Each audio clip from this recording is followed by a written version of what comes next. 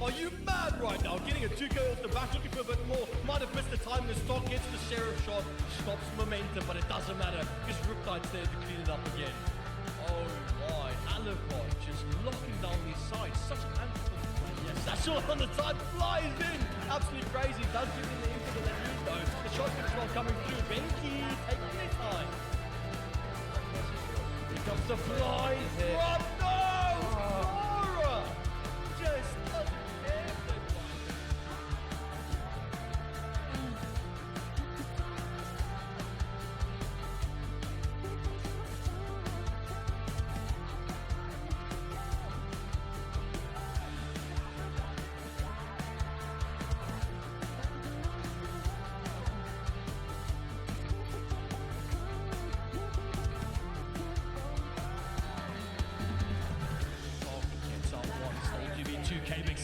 It's a lot, yeah. But Rems is looking for this omen. The bomb is not planted yet, actually. Wait.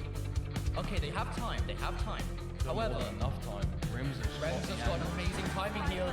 Could be able to get it. No, it doesn't have amazing timing because they're looking out the corner. Sora choosing the right time to find what they need to do. 3 is a possibility if they find this round. Great shot for the side. The break of the glass. The peak. It was all just a bit too perfect.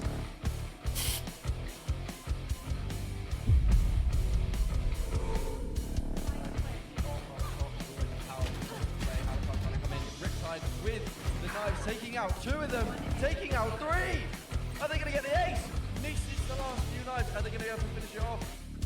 Going for the ace, knows where they are, gets the ace.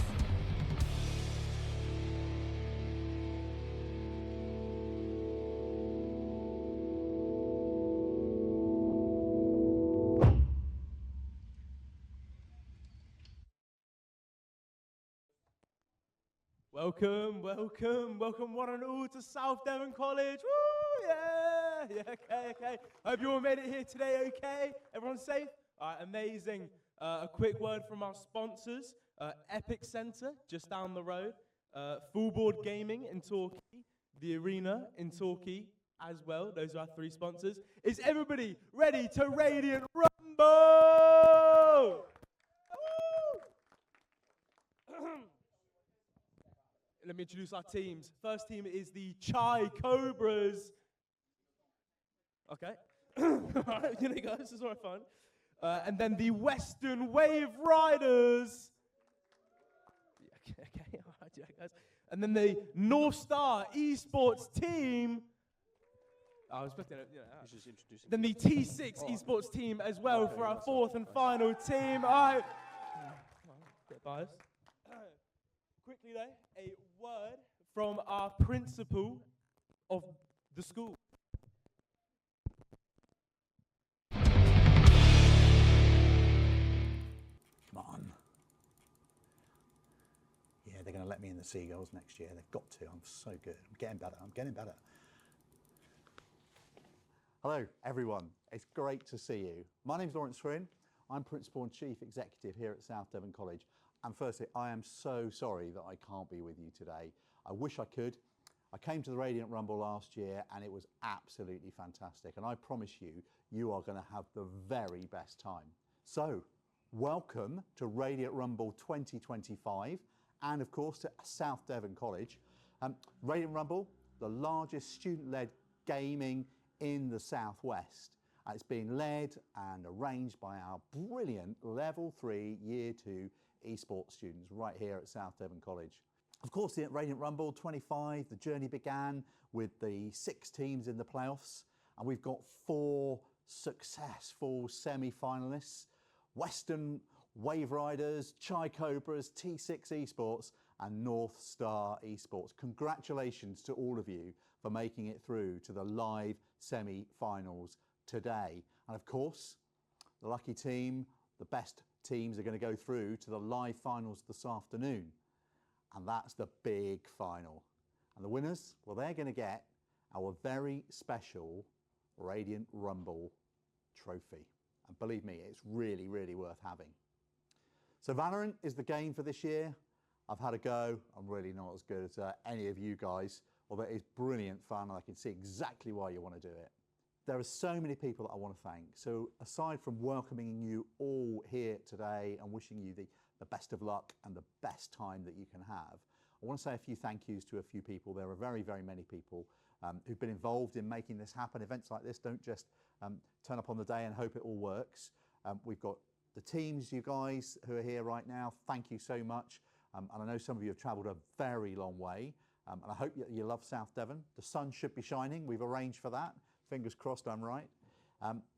All of our guests, industry professionals, and of course our brilliant sponsors, without whom this event wouldn't be the amazing spectacle that it is. That's the Electronics and Photonics Centre, or the EPIC, right here and just up the road in Paignton. Full board gaming, and our refreshment sponsor, Arena in Torquay.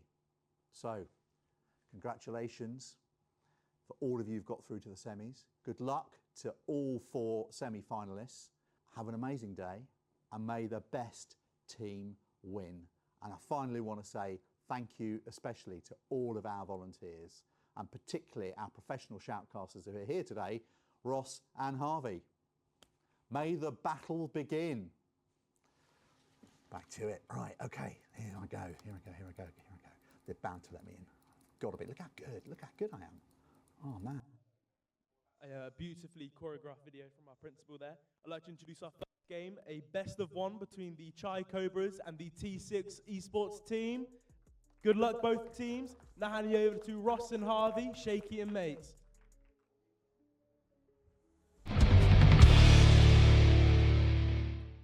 Ladies and gentlemen, welcome to such a big event. My name is Shaky.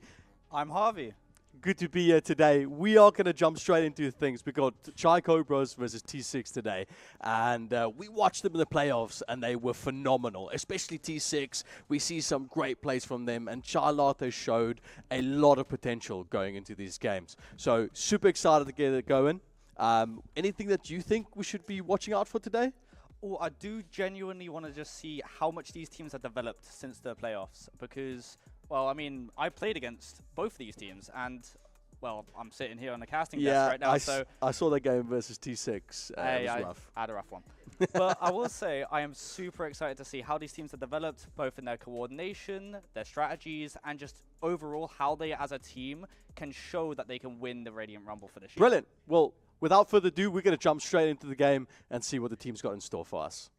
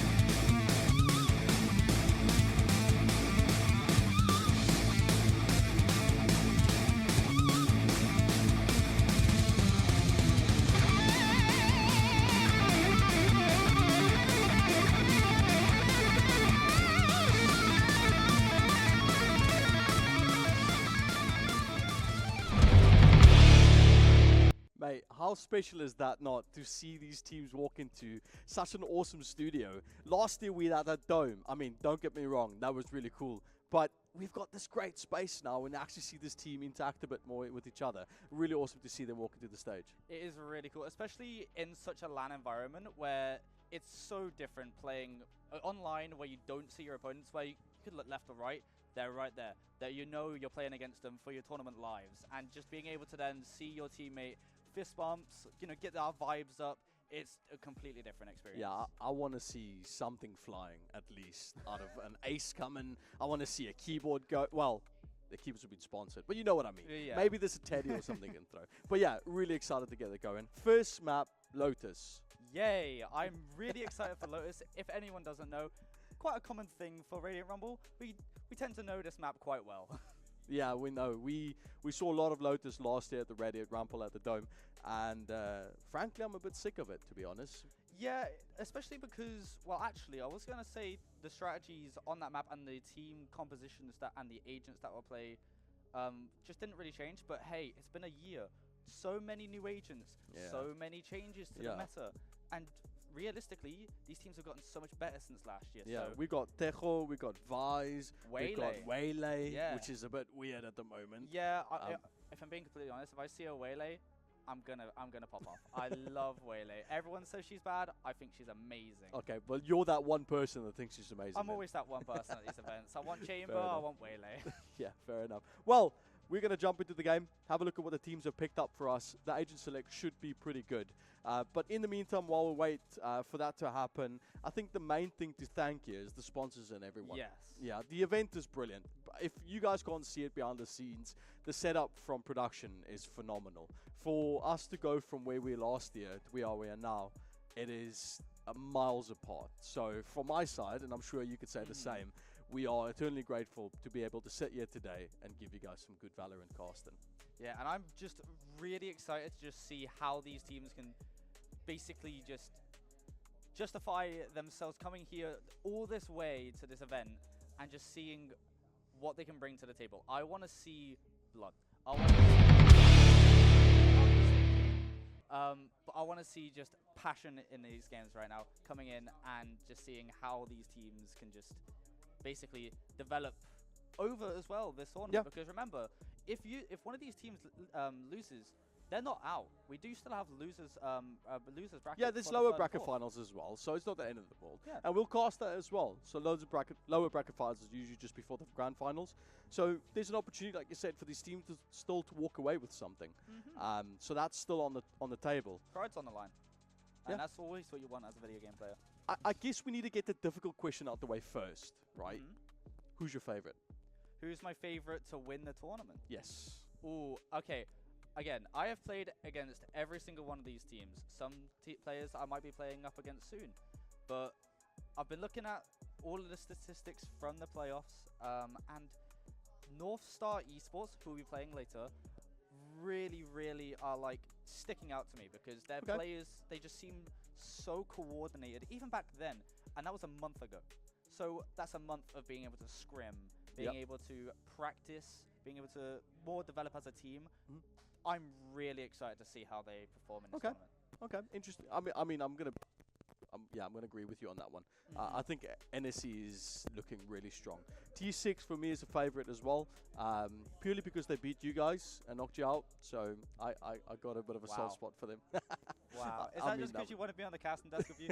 Yeah, exactly. Yeah, I would have been sitting here alone for the whole day. That is true. How fun that would have been. But yeah, no, I think this team's got a lot in store for us, and then there's a lot going on. If you guys are watching right now as well from home, just subscribe to the channel. It's on Twitch. It doesn't cost anything. It helps you follow the roadmap that's set out for the next year or two. I think Ready Rumble's not going anywhere. If anything, the production quality just proves how that growth is happening. Yeah. Again, this is the second event that we've ran, and we've already got so many more sponsors who want to help such an amazing event with a bunch of amazing students who's been running it.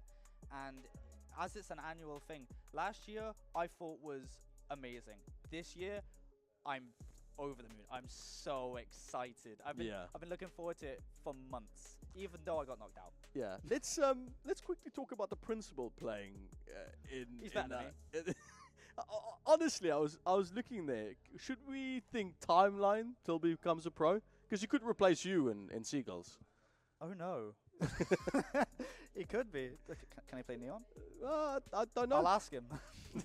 Well, because I looked at some of those shots, and I mean, I think there's definitely a career in esports. It might not be a professional, but that would, they say if you can't play, coach. If you can't coach, cast. And also, realistically, because the game is so easy to get into, it's okay. It can be confusing at times. It can be very chaotic. But if you can break it down into something super simple, anyone can enjoy Valorant. Yeah. My family has been getting into Valorant recently. They've been, because it came out on console, way more accessible. And it's way more fun for a lot of people who aren't always accustomed to playing with a keyboard and mouse. Is it not mobile as well? It's coming on mobile. It's coming on yeah. mobile. Interesting. I tried to apply, but I'm not in China, sadly. Fair enough. Yeah. I'm in South Devon. Yeah, South Devon's a little bit far away. Yeah, but I mean, Valorant's great. I've casted so many different platforms over the year. Dota, Apex, PUBG. And when it comes to a shooter, it's just so much easier for people to follow because you're got to attack, defense. The attack needs to attack. And the defense needs to stop them from attacking. Exactly, and defend. And if you do the best, you win. Exactly. Obviously, there's a bit of utility Strategy. in between Yeah. that makes it a bit confusing. I've seen some clips, and it's can get quite chaotic. Yeah. Chaotic. This man is a dog. He's running around sight. Yeah, but it's a little far-fetched because I remember I used to play Modern Warfare 2 back in the day, and you picked up a gun and you shot someone, and that was it. Yeah. And now you pick up a gun, but then your character you're playing, it's got a flash, it's got a molly, it's got a knife that suppresses your abilities. Yeah. You've got ultimates thrown into the mix. Economy, you got to focus on what you want to buy for next round because there's money involved. It's Exactly. For lots so of for different those factors. people saying that games won't get you anywhere, and a game where you have to think about budgeting your money, I think that's pretty valuable. Yeah, and also realistically, ignoring that and going into the esport, it clearly can get you somewhere because these teams are comprised of realistically students who have been able to give. I'm sorry. What is that keyboard? Why is it 90 degrees? What is this? That's not the worst I've seen. I have seen someone lay it up on their shoulder. There's and no play. way. Yep, I used to play in tournaments with a man who would place it onto the table, lean up against your shoulder, and he would play like that. And I was like, "You're a madman." And he was like, "Watch this," and then he whiffed. So That's dedication right there. They say the more tilt the keyboard, the more of a professional you are. Is that why I've started? Oh yeah, my keyboard is solidly straight on my. I'm used like to a tilt. normal person. I used to be tilted, but now I'm slowly going back to normal. That's probably why I'm getting worse. Maybe, yeah. I mean, I don't think my wrist can do that anymore. It's a bit too much. It's not as bad as how I grip my mouse. I grip my mouse like a goblin. What do you mean, like claw grip? Imagine a claw grip, but these two fingers. No. Yep. Okay, let's move on from that then. Yeah. But yeah, if you guys are wondering why we haven't jumped into the game yet, we're just going through a quick tech pause. That might happen today. It's production. It's live. It's normal. So feel free to grab something or a snack or something while you listen to us basically just talk about whatever comes to our mind. Because who doesn't love a little bit of yap about LAN? Yeah, pretty sure, yeah. No, it's good. I saw South Devon College campus for the first time today. You saw what? South Devon College campus. South Devon College campus. Campers. Campus. The Oh. grounds. Oh, campus. Oh, I'm a moron. Am I? Sorry. Is it my accent? No, I'm just very stupid. No, I thought don't it was say like there's people camping in like No, the not- parking lot. They've been waiting for ages. All right, brilliant. All right, so we're back into the game. Lotus live and ready. What are we expecting here? I am expecting actually a Vice. Vice has been getting very popular in the modern meta, and if we do end up seeing a Vice, do you know what? I won't mind it because you can do a lot of things with Vice, especially with our flash. You can play off of teammates' abilities way more and just help your teammates more and entry. Yeah. Yeah, Vice is good. I've seen it a few times. Tejo has been a favorite for me. Yeah, and I've seen Chai Cobras pick up Tejo in the past. They have opted for Sovas more, but they game versus, I think it was Weston Waveriders, they picked up a Tejo. And that was in the playoffs. And it worked pretty good for them. So I'm keen to see what that does. But that's a double initiator pickup from Chai. Yeah, no, that's quite good because you can start doing way more fakes when you do have a double initiator because you can have one of them throwing lots of util down one end of the map. Just try and fake a little bit of presence. Make the other team be like, hey, I'm over here. You know, you should come over to me when it's just one man. Yeah. But also, we are actually seeing a Tejo coming out of the attack side. Of which I actually have forgotten who is attacking. Yeah, I'm trying to see. So double initiator. T6 is Cloves. attacking. Okay, so yeah, Yeah. we are seeing the tail coming out of T6, which is what I did kind of expect. Yeah, looking at these team comps, double initiative from both teams. The Jet coming out of T6 compared to the Rage, you usually don't see a Rage. What's this? I That's haven't seen nice. Okay. We got intros. Okay. I like this. I haven't even seen these. I haven't Production for 3 team days. is cooking, mate. What's it? I'm not going to speak. I just want to see this. Ooh. Oh, that's nice. Wow, okay, ladies and gentlemen, we have officially started Game 1 for Ready and Rumble. What a fantastic intro. High fives all around to the production team. That made me so hype. I'm ready for this game Dude, now. I'm so excited. And I'm even more excited because remember, this is just the first game of the day. And we're going to get so much more of this today, and I'm so excited. I'm so excited. Big props to the production team. Let's jump straight into it. First round, pistol round, first game of Radio and Rumble 2025. I can't be happier to be there. Neither. And also, looking at it, nothing's changed. You do see typically a Cypher setting up a team, and then let the rest of your team wait. Well, again, on pistol round, very chaotic. Very chaotic indeed. On the defense, we've got Side Cobras. Let's try and take a little bit of control.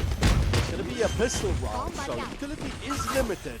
As a Spike planted. One roll, looking for that, but we've got T6 Schooner waiting in the smoke. Interesting name, but we won't run on that too much. Spike has been planted down, defense now has been cracked down, but the attacking side is a bit better on the shot. The shot's going to come through, but beautiful trades by both teams as they're trying to take Last the player side. standing. Last person standing. They're down to 6. Good round. Yeah, no, that was really well actually how teams play, because a lot of teams will try and not only just get a plan down, but come back. The reason why a lot of teams that we see will plan the bomb and then come back to where they came from is basically just start throwing util at the bomb. This On is a pistol nice round, spot. You don't have that, so they all stay on site, play with each other, which causes the other team to basically just have 1 versus 3s, 1 versus 2s. And T6 played well into that, and that's why they won that pistol round, because they didn't overpeak, they didn't try and take any fights that they didn't need. Yeah, that was really good. I liked it. It's really good how you said it as well. I think they really tried to not overpeak. Nice little jump hit from Cypher. Really important for him to keep the side going. Yeah, you can also see now the range out and this Cypher's going to try and stop the attacking team for as long as he can, but as he doesn't have any guns, he's not going to be trying to pick off any player at the start. Flank from Chaos. Spike planted. Fizz is just a bit too crazy on that bulldog. Grabs the 2 though, that sets them up. They're still on a pistol, so it's a budget round for Chai. The right click from Doran makes a good of that. Gets 2 with a classic, even though they had a full bionic. Last They're gonna player try and clear standing. more last person standing. Now the bulldog is not going to be enough as Misser gets that nice little cleanup at the end. Decent little attacker side round. You realistically don't want too many people dying if you have won the first round, because you know you have to carry those into what is essentially a deficit round, even though you're up. But as long as you have more players, you can pick up a deagle and then drop it to a teammate. So coming into this next round, T6, they're not out of it. They obviously will have lower weapons, but they will have way better economy. But even looking at it, there's a lot of light armor coming out of the defender side. Yeah, And these you're gonna see days, I mean, if you're going up against anything like Vandal, full armor is not really that needed, because it's one tap to the head anyway, whether you've got armor or not. Yeah, but I'm thinking because T6 do not have full weapons right now, that could pay attention to it, but like... Yeah, it could help them actually survive a bit more. They've even got guardians on the side of the spot. Whoa! Shots. Can someone check the... That was a crazy flick this one. Obviously, no one's cheating at this event. Yeah, we can only see them through the walls. The other players can't, so that is just a very nice shot out of Chaos. Good shot indeed. Love to see. He does try to get some pot shots. You want to start doing that a lot more. Yeah, you want to spray to the smoke. Yeah. To get an idea of where they are, you've got loads of bullets. Why not? Yeah, exactly. You're not paying per bullet now, are you? TC's going to go for the third one so far this game. Bear in mind, guys, this is a best of 1, so there's a lot on the line. Chaos has got a 3K. Okay, cook Chaos. No ace, unfortunately. Cleanup's going to be there, but the defenders win as Chai finally takes a round. We're 3 rounds in. I thought we were going to get our first ace of the tournament. It took us quite a while in the first event, if I'm not mistaken. So I was almost getting out my seat. Good round though out of Chai. They didn't have too many deaths on their defense side round, so they should come into this round with at least good guns. Yeah, economy is going to be good. I mean, generally speaking, the third round is buy round for defenders, or whoever lost the first two. This round is realistically going to more show both teams at their full potential. They will both have similar looking guns. Yeah, you're going to see a Stinger, but it's only one player. He can easily get a kill up close, grab a gun. This is a 50-50 round. This is where it gets real. It is indeed where it gets real. Like you just said, we've got the gun set up, we've got the play. This is now when they try and push the site, use that utility. It's a full buy. See what they can bring to the table. T6 looking for opportunity to push up forward. Luger on the front line. Teleport they're going to have to watch out for those Cypher traps. The jump up, the up drop from Jet, trying to take control of side. They've got the momentum, and they've got the space. A lot of utility being thrown up by Chai, and Uxie gets a kill, stops the attacking side. A bit of momentum there. Big swing from Chaos. Doesn't get the plant, and Kuna gets two, but easily gets traded out by Uxie as they're now locking the side like a Cypher should. Oh, but 3K. There's a rotate coming out from Luger. And the thing is about Omen, you can basically play him how a duelist is played. For people who do not know, your duelist is your first entry. They're your first bit of contact. Serenity. Oh, Serenity, he takes away the possible ace, but gets traded out by Duragon. He's on 30 HP. He has one shot now. He is literally on a thread of health. If he gets any amount of bullets put onto him, round's over, so he has to be super careful. Yeah, luckily he is playing the initiator. He's got the blinds. He's got the flat. Actually, he doesn't. He has his stun. He's just got his stun. It's not even a stun. It's more of like a slow. Well, it is a stun, yeah. But realistically, in this game, it's a little bit more visual than practical sometimes. Yeah, Duragon. Luger doesn't know, but he's going to play slow. It is Duragon. He knows. Trying to play slow. Yeah, Luger looking patiently. The tap's going to come too close. Oh, not going to fake this time, and he's going to get taken out in a good round. 46. Yeah, no. One thing you do see as well with this Omen is you can basically play him as a duelist because of his teleport. At the start of the round, you can see how their Jet, who is meant to be their initial player to take the first contact, is not only going in alone, their Omen is teleporting in with them. You've got two people entering, so if someone tried to basically stop the other team from coming in by shooting them, they've got two guys they have to worry about, not just the Jet. So that's really good coming out of Luger, to also understand I can rotate, I can get out. Yeah, it is indeed. Unfortunately, this puts Chai Cobras in a position where they have to go for an eco buy, so the economy is strong enough to go for a full utility, full armor, full weapon build next. It's a lot of strategy goes into this. You're also seeing there's no people on A site, as we do unfortunately see Valorant being but taken that's out. a lurking Cypher for you. Yeah. Especially considering the side of Chai are trying to play this round way more retake-y, where they basically let the other team have the site and just try and come in after, try and see how much damage they can do, try and stop them from keeping their guns in, or maybe win it out. Ult for Raze, finds one though. Chaos does get taken out by Fizz. Luger also grabs one as well as they're trying to get back onto site. Looking for opportunity for the defuse here. Kuna is there with a shot. The spray down from Uxie. One left, 5 health, all he can use. Tejo uses the abilities. Uxie doesn't know where he is. Gonna go for the fuse, but unfortunately he's gonna get taken out and another round to T6. Super close and super expensive on the side of Chai Cobras. However, that is now their 4th round that they have lost. I love the crowd. I love how we can see the crowd. It's That's lovely. brilliant. If anyone, if the camera goes back to the crowd, I want to see some waves next time. I want to see everyone waving. But yeah, no, it was a really, really close round. That was probably way closer than what T6 would have liked. It was very expensive. Uxie did good that round as well. Yeah, no, that was an amazing lineup. 64 on a Cypher on defense is not good. Oh no, especially when you do start being onto the side of the attackers as T6 are, if they are then starting to struggle with the Cypher, they're going to start thinking about Off your feet, says Breach. Utility enough to stop them from the push, but that's not going to stop Jet as the dash up and immediately go for the plant. Utility's not going to tag Omen, so no damage done as Duragon's trying to stop them. Create a bit of space. Another off your feet from Breach. It's going to be a few shots through. Dorigon, last man standing. He's going to get taken out. A 3K, 4th phase, and another round for T6. T6 are defenders on attack at this point. They get the site and they hold it down like a fort. It's amazing. There's some waves. I'm loving it. Yeah. But yeah, no, T6, especially considering neither of these teams are playing double Sentinel, they are able to hold the site so well because, again, it's been like this since the start of the game. They just don't overpeak. They will hold with each other, and you're seeing a save now out of Chai Cobras. Yeah, it's tough. Economy-wise, I mean, we talk about it a lot, but you really have to try and make the most of those buy rounds. If you don't, then it just keeps putting you back and back and back. This is also quite an attacker-sided map, so I'm not really counting Chai Cobras out at all. Right there. But you do realistically want to start getting a few rounds in here before it starts getting a little bit out of hand and mental start going, realistically. Yeah, 100%.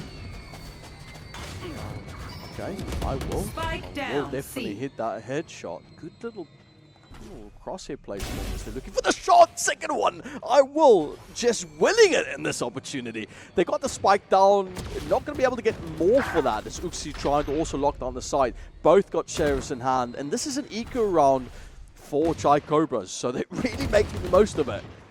You know, this could realistically turn into Chai Cobras' favor. Even though there is a good however, those two picks are going to make it less likely. Oh, a little bit of friendly fire there as the Omen takes Spike planted. But that's none the matter as they get yet another spike, and it seems to be quite a normal thing happening. Last player standing. However, I am starting to see a little bit more life coming out of Chai Cobras. If they can just string together a few hero plays, get one round in, and then just look to your teammates and be like, yeah, okay, do you know what? It is so winnable on this half. Then they, you know, maybe they can start snowballing a couple of rounds as we do see a timeout coming out of Chai Cobras. Good. I mean, I need teams to call timeouts. That's right. I mean, it gives teams a time just to reset, take that control, right? Yeah, no, realistically, when you do want to call a timeout, it's off of two things. Well, realistically, three things. Someone's losing mental, you need to come up with a new game plan, or everyone just needs to take a breather. Yeah. It's one of those three things. Or and if you want to break the momentum of the other team. That is also a possibility, yeah. And coming into a buy round now from Chai Cobras, that could be, you know, some form of strategy. You are seeing, though, life out of Chai Cobras. Those two shots out of Will, beautiful. He had perfect crosshair placement where they were just, there was no way. All he had to do was click his left click. Yeah, it was so it was really good. And that's a good setup like that helps it around. Even though they were on an eco, getting those 2 kills really helped the economy as well. Yeah. What I would like to see is maybe a team, maybe seeing Chai Cobras playing a little bit more aggressive on this defense side, because I feel like the map is so rotation heavy that you can play super aggressive and then turn into attackers realistically, and maybe you start playing off of something like that. They definitely did. I love the sweeping shots from production. Come on. Snuff them out. There's so many hidden bits on this map as well. It's really cool to see. A lot of those little tacta bears. Yeah, there's like a weird ritual going on in one of the rooms as well. Oh, we need to strange. We need to get a bunch of those for next year. 100%. What, bunch of rituals? No, a bunch of tacta bears. Oh, bears. No. Okay, I'll get you. For a second there, I was like, mate. No, that's for the other year.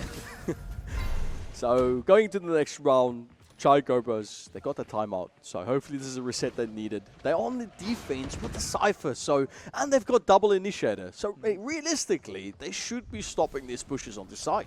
But you also see T6 playing a much different round. They're not instantly attacking. They are spread around the map, just trying to see what Chai Cobras have been talking about. That peak is giving information. This could be a very good fake. Yes, the breach is going through spawn. They're formulating a plan. They might try and hit C now because they have seen that breach. That Cypher is causing so much noise that the team, they're keeping players here. Yeah, but at the same time, it's good communication and it's good patience from both sides. Chaos is doing a great job at just jiggle peeking that. Big jump in immediately from Jet. The scooter takes up the space and immediately gets the kill on Josh. But as we've seen, Uxie would not give the site up easily. Plant's going to come down again. Here, realistically, on the side of the defenders, would rather a different ult than a Clover or Cypher, as we do see some trades coming out. However, the team on the attacking team is playing quite split. That Omen is playing Crossfire with his teammates. Got that Cypher uploading real first happening on the side. Luxie's going to be the one that's going to come out victorious, and that one was going to pop. Alt needs to get a pick in order to make that valuable. A Serenity grabs two. One will goes down, and all is up. Is to Daragon versus Serenity. Does not get the spray down as Cypher clutches another round for the team. Another round where realistically defense makes the best offense. He's just able to hold down that site so well when his team takes it. He's playing Fortnite. He's building walls everywhere at this point. Don't say Fortnite in this cast. Oh, my bad. I'm kidding. We'll go no build for the rest of the game. Yeah, no, good round so far by T6, really showing a lot of dominance to this game. It's not over just yet. We've seen it change around a lot of times. There's something called the 9-3 curse. It's just because when you're swapping over from attack to defense, things change up. So there's a lot of opportunity still for Chai Cobras to give us a little bit more of a game today. Yeah, I do realistically expect Cobras to start putting in a fight. I'm pretty sure their game in the playoffs wasn't too lopsided. So all they do need is basically 1 or 2 rounds, and then they're going to start getting into this. At least, that's what I believe. Indeed so they've got the paint canisters going through tree. A lot of utility being dumped in here, and immediately T6 says, we don't want any of this. There's so much utility being dumped, and I believe Serenity has seen that C site. It's completely open. Yeah, but also, bear in mind, on the defense side, the Clove is now dead over to B. They will not have smokes for the rest of this round, because Clove is a character that can place smokes when they're dead. They won't get that for this retake, yeah. As you do start seeing T6 coming into the site, start setting up their little builds again, just start setting up their defense. And now it's just the retake. Yeah, that's the thing about Cypher though, that lurk on C was just detrimental. Listen to the arrow. It's just like, come on, mate, peek him. Utility coming out immediately, but they do have that aftershock's going to stop them from pushing up any forward. Shot's going to come through as an opportunity for Durka to try and play off the utility. Serenity gets one, but Chaos is going to take one. But Goon is immediately there for the trade. It's all going down, and Luga cleans it up, and another round. 46. It's so swift. The way that they are able to peek off of each other when the other team starts trying to retake is so well planned, well oiled. I wonder how many scrims they've been playing in the last month because they are so well drilled. The way they're able to understand if a teammate's being swung and then get into a position where they are able to just, no matter what, make sure that they're going to stay alive. From the side of T6, it's very, very impressive. That goes there. It is, yeah. They look like a well-oiled machine, to be honest. And by the way, the kills on both teams do not describe an 8-1. I will say this, Chai Cobra, they're getting kills, but it's just a case of when they're getting kills. Who they're getting kills on, that's causing a lot of these deficits. Maybe they need to start playing more 5-man retakes, which they can't, because Will has sadly gone down on B. From another lurk. Yeah, it's difficult. It's a lot of lurking from Serenity. They're really a thorn in their side. But look at this play from Chaos. The blinds, they don't know that Chaos is swinging around the corner. But he does grab two! Chaos! Paignton has his ult in hand, pops around the corner, looks for the ult of the play, but the Goon is going to jump outside and get the trade. An opportunity for Chaos to cause chaos. But he has brought life back into this Chai Cobra side because now it's a 3v3 on this retake. That was amazing from Chaos on Good. double. Yeah, double pick as well. So even though they got the trade, it's still good for Chai Cobras. Plant's going to come down, flash around this one in the peak immediately go. They do grab one from Chai. There's a little bit of a hesitation on that swing from Daragon, and it might just be because of that gun deficit. He does only have a stinger. Oh, but just commit, mate. Just Yeah. commit. At this point, it's 1.1k. I just run it down. Yeah, if you've got a sting in hand, honestly, it will work. I run it down Last on the player back. standing. Wide swing too much. Una finds Uxie, but Fizz is there as well. Another And it's just gonna round be where another round. Chai, they're showing life. It's just, I feel like maybe when they start getting into these positions where they can start bringing back the round or get into an early position of more dominance, they need to be like, hey guys, chill. Let's just chill. Let's see what they do, and then let's try and formulate a way to retake or just stop them from getting onto site, because they're kind of just giving up sites very easily, trying to play retake, but they usually see themselves in a player 100%. deficit. 100%. They need to slow it down. And the economy is not great for them at the moment as No. well. But again, I will never count a team out. And 9-1, Chaos, hey, He's alive. He has a gun. Everything's winnable. Ooh, nice position. They know he's sitting there. The crosshair placement just wasn't there. Sadly. And that was quite aggressive. Josh, I know he's gonna exactly. collect. Oh, Neo Theft is going to come out, unfortunately. That Cypher will still collect. Unfortunately, he didn't get it before that ultimate popped. So the side of T6 do get that information. And again, they're going to start favoring the side of A. As the side of Chai is very spread out. They opened up the door on A, but it seems that Chai's going to give... Yeah, they're going to give them sight. I don't think they believed it. I think they thought that, planted. that because of the length of time that they weren't going to plant. But I mean, the door opened up. yeah, Yeah, so you can see that on the map. But I think, yeah, definitely. they might have just thought, oh, they're opening door, they might run away. Yeah. No, these gonna- are retake coming in. They want their They're going to alive. play it slow. Okay, now it's 2v2. They've got that spike ticking down. It's about halfway there. It's going to come out from the breach. Doragon trying to look for the opportunity here. Possibly get a pick. One will pushing corners quite aggressively. Last Might get player the timing. standing. Does not, and misses in the corner. But the crossfire from both sides going to clean up yet another round for T6. Yeah. I don't Last even. I round don't in really the half. know what the side of Chai's issues are right now because I feel like maybe they might just be trying now to get into positions where they can throw a player in, see if they get 2 kills, see if they can get an early advantage. But I feel like maybe, hey, who knows? Maybe it could be a case of, hey, they're on LAN for the first time, and it can get nervous. But I still, again, I'm not going to count them out. It's 10-1. Realistically, most people count them out. I personally don't. Looking at their past games when they were playing the playoffs, they played a completely different game. It might have just been, look, LAN is tough. Yeah. Let's be honest, LAN is really tough. Off your feet, another one from Beach coming in. A lot of utilities. Serenity takes some chaos. I misses there as well. Fez gets another one. So far, just whittling it down to 2 on the side of Chaos. And Last Gunas just player picks up standing. another one. And it again just puts them in a 1v5. The knives on the side, the shots there. Durgan doing a good job at isolating these team fights. Utility from Dechut making him run away. Gunas going to rush after 36 health. Luga's going to take the kill. And another round is going to go, unfortunately, fortunately 46, but unfortunately for Chai. And do you know what that round was? It's a case of Valorant's controlled chaos because that was a very chaotic round. It was. But if you do see T6, they're not just throwing util randomly. They're not just dumping it there. They've got strategy behind this, which is what you need in this game. A lot of the time, yes, it can be confusing, but if you understand what's confusing, then hey, that is the biggest advantage you can have. However, again, this map is incredibly defender-sided, and as long as Chai can win this pistol round, because it's probably their most losable round this half, they can for sure come back on this. Because, in my opinion, get a cozy. team can definitely do what the other team has just done to them. There's no reason why they can't. Yeah, there's no reason for that. All they need is just this round. 100%. They just need this round. And if they can convert the bonus after that, they're good. 100%. Pistol round it is. Shots through. Guna doing a good job of pushing up forward. Oh my days! Someone, please tell this man to relax. That is disgusting.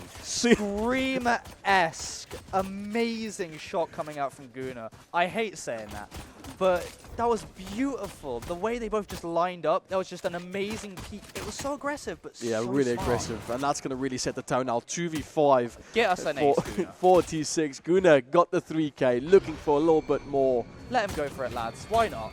Aggression's there. Let Guna him push on the go corner, for gets it. to the 4K. Opportunity for the ace. The first one of Reddit Rumble. Guna must be feeling the pressure here. Surely teammates will pick up the knife. Try and go for that one last pick. One will, unfortunately, is going to be lambs to the slaughter.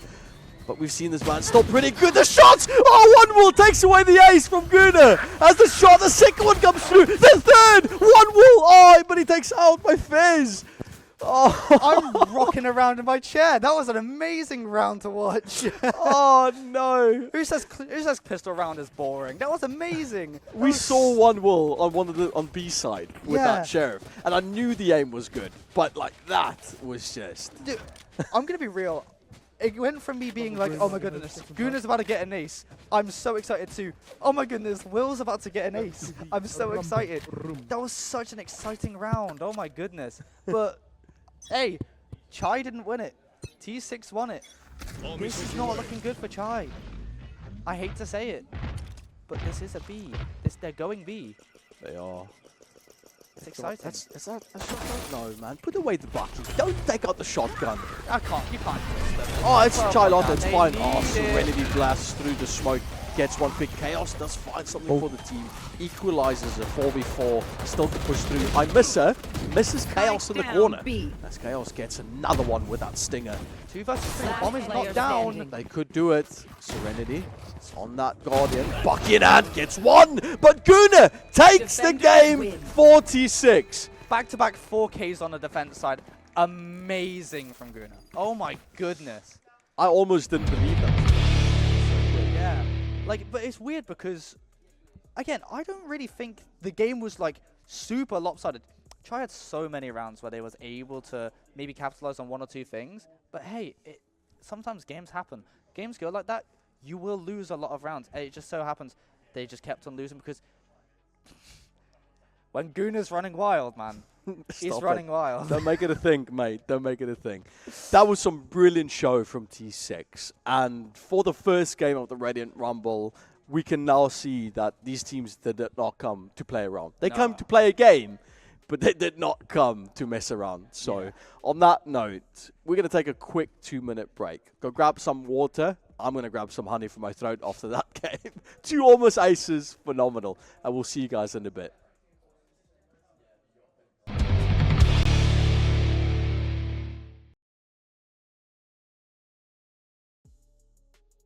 Hello everyone and welcome back to Radiant Rumble. I'm here with in-game leader.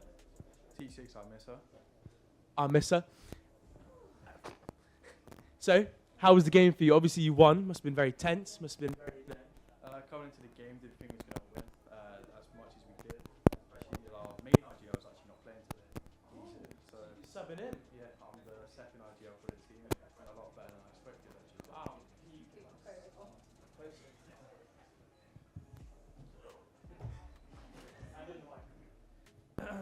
So obviously you won with quite the difference there. It was, what was it, 13-1? Yeah, Wow.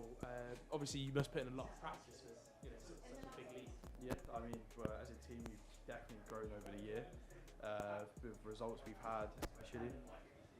The results we've had, I wouldn't say we scrimmed that much. Most of our practice has become from British Esports or other external tournaments, and the progress we've shown as a team especially is crazy. The outcomes we've managed to get past few tournaments we've played. You have improved quite a lot since your playoffs. I do remember I was watching one of those playoffs, and from your gameplay alone, amazing. So, see what we've got going on here. Now, during the game, do you feel any sort of teamwork or anything like that could have changed? You could do anything better. If you could do it all again, what would you change or anything like that? Obviously, you won, so it's not not much you would change. Obviously. Definitely our post plan. We all stayed on site the whole time. We wasn't really playing post plan properly. One thing I did want to try to use more is our tail. We didn't actually use it once until the end, so it could have been utilized a bit more, and we could have got a couple more out of him. But you know what, that could also be down to me as the IGL, just to get it to be used. There's one thing as well. And I don't know. I feel like our pre-game strat is actually quite good, especially entering the site and how we were taken was fine. So it's definitely our post plan. Right. Well, thank you very much. Now, obviously, you won, so that's going to be quite the morale booster for your team. Are you feeling happy about going into the finals there, competing for first and second place? Very excited for us to be able to possibly win another tournament this year. We played an extra showdown last week. We actually won that. We dominated quite a few of them games as well.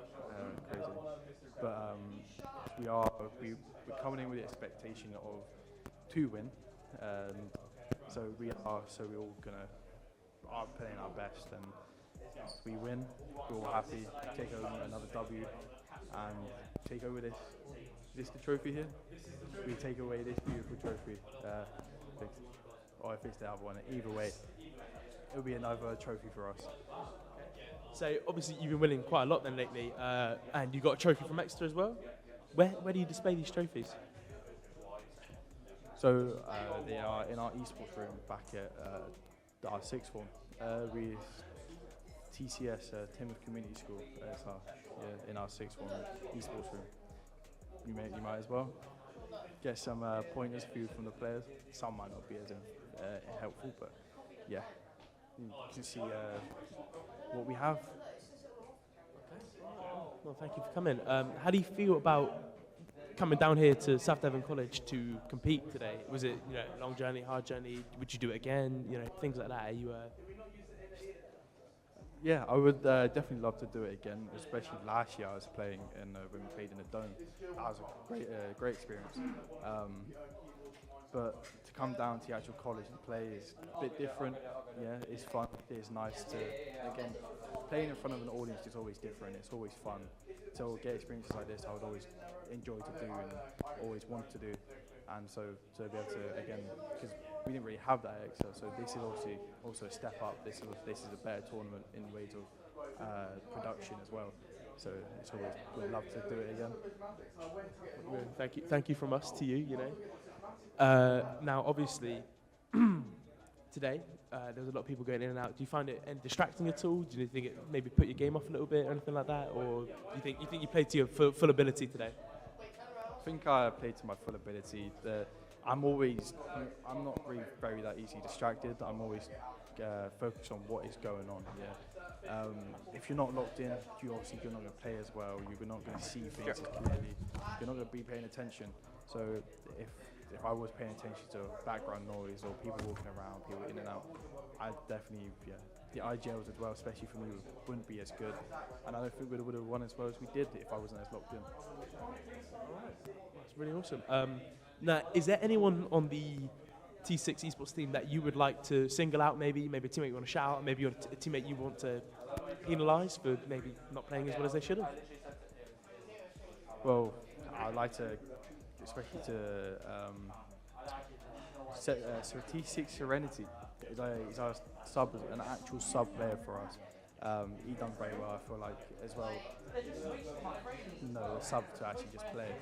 As in, he was to play. I'm the ideal, but he was to play to actually play.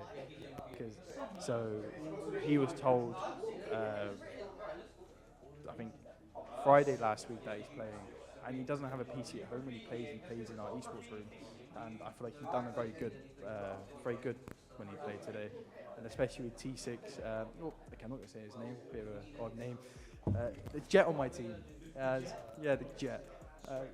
He always puts in a great performance. He's always either team MVP and match MVP, but you know what? That's what I expect from a duelist, personally. The person to be able to get the kills, the person to be able to kind of get the team out of the sticky situations if needed. But yeah, it's just great outcomes from our players. That is the T6 esports team sub-leader. Well, thank you for coming. Thank you very much. Played an amazing game, and I will see you in the finals.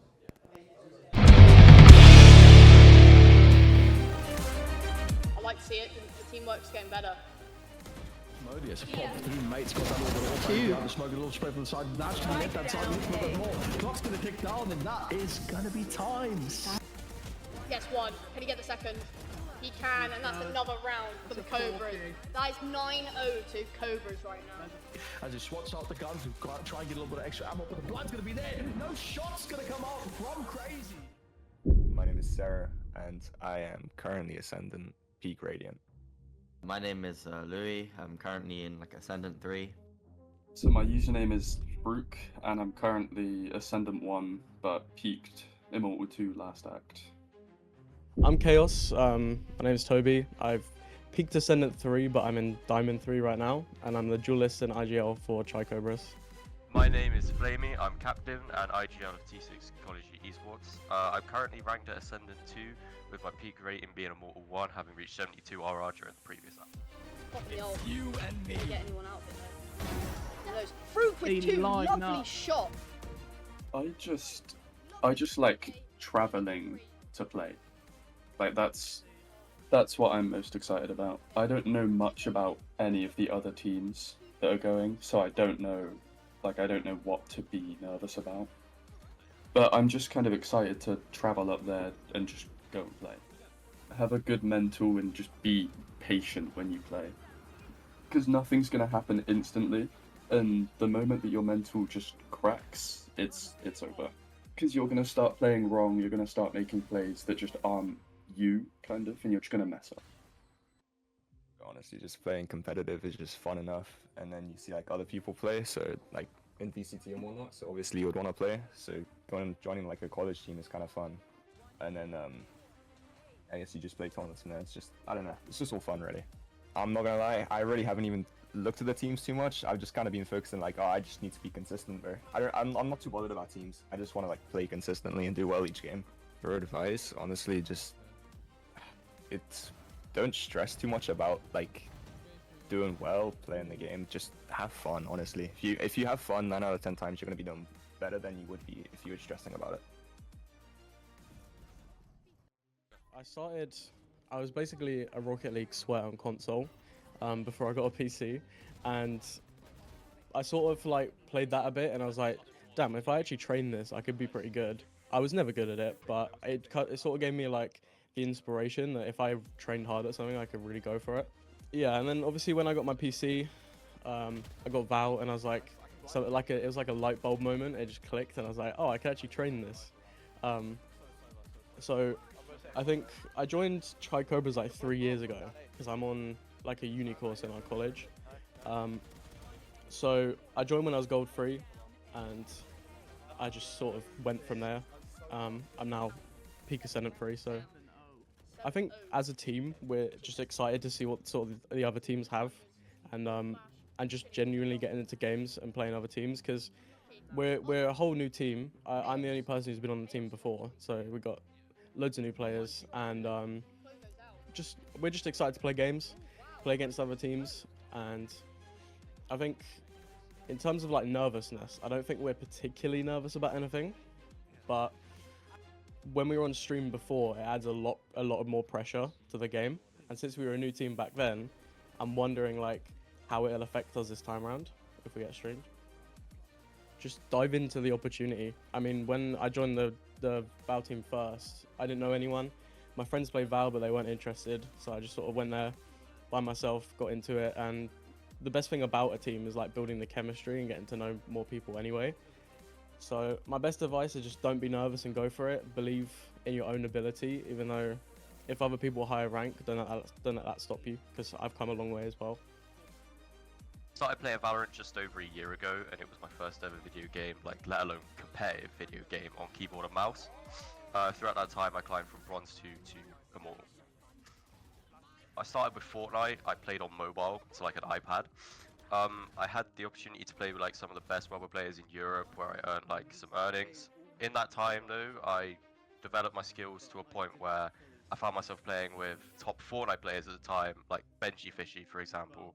Just a coincidence he plays Valorant now, but yeah, that really helped me develop my passion for esports, and provided me with valuable insight into gaming, which I've taken into Valorant so far. Yeah, to be honest, it's making it past the first game, because I remember last year we didn't make it past the first game, and we were knocked out right at the start, so I'm particularly excited about making it past that. Well, me and my team would say that being confident and almost showing a bit of an ego would be the best thing, because having a mentality is crucial. And in the competitive environment of esports, it's like it can be crushing when you lose a game. My teammates, Fez and Luga, they reminded me that great players don't just think they're good, they know they're good. And, you know, just remembering that made me regain my focus, help me reset.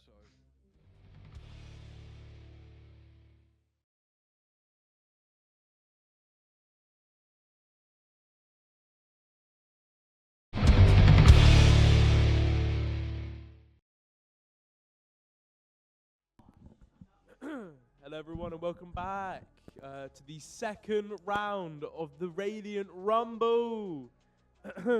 Is a best of one, expected to take about an hour, maybe 20 minutes or so, give or take. Our first team is the Weston Waveriders, sitting over here. And our second team are the North Star Esports team, sitting over there. That's it from me.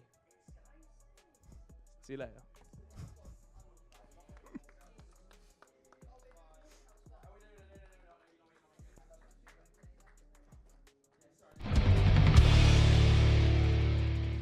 What a lovely intro there. Thanks so much for that, mate. And we're back for another game today. This one is going to be a big one. Seeded first and second in the playoffs, mate. I'm excited. Yeah, especially considering a lot of these players are, I'm pretty sure, affiliated with some academy teams. So we are going to be seeing some high levels of Valorant. And again, comes in with what I said was my and your favorite of the tournament, Northstar Esports versus Weston Waveriders. What's your initial thoughts on this match? I honestly think it's going to go overtime. I hope so. Look, I'm going to be real. That last match should not have been a 13-1. If you actually look at it, that could have easily been 13-6. Yeah. Like, realistically, Chai wasn't too, far behind T6. But coming into this one, these two teams, very, very even. If it goes into overtime, I mean, our voices will be dead. But hey, I'll be loving it. Yeah, I mean, definitely. Even if it goes overtime, I'm going to be there for the game in itself. Before we start the game, I obviously, again, just want to say thank you so much to everyone that's made this day possible. I know I sound like a broken record, but the amount of effort and time that goes into organizing events like this, it's a lot. You think But big shout out to the production team for always keeping us on our toes as well by throwing a few stinger transitions in there while we're talking. So a big shout out to the sponsors as well as South Devon College for putting all this up. The Reddit Rumble number 2 has been fantastic so far. And a coffee downstairs, man. I just had an espresso. That was good. Yeah, you was enjoying it. I've still got mine for later, so I'm gonna take that on my lunch break later. But hey, that'll be after this game, and I am really, really excited for this game. Especially, really excited. Especially considering you've got some big hitters coming into this match. You got Cero on Northstar Esports. I have been seeing him honestly being quite confident in the group chat that we have. I'm expecting him to drop at least 50 kills this game. Otherwise, I'm going to be very upset.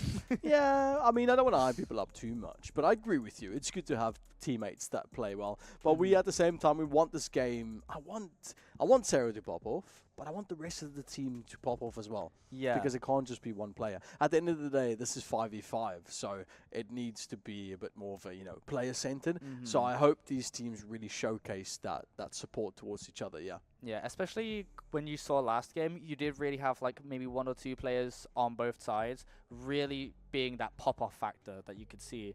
And yeah, if we do just get a full-on 5v5, everyone's shooting every single angle, full banger, I'd love it. Yeah, brilliant.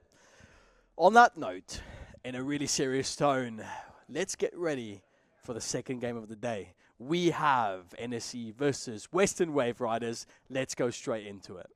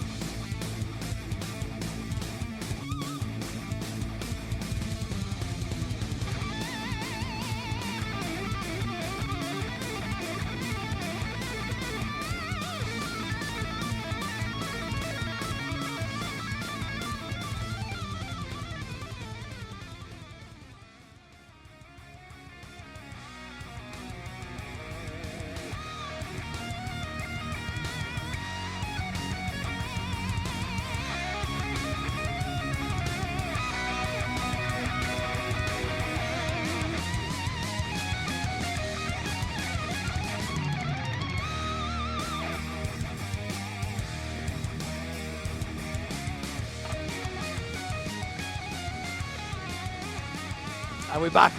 That was a really nice little walk-in. Nice little transition there. But so far, really good. My name is there as well. I'm kidding. I'm sorry. The production team was fantastic today. I'm just throwing a few things in there. I'm getting hard stares from the right, yeah. Anyway, both teams coming into the game today. They're in our studio. They're ready to play. Surely they can give us their best. I saw one of the players with crutches, but surely there won't be a crutch for their team. No, because here's the thing, right? Yes, you might be walking around in Valorant, but you don't need to walk around in Valorant. Nope. Just need your hands. Yep. And honestly, as long as they still work, I can expect to see some amazing things coming out of North Star Esports and out of Western Waveriders. As we do go into Agent Select, what are you excited about for this map? Is there anything you're specifically looking for? I like Ascent just because I like playing Cypher on this map. I think B side is, I mean, both sides are really favorable for a center like that. That being said,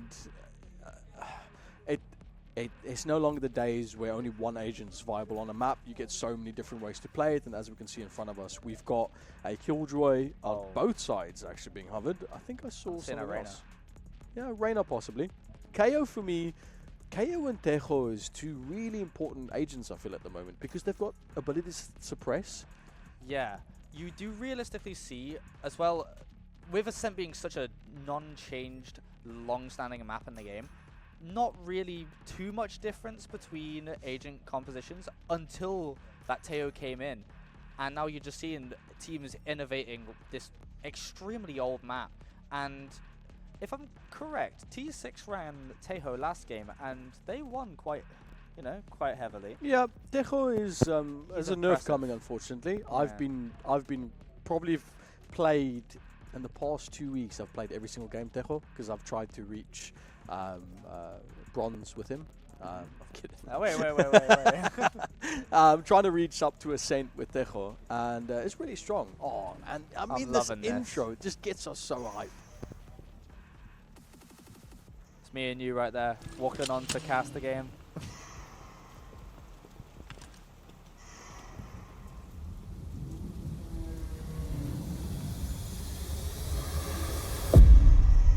And we've got game start, ladies and gentlemen.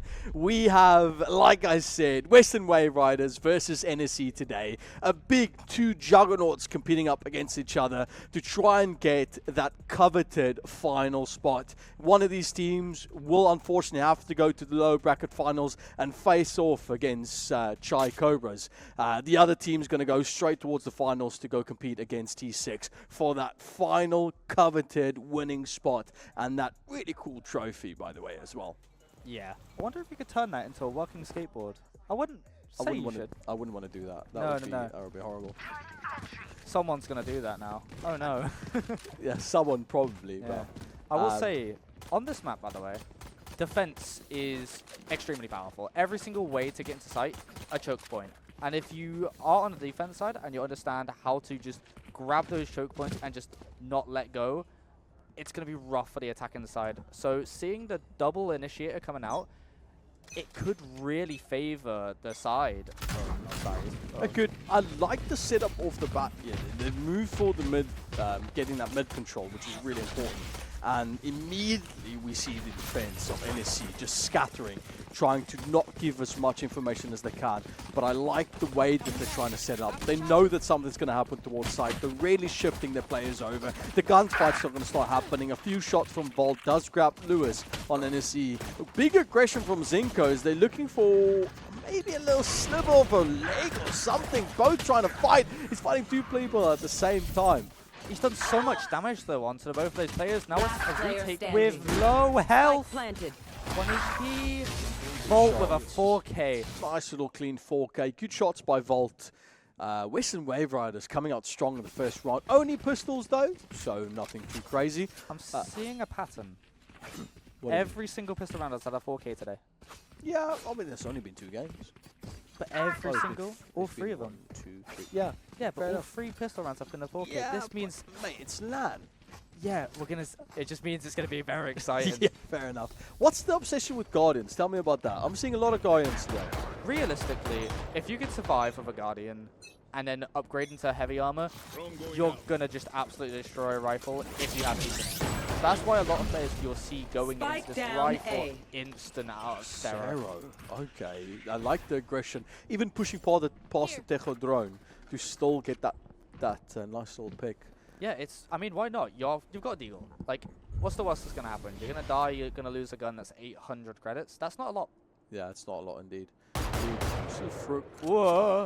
Every shot's a limit that disconnect. That would make me scared, to be honest. But it did. I mean, it's 4v5, so I have to play this time. Jet is going to come with the utility blind under that dashboard from Jet.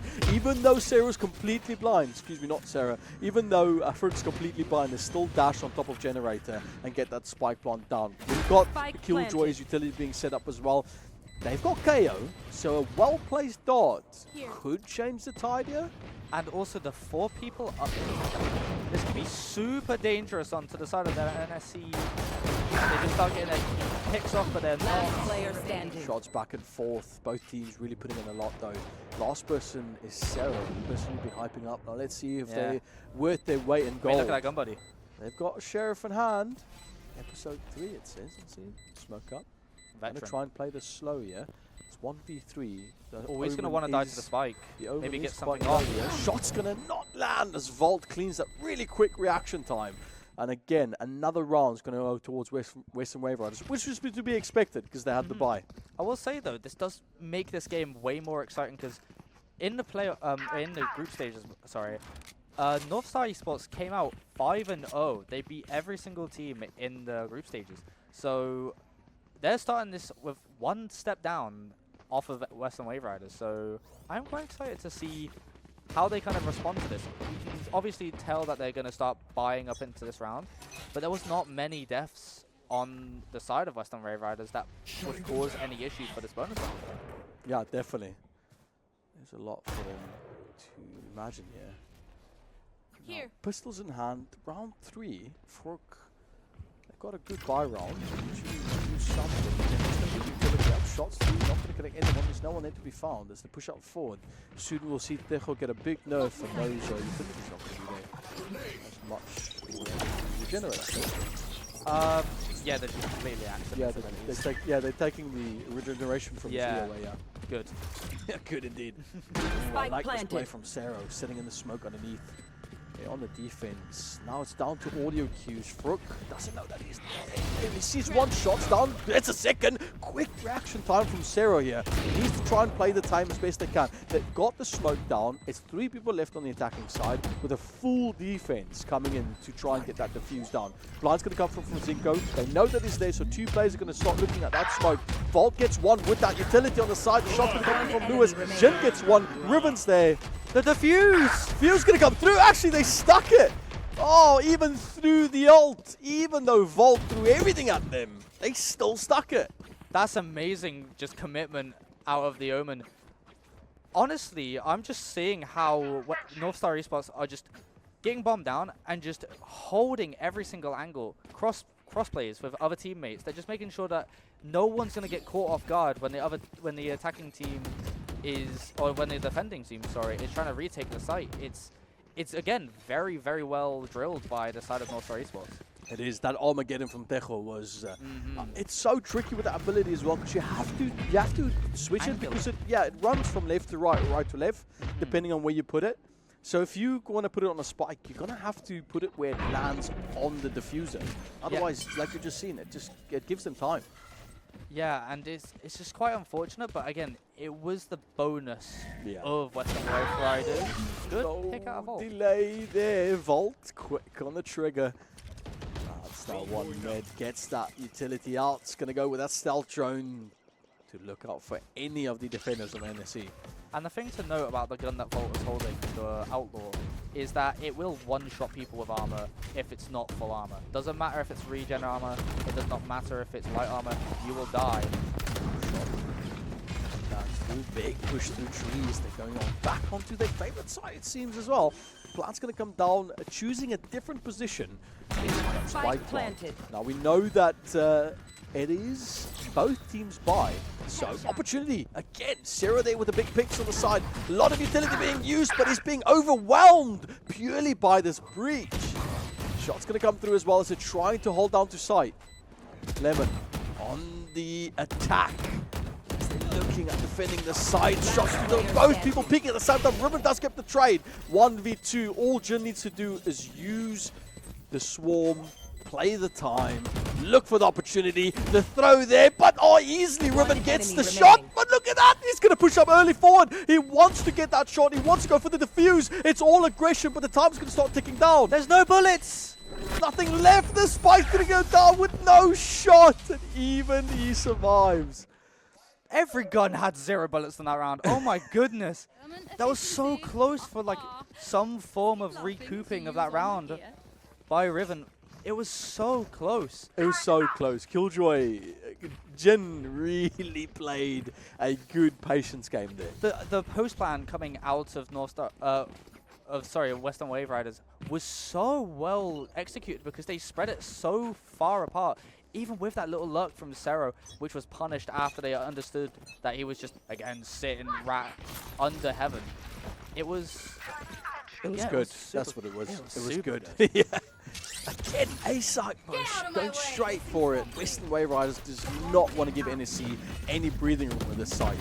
But, I mean, look at the map, mate. They know what's going on. Yeah, no, this is going to be a 5v5, just gang warfare coming into A site, as we do see Fruit checking. He checked for Zero. Yeah, got to check the stun delay there. Sheriff can't hit anything. Fruit is quite low. No heals this time. No sage to help them out. Fruit gets a kill on Zero as Zero tries to dash up. Shots from delay. Immediately gets a good dome. Zinko there with a trade.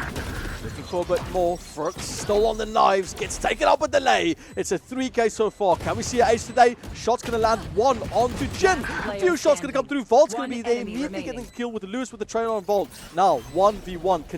Can Jin do it again? Lewis knows that they don't have a lot of options. They need to try and get it at least to half. Gonna try and stick it on the side. The shot's there, the jumping. Jin just knows what to do in this position. Even though they get the pick, it might be enough time. He didn't get it. No. Is it? He didn't have enough time. I don't think so. He didn't. Oh my days. There was a slight hesitation on defusing. Even our production thought that was a defender side win. That was really close. I thought, because when you see that dome from the spike pull in, yeah, you've got like literally, we talk about milliseconds to get the defuse. I feel so bad for him. Do you want to know why? He had a hesitation. He would have defused it. There was a good amount of time where he tried to look down. He was not on the bomb after he had to like reposition himself to take that fight down main. That was so unlucky. It was indeed. But a little bit of a, yeah. I saw the spike go and I thought maybe it's not just yet. Maybe they have it, but unfortunately, like you said, it's just not enough. But that nano swarm is just, it's a killer, isn't it? The amount of post plan that this attacking time, wow. Okay. I'm so overwhelmed right now. We're casting like fans, that's what we're doing. Yeah. That's why. We're enjoying the game. Here. It's just the amount of util that these teams have at their disposal, and they just know how to use it to the best of their ability. It's just Oh, delay's better. Sidestep to the side, a little bit of cha-cha there. Gets the kill. No trade from Extreme. They have a lurking Reyna down mid side. They are trying to hold down that side, at least looking for a bit of information. This time, as it seems at least, that Western Waveriders is taking a bit of a slower approach. Yeah, you can see, like, after they got that pick, they was like, okay, let's just try and chill for a second. Because we need to start recouping rounds, at least start recouping economy. Let's just see what they do. They have less players. We can just start pinching into them. 5v4, easy peasy. We'll become attackers at that point. Indeed so. 30 seconds left. 30 seconds left on the clock. They are not out yet. This is looking really dicey. They do know they're in B main. Are they got open ult though, so they can't play an ability. They're not open. 15 seconds. They're gonna open ult to A. Yeah, they're gonna go, but Killjoy's still got utility there, so Killjoy's gonna back away. Nanosyn's gonna go down, but it's on the wrong place. Omen actually went for a different plant again, switching it up. Back to the A site. But they heard the TP. Delay with the spray. Another shot on the side. There was someone on the left, actually. No, he was underground. Yeah, it was done. One enemy Shots remaining. through and through. Riven does get one. Jumps on down. Looks for the play. Gonna try and hold that angle as much as they can. The whole team jumps down. Even Jin gets one of them. Zero is gonna go down. But a good round nonetheless for NSC. Yeah, and that gets them to 2 on the board, which does mean no matter what, this will be the longest match of Radiant Rumble 2025. Fair enough. Yeah, fair enough. And hey, this has been such a close game so far. Again, every single round has been contested on the bomb. Like, no matter what, even pistol round, it's been very, very close, like, throughout this game so far. I'm very excited. We're only 6 rounds in. We are. We're only 6 rounds in, and already, we got a nice little eco coming out. That's the first thing we've seen from Weston. They don't, but they have to try. Yeah. But honestly, we've seen them on those sheriffs, so they can make it work. Yeah. We know Jin is a bit crazy. When you start getting to this point where you're just this mechanically, you know, aware of what you can do, a deagle can go a long way. A deagle can get you 5 if you really want. Deagle? A sheriff Deagle? gets you very far. Deagle? As I mean, Zero's being overwhelmed. A lot of attackers on the same corner. Fruk, a calm sheriff down. can get you very far. You guys have teased me with this before. Don't get me excited about our ace, please. Fruk's got the 3k. The plant's going to come down. 2 people left on the defense. They're looking for that. Riven has altered. We've got Fruk up on top. He's on 3. Might be able to get another play. It's going to come up. Riven's going to deny the ace. It's fine. Opportunity still for NSC to come back in this. The whole team is sitting in A main, waiting for defuse. Everyone ready with the trigger to stop this. 2v4. The amount of post plant that they have at their disposal is incredible. A lot of utility. So much. So much to be used. Got ordnance coming out as well. More utility. More utility. It's a lot on the screen. Killjoy's going to pop down the ult. They're just trying to stop any opportunity from the defuse. The right click with the classic's not going to come through. And Jin's going to pick up the 2k quickly with the sheriff. And why would you throw down all that utility? I mean, hey, at least they won the round. I will say this. Riven was genuinely trying to stick for that entire time. But... dude, the amount of util that I just saw being thrown at that spike, if I'm playing there, I'm just like, bro, calm down. I'm surprised we didn't see an Armageddon from Tejo. We got the lockdown from Killjoy. We got ordnance coming from Tejo. We got the Breach using his abilities as well. There's flashes, there's stuns, there's disables. Like, there's so much to try and deal with. On the side of North Star Esports, now they need to realize, alright, lads, I'm going to be we need to stop letting them get side. Zero going clutch here. Gets 1. That's a bit nasty though, mate, isn't it? Yes, and he's, you know, got all of that information. He's seen so many bodies. Yeah, he's set the pace here already. I think that NSC now kind of worried after they've taken a little bit of casualties on that one. Only 1 though. And Zero is 50% on health. Got a time they're taking it, isn't it? Yeah, they're really just... at this point, they're just trying to feel each other out, see what they can get away with, see what they can see what they can understand that the other team is wanting to do. And right now, it's not a lot. Define feeling each other out. So we're going to see Fruit going through mid. Yeah. Oh. Few shots, Fruit. Both these sheds on clutch, aren't they? Oh, the ordnance delayed jump. Sorry, mate, you're not simple. This is not CS. You can't do that. Blind's going to come through. A lot of ordnance also being thrown from Tejo. Volt takes one to the dome. Easily as Lewis gets one. Cinco's there with the trade. 3v3. As this attacking team is just taking a very unorthodox path towards B. Jin has also taken so... Double peek. That's crazy. But they don't know that Zero's here. He's such a rat. He's been doing this all game. He can do it. No trigger control. He misses out completely. No shots landing. Zinco round around the rosy. They go. Shot go down onto Fruit. Dash up forward. He's got the shot, but Zinco is blind. He's got 4 bullets. He's got the nano swarm. 4 bullets in hand. Can he get the 1 tap? Bang bang, and he gets it indeed. 4K for Zero, and they grab another round. A 1v3 clutch that we have seen out of Radiant Rumble 2025. That was amazing from Zero. He's been sitting in corners all game. He's been sitting either under A heaven or he's just sitting backside in boathouse. He's just waiting for everyone. He's like, do you know what, guys? I can do this. Yeah, don't worry. they can. I got this. I'm him. And hey, if you could do that every round, I feel like his teammates would be like, do you know what, mate? I'm fine with that. Yeah, indeed so. Indeed so. Nice little sweeping shot from our production team. I'm really excited to see again how this eco. Actually, yeah, the eco's looking really good. Yeah. Get out of my way.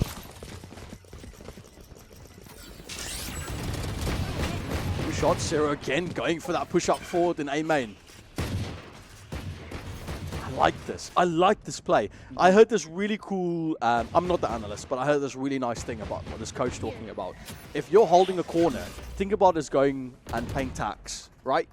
If you're holding a corner, boom, just taking tax. Now you back away. They've won that lane. They've paid for that position. Now if they want to take more position, they're going to have to pay more tax. Yeah. Every single time they push a corner, you take the kill, you move away, and give them that opportunity. They won! And like Lemon just did there, he got the pick, he gave them that space. Says, look, you've paid for that with a death. I'll give you it. If you push it forward, you're going to pay again. Yeah, because realistically, maybe he wants to avoid his tax. He's going to have less players on him. He's going to have less of an opportunity. Great play. Again, Lemon's like he heard exactly what I said. He's giving them that opportunity to pay for the push, gets the 3K, and taxed out of their mind. Yeah, we're starting to see a comeback out of North Star Esports. Again, I knew this map was going to be way closer, especially considering, yeah, it's defense sided, but Western Waveriders, hey, they've looked strong on attack. This is looking to be a really good map of Valorant. It is looking indeed. Little tip for those guys that create content for Valorant. You see that little pillar we just circled around? That's got a really nice green strip on it. And if you ever wanted to chroma key your nice gun, go into a custom game and just go up to it, and then you can inspect your gun and you can chroma key it. I've done that multiple times for like certain thumbnails. Yeah, it's really nice, clean green you can use, but the more you know. Well, what I do know is that this mid push is looking quite heavy onto market, where there is not actually that many players. It's a stack over from North Star Esports onto A side. I like it. I mean, you've got the Killjoy for information, and you've also got that mid to play through. Yeah. They are pushing quite far into mid. Sarah doesn't have updraft, but I think they're just going to jump off the top and look for those heads to click. Whoop, miss. Hit and miss. Sarah does grab one of Vault Dose, looking for another. Doesn't grab any, ran out of knives. And by the way, during this entire time, there has been a luck out of Jin all the way onto A. He's taken one. just Cypher. Basically what we saw from Cypher last game. Spike Talking down about B. Delay just gets a quick pick there. One Sarah enemy as remaining. well. One enemy remaining easily. And that is going to be Frook. 1v2. This is a favorable, 30 very seconds favorable lineup. But Delay's going to say no. Yeah. I mean, 1v3. We've already seen one of them today. Yeah. I mean, these games, we said we wanted to see an overtime. Yes. Mate. We're 5-5 at the moment. This is looking very, very close. Especially considering, like, yeah, at the early point, it was many attacker-side, like, rounds. But they were still full rifle rounds versus each other. It was not like, you know, one team was constantly ecoing and one team constantly had better guns. It was, like, full rifle rounds. I was seeing that throughout this half. So when the teams switch, it's either one team's going to start taking control or we're going to see more close battle. Yeah, definitely. Tejo out there with a drone gets the info. It seems like another push. I love this utility used by the Tejo. Completely pushes them off trees so they allow Fruit to get straight into heaven and take up that space. That overextended is so powerful because you can just get so much done just getting into their backline. Frook's already up. He's already taken two. They've backed away, mate. They're not even going to push up there. They're looking for a bit more. Frook's up on the high ground. They're going to just play their time.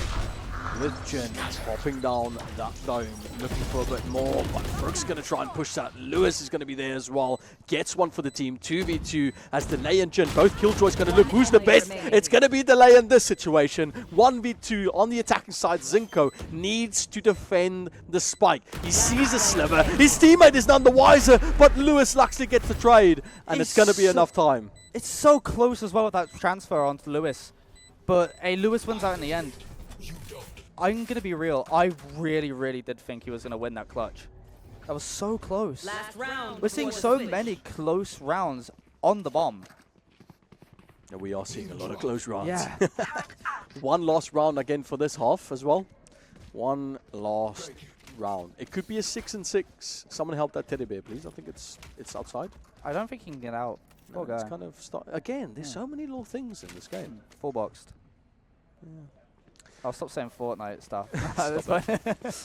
Not a lot of armor on the side of Waveriders. So they are going to really have to make this work. Fruk doing a good job at spot peeking that operator mid. Yeah. So, yeah, I don't want to push Zero. No. If I see an operator there, I'm just like, all right, lads, let's not go mid. Let's leave. I would Let's rather not. Lockdown's been used. Here comes the Armageddon. That does destroy the back. Delay is caught in the crossfire. It's a 4K from Volt. He gets 3, also gets 1 with the Guardian, but he's going to get taken out, unfortunately, by Cirrus. We again just a kill short from an ace. As Zero denies that opportunity. So much greatness in this team so far. Jin is in main, and we've got from the breach off the back. That's not going to connect on Zero. Not enough. The blind's going to be there. That's just going to delay them. That's all that they need to do for now. The jump up from Zero, looking for the information, but can't really find anything at the moment. As we've got utility still left. Good little flick away from Zero. It's going to start building up now. Shot from the side, but the reload's there. And Zero gets the 4K. Is it going to be enough time? It is. As Zero, he cleans up the ace from Tejo, and he cleans up the round. And that's going to be a 7-5 leading into the next half for NSC. Zero's had a 1v3 clutch and a 1v4 clutch, both on a retake on his own. After Volt gets that amazing 4K out of his ultimate with his Guardian, Zero's entire team was just running around. They was running into each other. That's why so many of them died. It is indeed. That was so tough, man. I honestly, as a Tejo main, seeing that Armageddon being thrown out there and so many people being lost in it, oh, that was cinema, man. It is realistically quite easy to get out of a Tejo as well, but he plays it in such a way where either they run directly at the ult or they run directly into North Star Esports just flooding in. Yep. Or Western Waveriders flooding in. And it worked out. It did indeed. And what a good run it is. Now off the bat, look at Fruk. He's going to take up the position that Zero did and has been dominating them and abusing them on it. And immediately, look at all the utility. Tejo's just like, no, I'm going to push you. Shots fly through. Zero's going to take one to the dome. Oh, quickly by Fruk. Yeah, that's good, especially when you're on a defense side, because now they have to push into the site with a player deficit, and it's way harder. Especially when you're against a team that has a Tejo that just has missiles that you can throw from anywhere directly at your location. And the cooldown's like 35 or 40 seconds, something like that. It's crazy. You can throw it down just to stop you guys from coming in, and then when you got the bomb down, he's just going to throw it at you at main so he can defuse. Yeah, well, at least Tejo's getting nerfed, which I hate that. And Outlaw's getting nerfed as well. That's dropping from 140 damage to 120 or 125. What? Yeah, Outlaw's getting nerfed. I did not know that, and that's where my week. It's unfortunate, but it's actually made my week. I hate the Outlaw. I'm an op-only player. Yeah, well, luckily the Outlaw's not an op. Oh, 3v4. 30 seconds left. Up Jin. We've seen Jin really quick with the flicks. He's not going to spot him this time, unfortunately. He's a bit too locked on to the Omen. That's going to cost him a life. Plant's going to come down with Bolt pushing up. He doesn't have any utility. 30 seconds. It's not exactly enough for that plant. That's the Omen. Seeing this retake with less health, but I'm going to be real, I don't think Volt got that memo. But neither did Riven. This could be an ace. Opportunity, yeah. Yes! An ace! We get one! An epic ace coming out from NSC. Brilliant. Brilliant play. My day is made. And that was such a good ace as well. Every single pistol round, I'm so excited for, someone pops up. It's amazing. And it was a really good ace as well, because he could have easily just swung out into those 3 players down into lane, but he took his time, let himself have all of those 1v1s, and it was beautiful. It was beautiful. It was so good, mate. Yeah. That's so good. Out I the love rain it. as I well. just love it. They've been teasing us with an ace for so long today. Yeah. It's only been 2 games, so I think we've had about 3 or 4 attempts. And we deserve a few more, if I'm going to be completely honest, but Fruit is getting active. Oh, They're getting active. It's so much going on. Delay's going to delay that push at least. Oh, they're just running off the momentum that they've just gained. They're trying to actually stop the momentum that they've gained. I quite respect that from Western Waveriders. They go, you know what? Your Reyna just got an ace. You know what we're going to do is? We're going to push you. Yeah, especially when you have no guns. Why not? Again, it's just a case of, I'm going to either lose this gun that's maybe 300 credits, or I'm going to take yours that's 2.9k. Yeah, exactly. I know what I'd choose. And that's a really good round for them, indeed. That's going to help them get back into this a bit better as well. So that's Especially really when you... Oh, the right click. Oh, there's another one. It hit the dome. It's not going to be enough, but Lewis is low. That could have been enough to help them on this one. Found another, but utility in the hands. Zenko is caught up somewhere in Fairyland. Lewis is going to decide to go through Swan, and he's going to barely miss. I'm wondering if he's going to be able to hear him going through Spawn. I don't think he will, but you will hear that. Nice, okay, I like that. 30 seconds left. Ooh, okay, okay. Oh, okay. He sees him. Okay, Jin saw him. I thought that KO dart was just a chuck and it actually landed on A. That was quite believable. But that's a Thrifty coming out. That is a win for the defender side on worse guns. Yeah. By the way, usually that means it's going to be a very, very close half. Yeah, that's kind of set the pace, hasn't it? I think if NSC won that round, that second round, and kept the momentum going, it would have been a completely different game. We would have seen a lot, possibly 2 rounds that's going to go for them. I like that. I like, you know, seeing things like that on a Killjoy, where you put in your utility on that switch to stop people from closing that door mid. I like stuff like that. When you're playing Vise as well, you can just stop people from moving. You just open the door, and they can't run away. But with Killjoy, it's more just to kill. As we do see a bit of a mid push coming out. Might find something. Zinko's going to be immediately grab one mid. Sierra's going to go down. That's a big play for them. Oh, Vault is on. Put your tablet down, mate. Don't be on your phone while you're playing a game. But bear in mind, every single death that the defenders take is another gun for the attacking team. Yes, indeed. This could be another one. That's going to be too quick. Ribbon's going to peek that immediately before they can get that. Destroying them. That's going to be a 3v3. Recalling my bot. Yes, and one of the players is quite low, but honestly, when you've got these types of weapons, it doesn't really matter. You hit a headshot, they will die. Shot's going to land Such on one. as... Ribbon's going to be able to disperse away. Gets that peak. Utility's a bit too low on the plant. Ribbon's flicks out right. It's not going to be the ace. Unfortunate this time, because there's only one left on But there's the a flank defense. coming from behind. I mean, there's going to be a timing. Good timing on that swing around Jen. Some sort of Matrix thought there. Just absolutely just willed it that there's going to be behind. Riven's on one. Must be on the side. The flick. Oh no! Riven gets the 4K. And a beautiful round from NSC. That's one of those things that they teach you where it's just like, hey, stop crouch spraying. But when you're so used to shooting at head level, it can help. Riven dodges those. As you said, Matrix level, but this time from Riven. Just dodging every single bullet, ducking under, and getting that kill, even being on 1 HP. That's an Ascendant buddy there, is it? Yeah? No, is that a Mortal buddy? That's an Immortal buddy, That's an Immortal buddy, okay. We've been seeing Radiant buddies, Immortal buddies. Yeah, I thought, okay. Cool. Again, high level, man. Very fair. You know, fair. I probably will never reach that. I'm a bit No, too you old for will. that now. Yeah, 28 years old, man. I need to commit my entire life to this.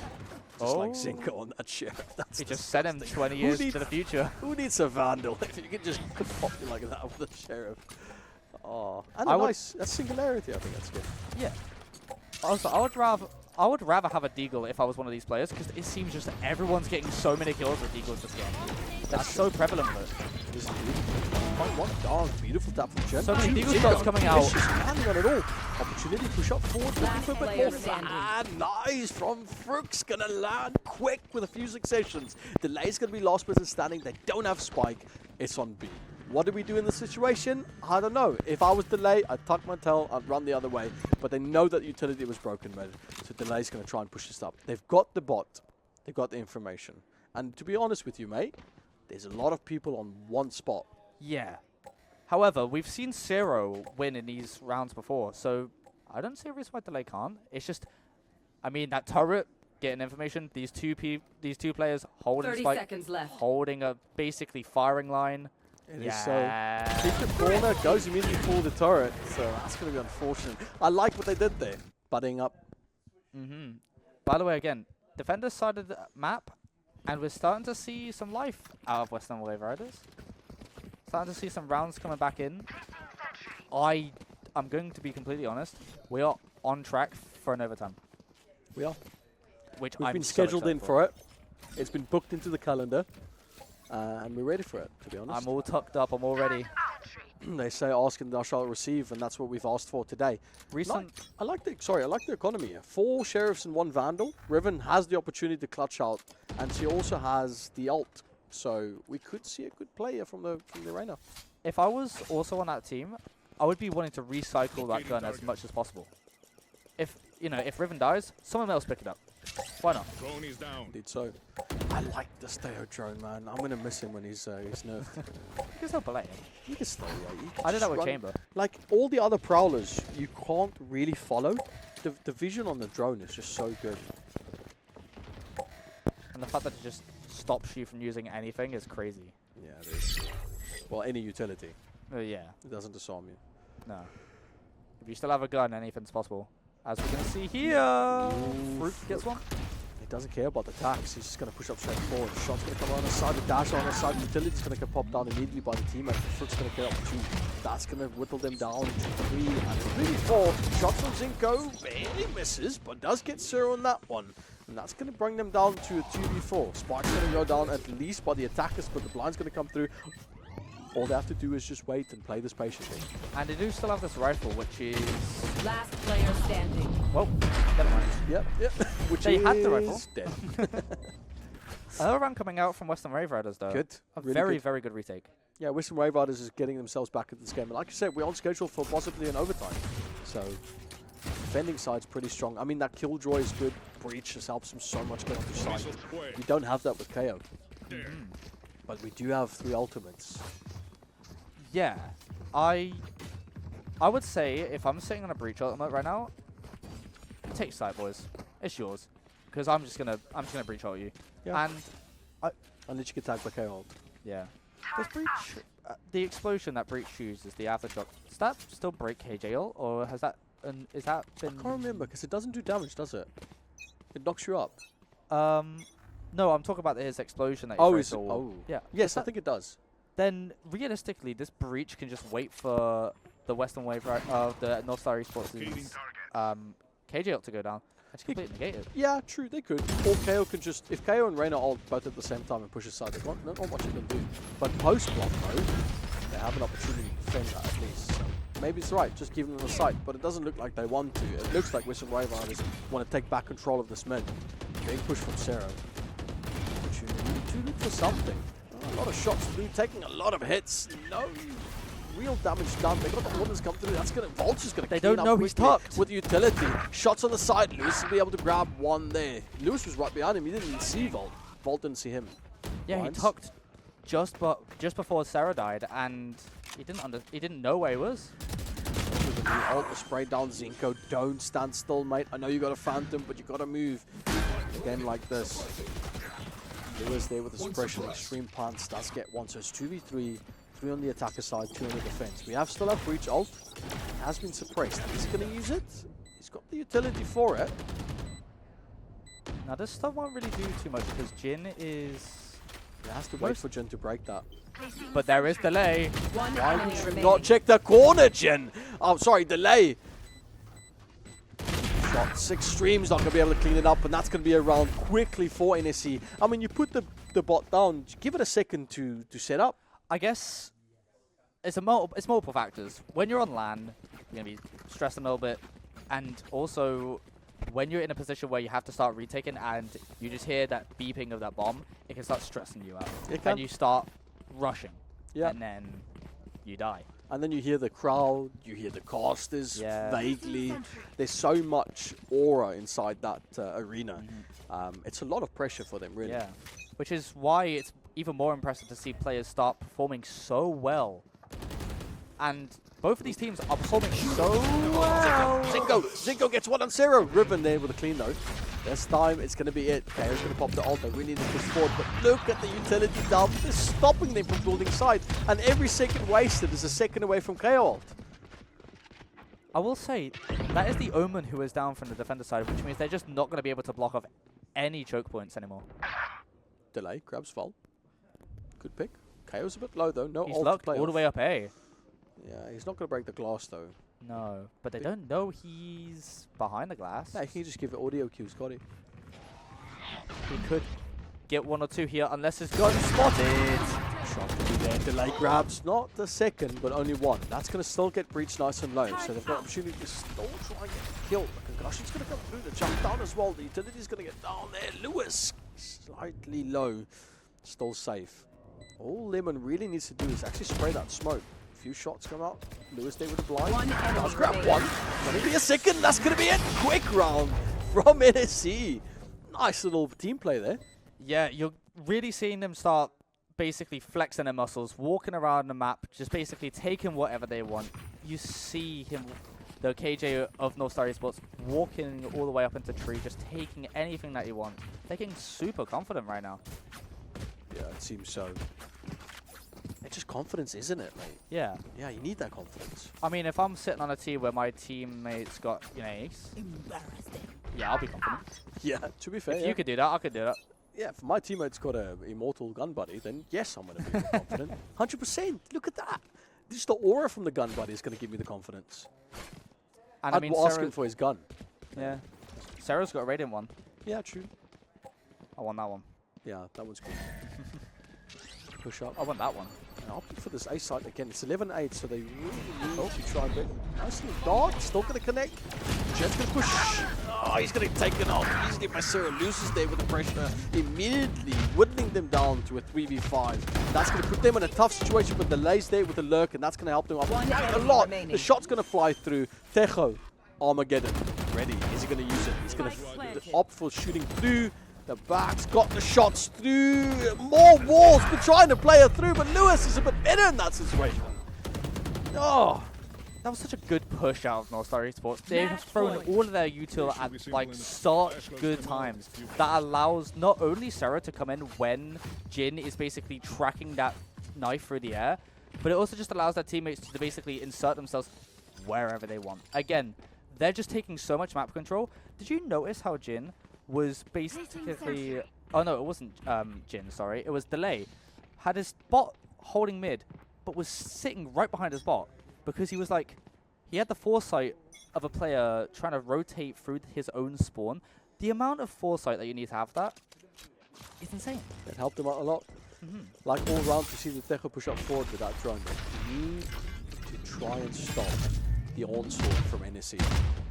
It is a best of one match point, and they have to take the time, slow it down, look for the opportunity. They're on the defense. They don't have to attack. They could just sit on site and wait. Yeah. Here. But I also feel like on this map, because every area that you have to push into is such a small choke point, just stop them from coming to the choke points, because post plant is so prevalent on this map, as we've seen. It is indeed. Utility being used here. Sarah's going to push through the tree. Look for the play. Tejo, the Armageddon pushing up forward. Funk's going to get one. Vault's going to get one on Zero. This is starting to pick up a bit more. They've got the players. They've got the play. They've got the utility to push up forward. Delay's going to grab one. That's going to help them out a little bit as they've now taken advantage and pushed towards B. That's pushed them all into a weird situation where Weston Waveriders now need to make their way all the way back. But there is a lurker. There's a rat. But they know. They know Volt's going to take up the lane. 2v4. The rat comes in.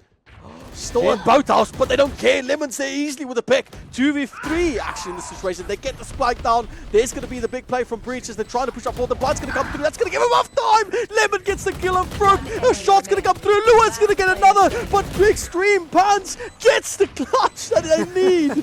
Oh my days. That's enough to take them one more round. Give them the breathing space. What a slugfest. What a slugfest. Oh my goodness. The amount of stuff that was just going on in that round. The lurk through mid from, I think it was Delay again. He's always inserting himself up into areas where the defenders aren't. He's trying to figure out these small little tunnels that he can just get himself into and tries to cut off that rotation, but he's known. They've just known he's going to try and sit and stop as much of that rotation as humanly possible. And Extreme Pants just coming out with 2 lovely kills to trade out his teammate.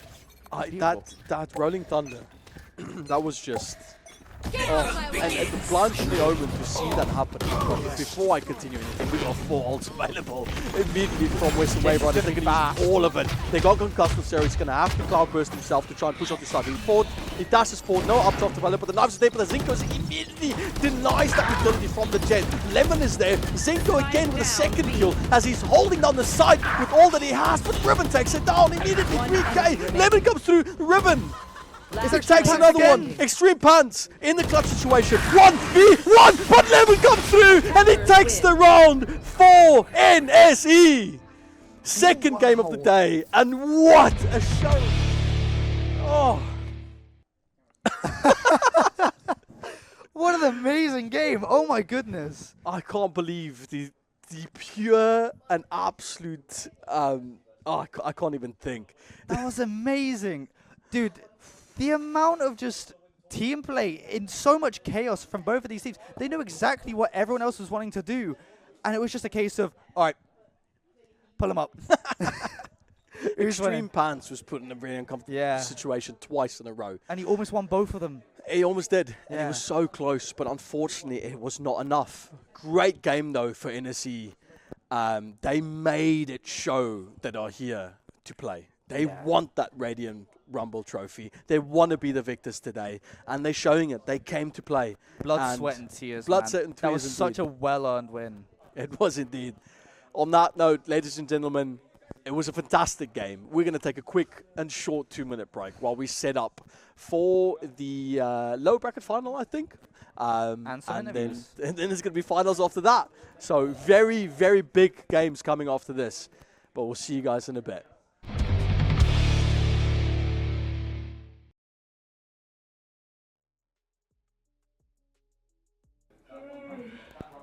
Everyone, I'm Justin, your host. I'm here interviewing.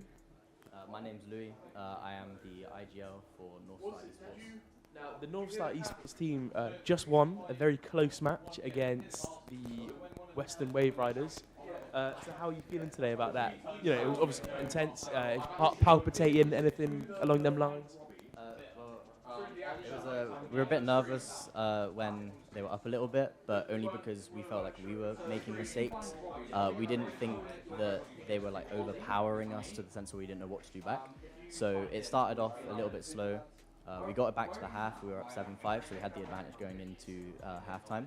And then they did take a little bit of a lead, but we had a couple good rounds that snowballed into eventually just taking the game. And the communication, we got it sorted out. It was a little bit, not dry, but it was a little bit rough for the first couple of rounds. Once we got that all sorted out, then yeah, it worked well. Obviously, that's because you were just warming up and everything, right? You know, next round against T6, you'll destroy, I imagine. So you're progressing into the final round, the for first and second place. Now, I imagine this is a common occurrence for you. You know, how often has this happened? You won before or anything like that? So Radiant Rumble for the qualifiers, we went flawless in like the qualifiers for this. We didn't drop a single game. For the college league for England, the British Esports Association (BEA), we won that. It was long-winded. We did drop a game at one point. I can't remember who that was to, I'm going to be honest, but we fixed our mistakes from that, and so we won BEA. And then we played in another college tournament. We played in a Shipley tournament. That went well. Shipley. I'm not 100% sure. I think it's a city or a town. It was their college. But we won that. That was all online, though. So this is our first time. We played together in person in college against other people online. We've never played against an actual opponent, like pretty much face-to-face. And it's a lot different because we're used to our college setups now. We're used to our home setups when we play online. But coming in and playing a game on a completely different setup it makes the game completely different. There are things that you're not used to. Sometimes, the chairs could be uncomfortable. Not that they are here. I think they're pretty comfortable. They're pretty good chairs. But yeah, so there's so many factors. But playing in person against the other people feels great. And once we got those issues sorted out, we just snowballed and eventually just turned it into a win. Now, obviously, you guys won. Was there any sort of strategy that you may have used? Anything, along those lines that may have helped you? Like enemy team being predictable? Anything along them lines? So going into the game, we slightly switched up the people that we play. I was on the KO. Normally on that map, I'd be on. We normally don't play Ascent, but normally I'd be on a Sova. But we decided to go solo KO because we felt confident. Because I've spent a lot of time in the last month or two learning how to play that agent on that map. So in terms of strategy, it was more just we had a few little plays, but no huge set plays where we pair different characters together or anything like that.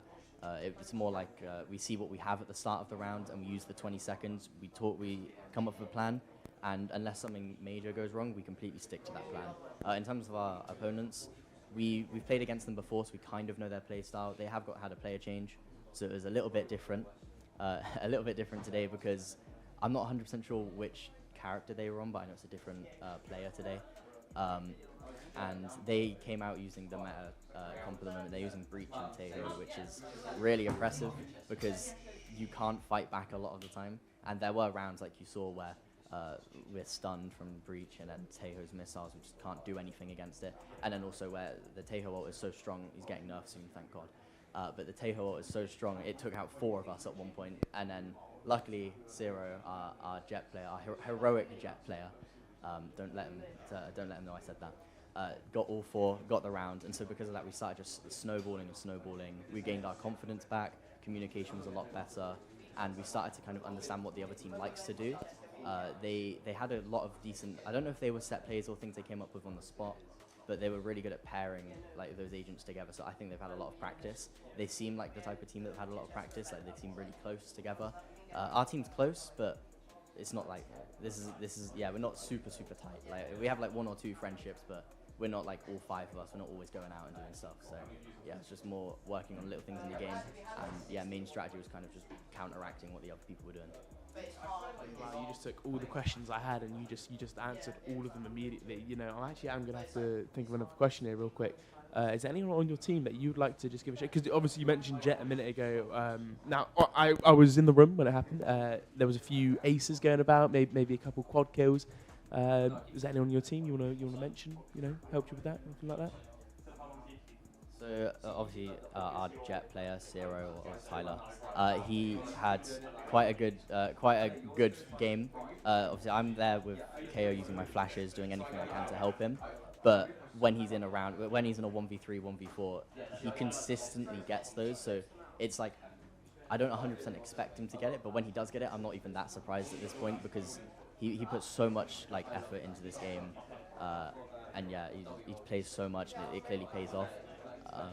Yeah, MVP of the team. Our Reyna player, there was a pistol round when we were on attack. We didn't have a lot to know going into that round. We didn't know what they were going to do. We just full bought, I full bought my utility. We did everything we could. We had a plan at the start of the round. It didn't really work. I ended up wasting half my utility at the very start. But we push into B, get the bomb down, and then 3 people come out lane, and our Reyna player, Miles, I can't lie, he changed his name 2 days ago in game. I don't know what it is at the moment, I forgot. But he just had a great round, just got all of them as they walked in. And then our Killjoy player, he's great. His lurks are really good, so he ends up getting into positions where they don't expect him. Even though like they know he's lurking, they just can't. Specific round where we ended up ending ending A, sorry, because our Killjoy player, he managed to get all the way up site and like find where Taeho was and kill him from behind, and so we just had the whole. Didn't even have comms, he could barely hear us properly, and still, well, we could barely hear him, he could kind of hear us. We did everything we could. Yeah, it's looking good for us today, hopefully. North Star Louis, Sandra, thank you.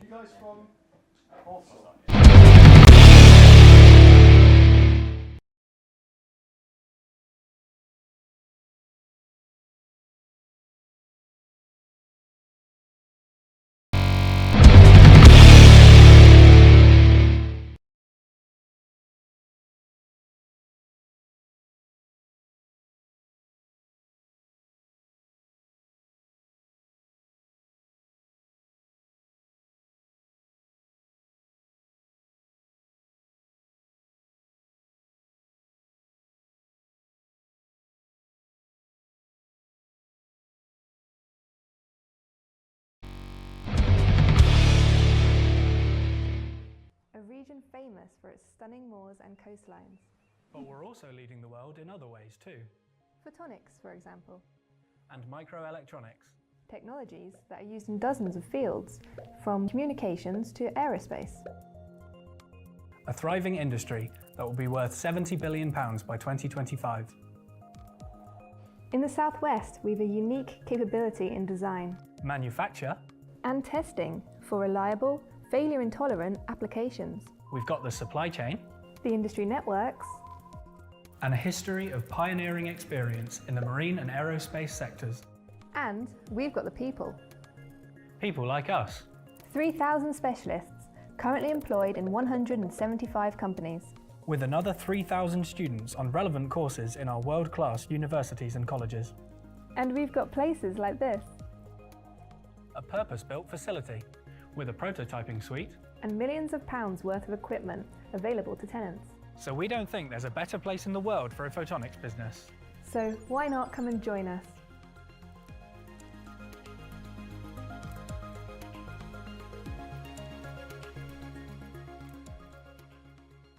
Hi there, I'm Justin, your host with Radiant Rumble today. Just had a lovely dinner, lunch, supplied to us by Arena Talkie. Thank you again, Arena Talkie. I'm here with Evie, sports coach Evie, esports coach Evie Nielsen. She teaches the South Devon College Seagulls how to play Valorant, and she makes them better. So how does that feel for you to be an esports coach? Something very popular nowadays. I feel like you hyped up a bit more there, because I feel like they're pretty good at, playing themselves. Do more of the strategy and the kind of managing who's playing what. It's a lot of fun. I mean, who wouldn't want to play games, a job? Lots of people nowadays are getting into esports, and a lot more people would like to become an esports coach. So please enlighten us with your fire of knowledge. How did you become an esports coach? I mean, mine wasn't the most conventional way to coach. I kind of happened to just be here one time and helping out. And they need an extra pair of hands, so I helped. And then slowly but surely I was like, oh, I'll do a little bit more, do a bit more. And then I won't.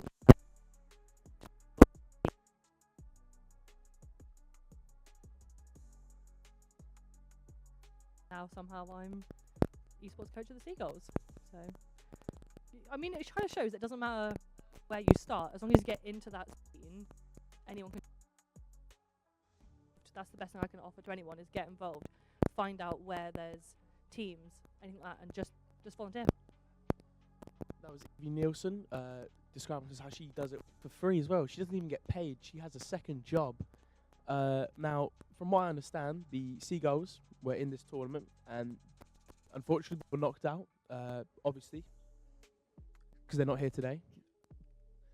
And so, do you say there's someone to blame for that? Would it be yourself or the team or anything like that? I'm not going to blame anyone. Just the you've all seen today is tough. I think we did really, really well. We just won. The best is one of the 4 that are here today, and we'll find out who it is. But I want to say that the Seagulls are here in spirit, because they're all here volunteering and all that. They're here in spirit. They are. They're volunteering, probably been around. People in the audience that are my Seagulls. But competition is just tough. Are you making seagull noises? Okay. So the Seagulls there. I had something to. Hold on, can you? I don't know what he's doing. I'm scared. Why were you, you didn't have a question, did you? Shall I ask you questions? So, Justin, how did you get into hosting this event? Because obviously you're not from the esports course. Do you want the microphone? You need to speak into the microphone. Yeah, I would like the microphone actually. The lovely people down at South Devon College, they invited me down. Well, they threw out an ad, and I responded. Obviously, that's how I got the job in the first place. Completely unpaid. 12 hours of work today. I'd just like to mention again, thank you South Devon College for setting this up, and its host organisers and whatnot. Now, SDC Seagulls is quite. That's what I wanted to say earlier. SDC Seagulls is quite the mouthful. Have you ever thought about changing the name? Obviously, Seagulls are quite iconic to our local area. I mean, I personally don't think it's too much of a mouthful. I think most people tend to not struggle with it. But the reason, obviously, SDC for South Devon College is good for abbreviations too. Like when we go into games, you can just put SDC. Seagulls, you need a mascot. Ours is a seagull. Well, it kind of is. Our mascot normally is actually a piece of sushi, which we have with us, who is Sushi, and I know that all the Seagulls here are disappointed today we don't have Sushi with us, but he can us. No, his name's Sushi. Sushi. It's very important you know the difference. Sorry, hold on. The mascot is... Sorry. The mascot is Sushi Roll, and the person who plays the Sushi Roll is called Sushi. He's not a person. Sushi. He is Sushi. He is Sushi, the Sushi. There's no one playing him. It's just himself. With Evie Nielsen, head and sports coach of the esports team, South Devon Salty Seagulls.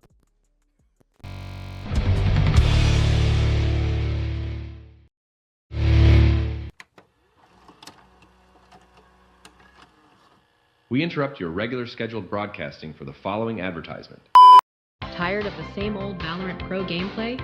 Introducing the Radiant Rumble from SDC, a collegiate esports tournament held at the SDC High Tech Center on the 8th of May, 2025. This event will see 4 teams in a double elimination bracket fight it out for the title of SDC Radiant Rumble Champions. Get your tickets at Eventbrite today. 4 teams, 4 games, all fun. The Radiant Rumble. Call now on 0800-4800-RUMBLE. That's 0800-4800-RUMBLE. Or head to our socials at Radiant Rumble on Instagram and X. Be prepared for high-octane gameplay, some extreme highs and lows, but most importantly, to see who rules the Radiant Rumble stage on the 8th of May, 2025. Radiant Rumble isn't liable for whiffs, lost elo, or 0 Riz. No smurfs, no crowing. This ain't ranked. Win clout, prizes, and maybe a reason to touch grass. Terms apply. Have fun.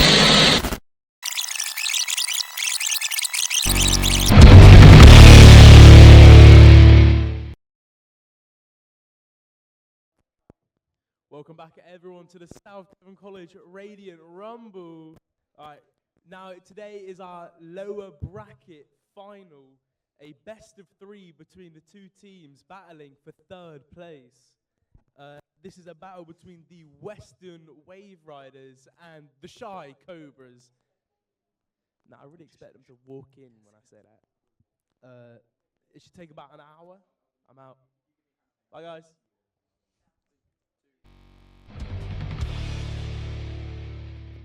Thank you so much for that really nice intro, Justin. I appreciate it. I think it's the Chai Cobras, but they might be shy a little bit today. we all. But yeah, my name is Shaky. I'm Mates. And we're back here for the lower bracket finals. Really excited for these 2 teams to go up against each other.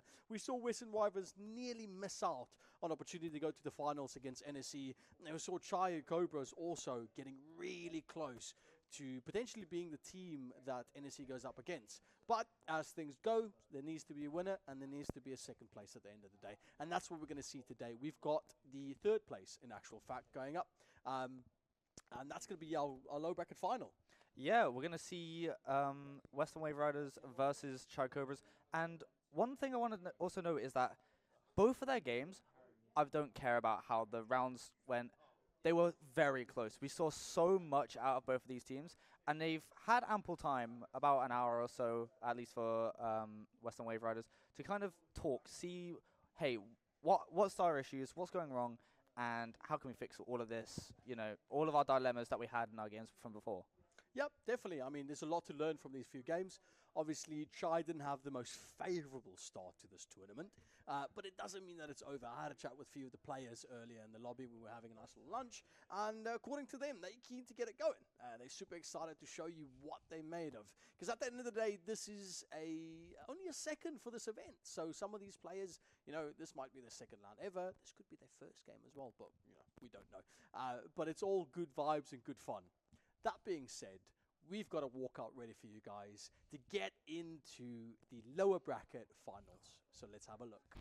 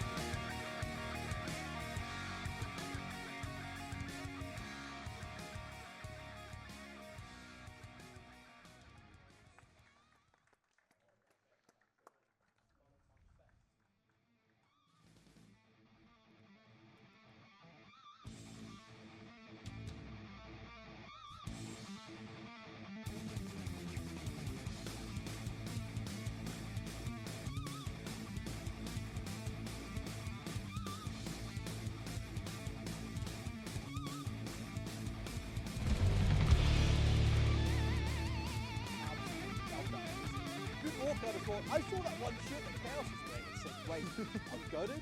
But instead of a goat, there's a cat on there? Doesn't really make much sense. And I saw Fruit coming in with a Timo hat on, if you saw that. I want to buy one of them. Yeah, really awesome, man. So far, it's been a phenomenal event. We've got, for first map, we have Sunset actually being picked up. That's going to be the first for Radiant Rumble. It might have been played in the playoffs, but I'm pretty sure it has not. Recently got added in like last week. Yeah, it got added last week into the competitive pool. So this is going to be a new one. I'm really excited I was to see asking it being for this. played. I briefly played Sunset a little bit last night, and it did not go well. I hate to say I lost a few of my games. But into the agent selectors, we're going to see what these teams bring for us. As we see, Cobras are going to be on the defending side, and Weston Waveriders on the attacking side. Such a cool name. I like that. Weston Waveriders. I'm going to be real. Before this game started, and if there was a Sunset game, I was like, please, for the love of God, be a Vise. And I'm seeing Jin hovering and choosing the Vise. I am so excited. I've been playing so much Vise and ranked recently. She is so good at just locking down an area of the map, whilst also being able to pick up some of our abilities and just basically act like a pseudo initiator. It's amazing. I like that. I like that you say that. But before we continue this, I have to, because it's lower bracket final, let's set the scene with yet another brilliant intro.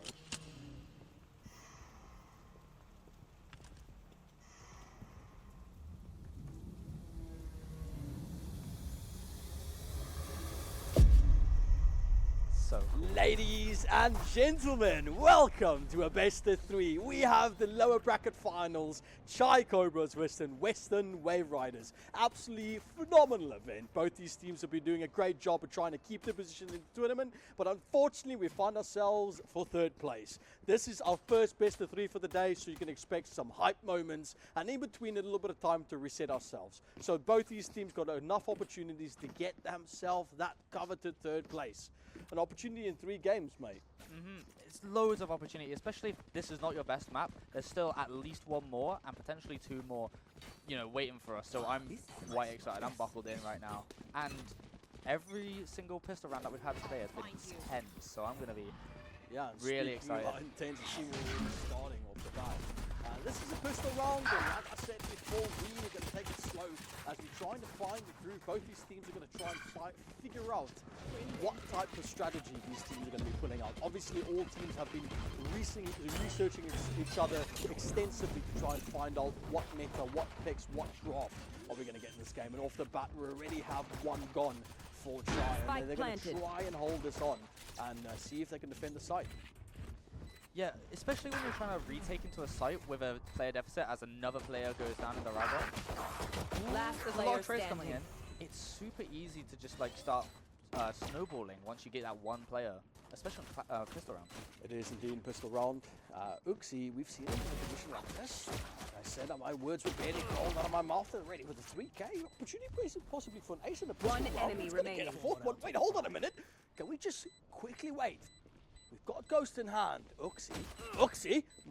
Wait a minute. Opportunity for an ace. No! Cinco. He's got to be on 10 HP, 27 health points. 1 more bullet would have done it. Oh, what does that make it? That's pistol round number 4 that we've actually seen a 4K. Yeah, and every single pistol round has at least had a 3K in it. Yeah. Everyone's just feeling their classics today, feeling their ghosts today. And ghosts, yeah, definitely, indeed. That was very close to seeing an ace. Yeah. I'm actually quite happy because we've got 3 games ahead of ourselves, and my voice is quite precious to me. So, I want to keep the shouting to a minimum and keep the hype nice and low. Well, knowing these teams, they're not going to allow that. They want excitement. They want blood. They want to win at least the consolation prize of a 3rd core. Yeah. Oh, picking up the most hated weapon in the arsenal. Trading good with the classic as well. But yeah, good push through mid as they try to take. Well, they have already taken side a few shots as well. And obviously we know the attacking side. Last player standing. Just on the roll, yeah. Yeah, no, they just kind of started. Well, by they, I mean Fruit. He really just started taking over it, but.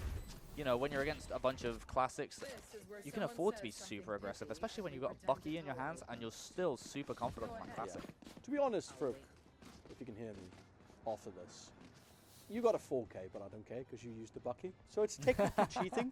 So I'm not going to hype you up for that. At least two of the kills were classics. Yeah, I mean, whatever. It cheated with the Bucky, in my honest opinion. Yes, and maybe it's because I'm just really bad and I hate shotguns because it shows how bad I am. But, you know, I'm allowed to be salty.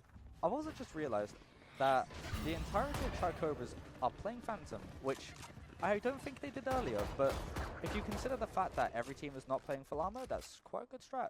Yeah, Phantoms are pretty good. We spoke about earlier about half armor.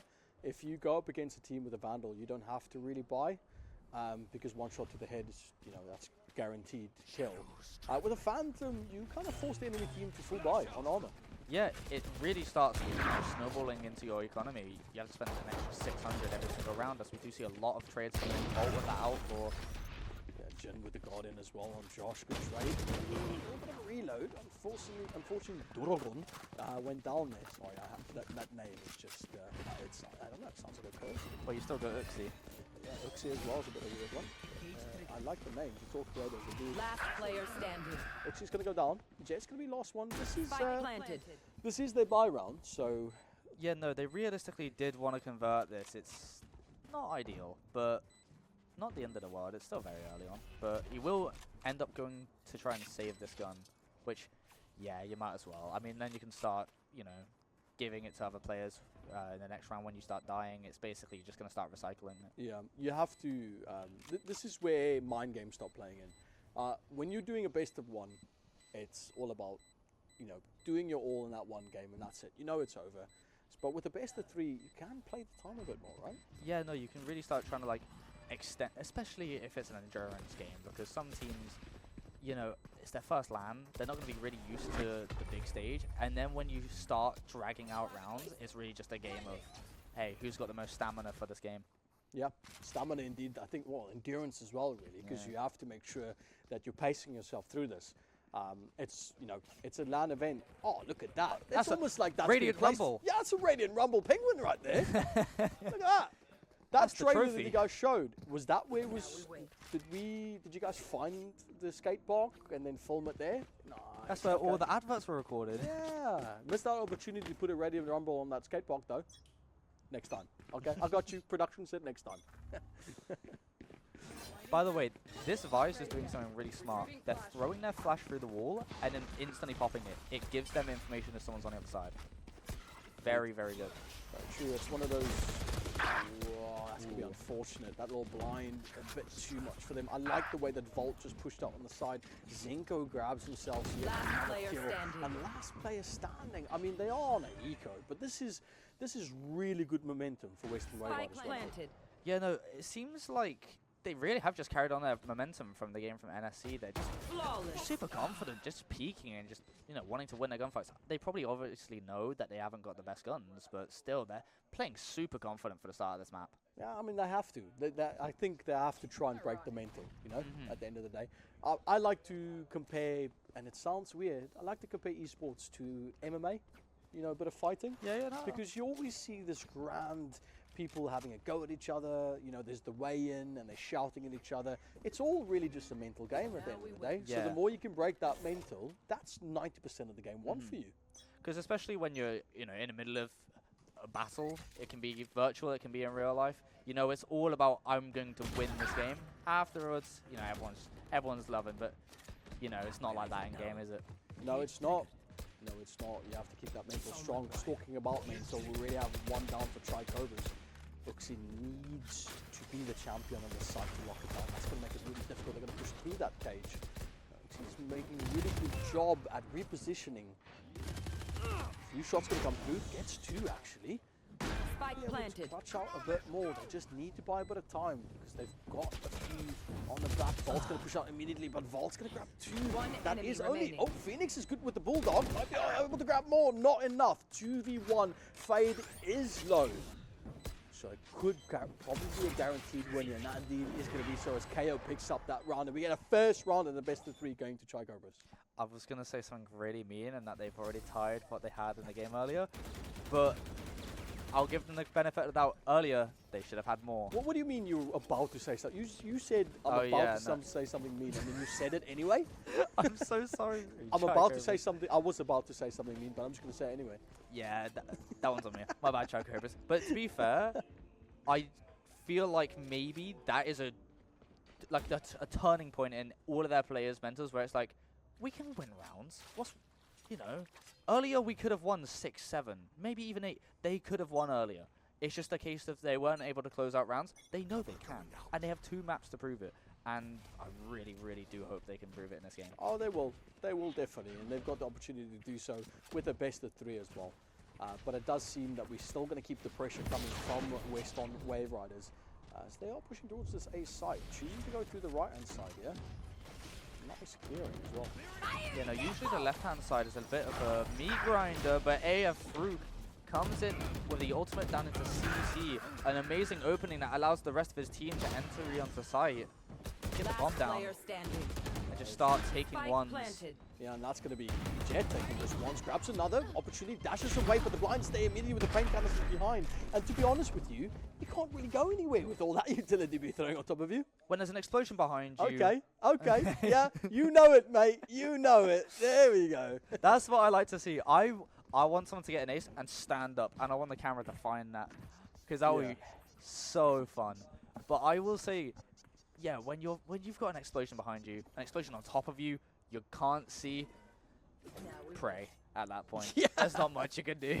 Just hope and pray that there will be some little bit of light at the end of the tunnel. But good shot though from Chaos. I think they did really well. They got those 2 picks as well. Managed to help a lot. But look at this aggressive push from forward. Chaos, speaking about the man himself, push up with the stinger and gets that kill. And that's going to help him a little bit more with a bit of mentor. And that was only the lurker. Yeah. I will also say a stinger rush, a bit G2-esque. You have seen. Yeah, J2 does like doing that. Yeah, they do like rushing down with stingers, start playing more attacking, and that is exactly what Cobras are doing right now. Chaos is going to try and take this 1v1 down into main. See if he can win it out against Volt, but Volt has so much util. Oh, I thought he had it. Chaos with the knives just hitting body, but not enough in the tank to get that. Josh, Lost Man, standing with 1 health, sprays down Jin as well. Unfortunately, he's going to go down. For a 3K for Extreme Pants. Wow, that was a good round. Yeah, it was a very, I would say, super different from what I've actually seen out of Cobras. They decided, and they didn't do this in their game on Lotus earlier, let's play aggressive. We have nothing to lose. Let's just try and, take as much as we can off of them for the next round, even though they have the round advantages. Let's try and take as much money off of them. And it's actually, somewhat worked. I mean, they still have a lot of bank, but... Extreme Pans is sitting on 8.2k, mate. I mean, it's important. It's the thought that counts. Good, I mean, it's all about economy. I like the way that they're positioning, looking for the push forward. They got 3 agents suppressed, but unfortunately, Chaos is going to have to back off that corner. Spike down A. Listen, Waveriders is doing a great job of keeping the pressure on. They don't really know where they might go. They just know there might be someone. They have just taken a pick down mid onto Josh. They might actually end up rotating, maybe take top mid. However, Uxie has got an amazing little luck. He could get timing. They have lots of information on the other side of Shy as Chaos gets 1. But that's so hard to hit. That's tough though. A lot of utility being used. They try to dash away. But Jen actually gets caught up by Uxie. Nice little lurk from behind. Makes it a 2v3. So all that Cobras need to do now is just stop that plant. And they've got someone lurking already in main. They have so much of a pinch onto this remaining players for the Western Waveriders. Oh, there's so much utility on him. He's going to have to watch out. One was at the TP away. Yeah, Fruk is 1. Anything can kill him at this point. Yeah, I need to wait for the rest of the team. They're just trying to pick up these corners. Don't know where anyone is. We can see the X-ray. Enemy remaining. 1 person left, and that's going to be an easy spray down for Doragon. Nice little, you like saying his name, don't you? Yeah, I think it's cool. I don't know how to pronounce it yet. I think next year we need to get voice notes from the players so they can tell us what exactly the name sounds like. There's some quite hard names, and then there's Extreme Pants. And you know what? Bless him. Makes What's it up, easier crowd? for me. Hey, crowd. Hey, guys, give us a big round of applause for Radiant Rumble, won't you? Woo! Hell yeah. Yeah. I don't have that power. If I asked that, they would do nothing. What? It's being a South African, mate. That's okay. That's all right. I don't got that yet. You're not a South African yet? You know what? You raised a fair point. I don't think I can do that, can I? Well, go to South Africa, mate. You could just become one by going. Is that how it works? What? Is that how it works? Maybe. I mean, I'm half British, aren't I? Oh.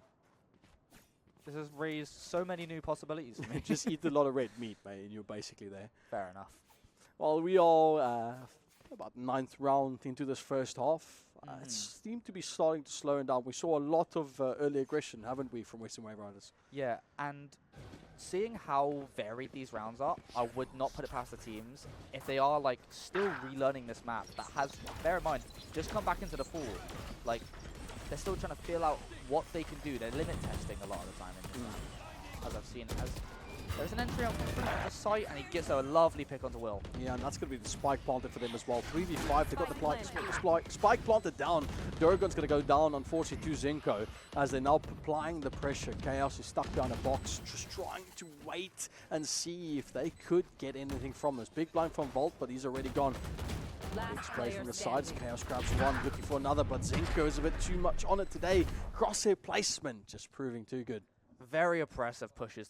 When they get sight and they know that they can push further, they're not scared to. They will take as much of the rest of the map after they've planted as they can, just to basically almost choke out the rest of the Shy Cobras team. Yeah, indeed so. Look at that. I thought I was going to say SDC. That would have been crazy. Well, it says Sunset. Missed opportunity there. They should put on the little signs. It should say STC Radiant Rumble. Yeah, imagine. There must be some proprietary software you can add like logos and stuff, I guess. Or if Riot gives us the ability to have fun. Just have fun with this. Extreme Pants grabs 2 actually off the bat as he pushed up forward, but Fruit's going to be Fruit's going to just use the utility to pop him out that corner. Stop that aggressive push. Not sure if this was an eco onto the side of the Chai Cobras, but that was a very, very aggressive push. And it was very well executed, as Zinko does get Uxie. And it's down to Will, the Sheriff. We know what they can do. There's one. Oh, the panic. The panic. Doesn't matter. They reset themselves. Oh, a little bit too much. That Fade utility is going to drop the health down quite severely. He's got a Vandal indeed. Like you said, Jin's on the back. They still have to try and push this. The blind's going to come through the smoke. A good spray off the side. A prediction there with 4 bullets in the tank as they're going to quickly swap around and look for more opportunity to play this. But Jin's there with a spray through the smoke. That was completely through the smoke. There was no way he saw him. No, he did shoot through the smoke. He'd shot like 2 bullets from his Vandal. Yeah, true. Yeah. But that's still wild. Yeah, I mean, that's the thing about a Vandal is the traces. Yeah. And that's probably one of the biggest strong suits of the fact that Western Waveriders are seriously just going for Phantoms. Like, I guess that's one of those things where in the modern day meta, people don't really buy heavy armor, and then it makes obviously the Phantom stronger, but just the silent, benefits to the Phantom, it makes it even better. I'm surprised I don't see more of this in that. Yeah, Phantoms, the popularity has increased quite significantly over the past couple of patches. Specifically the fact that you don't hear the audio from it for over 20 meters, that's just crazy. I mean, a Vandal year from across the entire map. A few shots, Josh, make sure that does get traded. So mid's kind of in the position of Western Waveriders now. Yeah, they really like just taking as much map control as they can and try and split up Chai Cobras in a way. They make it so they can't really play as a full 5 or even a full 4 at this point. But hey, the teams are even, and it does seem like Western Waveriders have gotten themselves into a lovely position taking B. That's tough, because Jet looked at a weird space there. Must have heard probably Raze coming from mid. They just got caught out there at the wrong time, and that's going to put them in a little bit of predicament. But we've seen Chai Cobras do good. They can get themselves back into this. As they're going to now play from their spawn. A few shots here and there. They're trying to just jiggle peek that corner. Blind's going to come up to him. That's going to go straight into Vases. Trying to push forward, but there's already someone waiting for them mid. It is indeed Extreme Pants. He's going to take it out by Uxie. I really thought this man's going to be able to do enough. Uxie, flash ready. Jen. No, he misplaced it. He meant to place it through the wall. He did indeed. That's going to be a bit of a Uxie. Does this face detrimental? Blind on the Oh, back. he's sprayed down. himself. It's going to be enough. Does he have the bullets? He does! With nothing left, and the clip still cleans it up. Jin gets a 3K and looking good while doing it as well. Absolutely styled on him. He flashed himself And still got them both. Yeah, you just sprayed the open air. And when the Yeah. flash disappeared.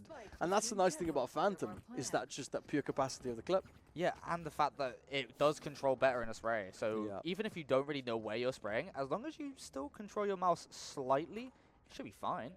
She'll shoot relatively straight, especially at that range. Yeah, that's good round so far. 9-2. Last round of this half. We need Cobras to step it up. I want an overtime. I think a 9-3. Look, I am a believer of the 9-3 curse because I'm a believer of the fact that a lot of the maps are very one-sided. If they get this round, I can see them having a serious chance of a comeback. But Fruk, he doesn't care. No, he does not. He wants to stop them from getting that comeback. You can see that just the aggression, the pure flick. He did not look behind him. A lot of utility being used, but Fruk's will be able to kill all of that clone. Flash available through smoke. Not going to go. That Boombot really did a lot of damage. He's Waiting so close to patiently. them. He is. He's got the Vandal. A little bit of a different play. We've seen those Phantoms with a push through just enough in time. Now the paint gunners come out. That's going to give him the space to play forward. And Jin cleans it up for them with a 3K and Fruk. And that's going to be the first half going to Weston Waveriders. Yeah, I mean, another lopsided half that Cobras is unfortunately on the receiving end of. But again, I don't. Realistically, again, they could lose this game 13-2. They've got another map. And who knows, maybe they haven't, like, you know, prepped as much on this map, but it's not over. I mean, 2 rounds, they could lose the pistol round and then the next round, and they're still in it. Yep. Oh. Tech pause. Nice. So we're going to take a quick timeout while we just sort a few bits out. You guys shortly. Well, I'll be here chatting to you guys while all this happens. Nice. Okay, I didn't know that Fade's name was Mate. Yeah, she stole my identity, man. Yeah, looks like it. Looks like it. Now I've got nothing. As things are normal, though, tech pauses happen. Things happen in a game. That's why we are here and professional. I can't swear. What would be the word? Morons.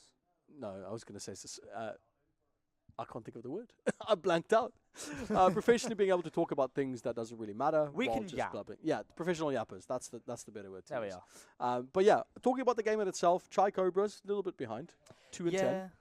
I mean, what I would actually do is take this time as tech pause. I actually don't know the ruling if you're allowed to talk to your team during a tech pause, but I would just, even if I can't, look around at my teammates and be like, what would stop them? What would stop them? Yeah, like realistically, like no, they could talk to their teammates. They Yeah. could definitely chat. then I would just start trying to get the mental back. Clearly, LAN environment might be a big factor of it. A crowd factor might be a big factor of true. it, or something else. Yeah, I mean, at the end of the day, it could just be skill. Yeah. Could be a skill issue, but it shouldn't be with a tournament like this. There's so many different things happening that we have to just make sure that these teams, they have to make sure that they focus at the end of the day.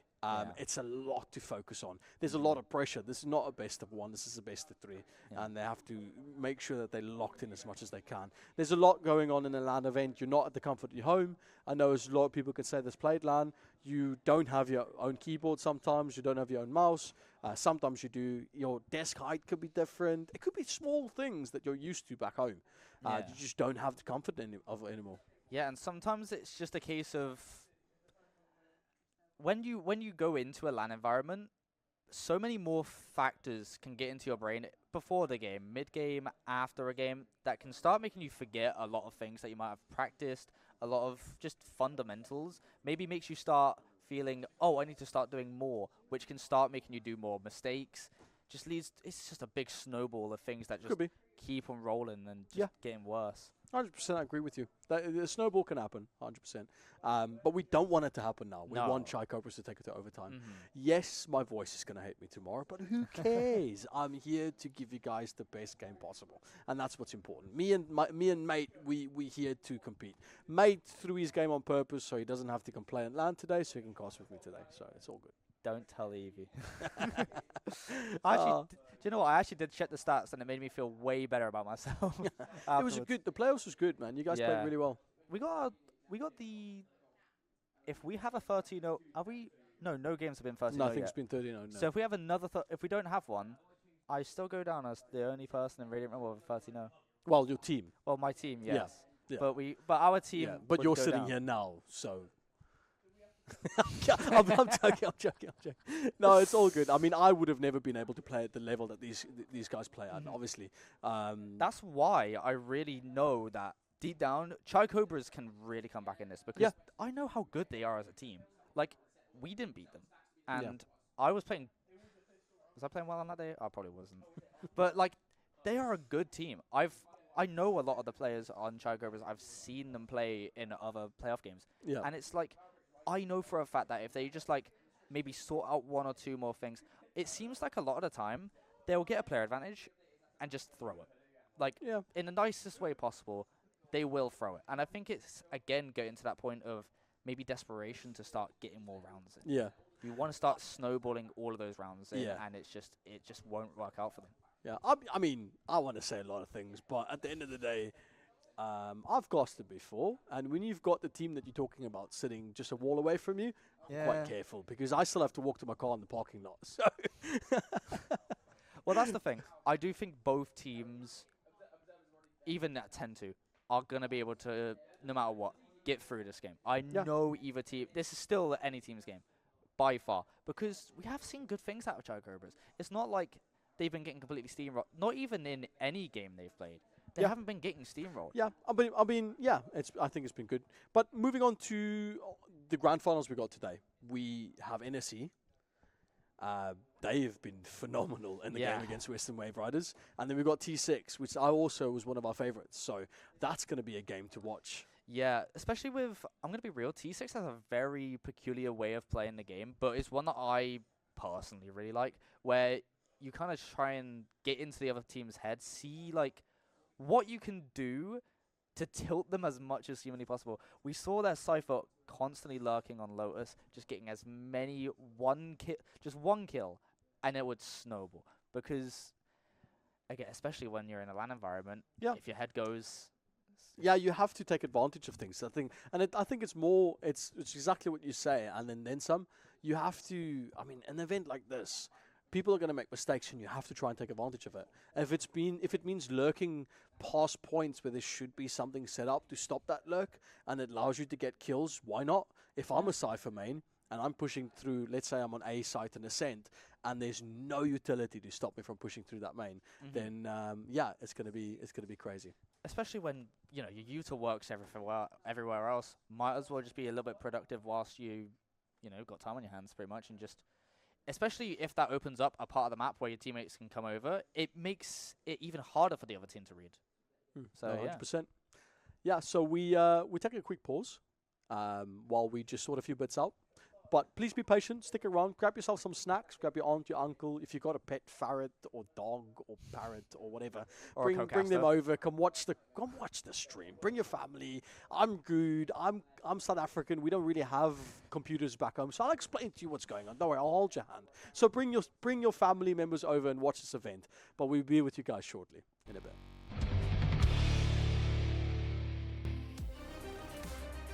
I like to see it, the teamwork's getting better. Modius popped through, mates got that little bit off. The smoke a little spread from the side. That's going to let that side look a little bit more. Clock's going to tick down, and that is going to be times. Gets one. Can he get the second?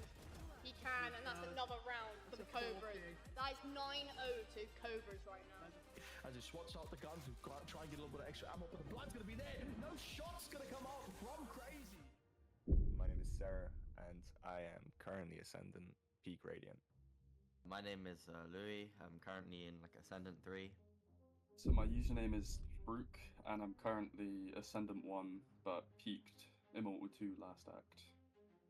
I'm Chaos. My name is Toby. I've peaked Ascendant 3, but I'm in Diamond 3 right now, and I'm the duelist. I like to see it, the teamwork's getting better. Modius popped through, mates got that little bit off. The smoke a little spread from the side. That's going to let that side look a little bit more. Clock's going to tick down, and that is going to be times. Gets one. Can he get the second? He can, and that's another round for the Cobras. That is 9-0 to Cobras right now. As he swats out the guns, we've got to try and get a little bit of extra ammo, but the blood's going to be there. No shot's going to come out from Crazy. My name is Sarah, and I am currently Ascendant Peak Radiant. My name is Louis. I'm currently in like Ascendant 3. So my username is Brook, and I'm currently Ascendant 1, but peaked Immortal 2 last act. I'm Chaos. My name is Toby. I've peaked Ascendant 3, but I'm in Diamond 3 right now, and I'm the duelist in IGL for Cobras. My name is Flamey, I'm captain and IGL of T6 College Esports. I'm currently ranked at Ascendant 2, with my peak rating being Immortal 1, having reached 72 RR during the previous act. It's you and me. Get anyone out of it though. Those fruit with two lovely shots. I just like traveling to play.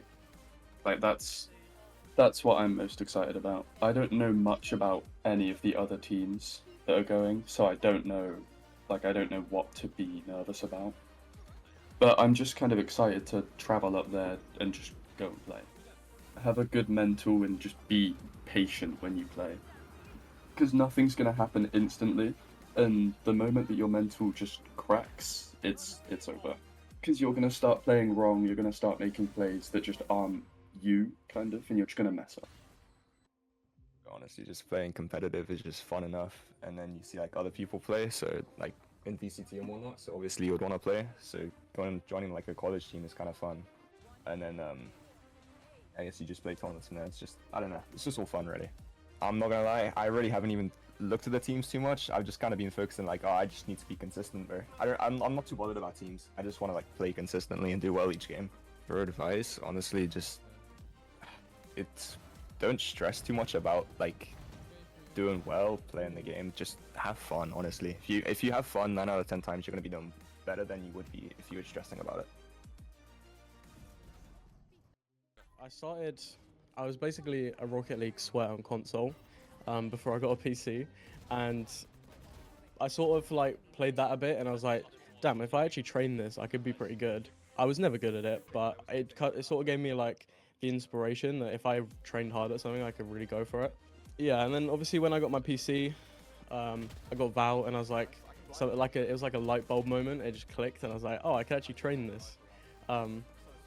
So I think I joined Cobras like 3 years ago because I'm on like a uni course in our college.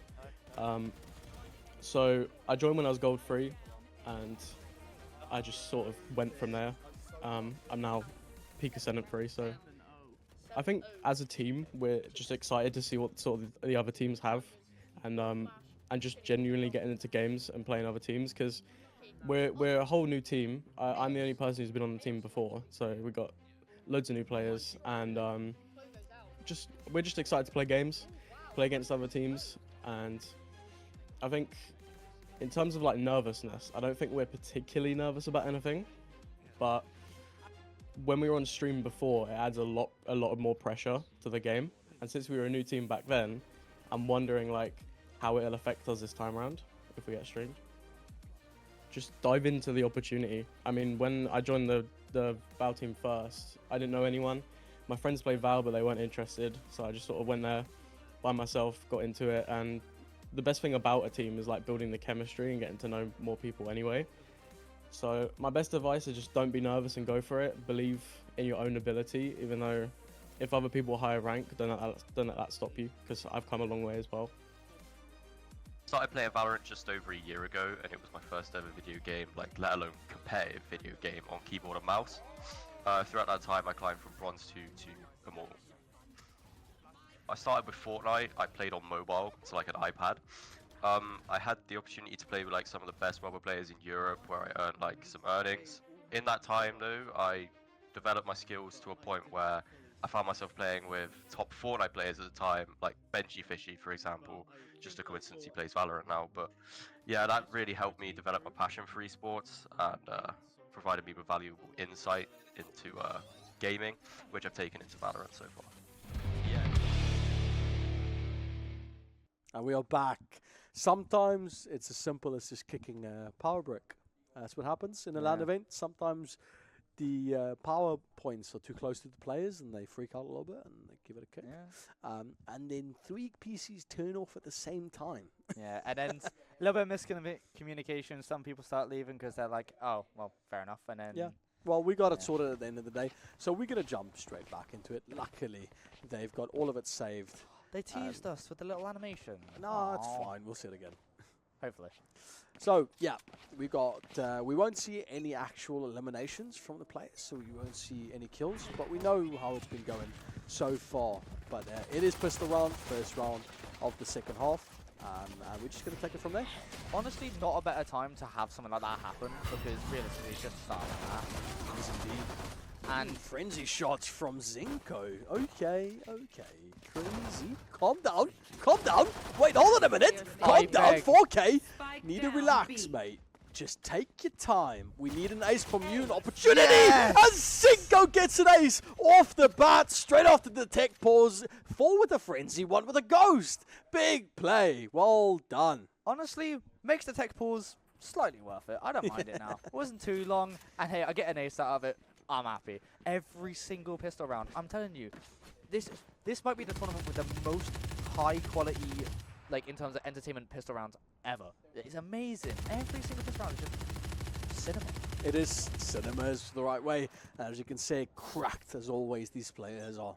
So that's gonna lead Weston Waveriders into a really good round. They thrive off of that momentum they just got, and 2 rounds away from winning the first game.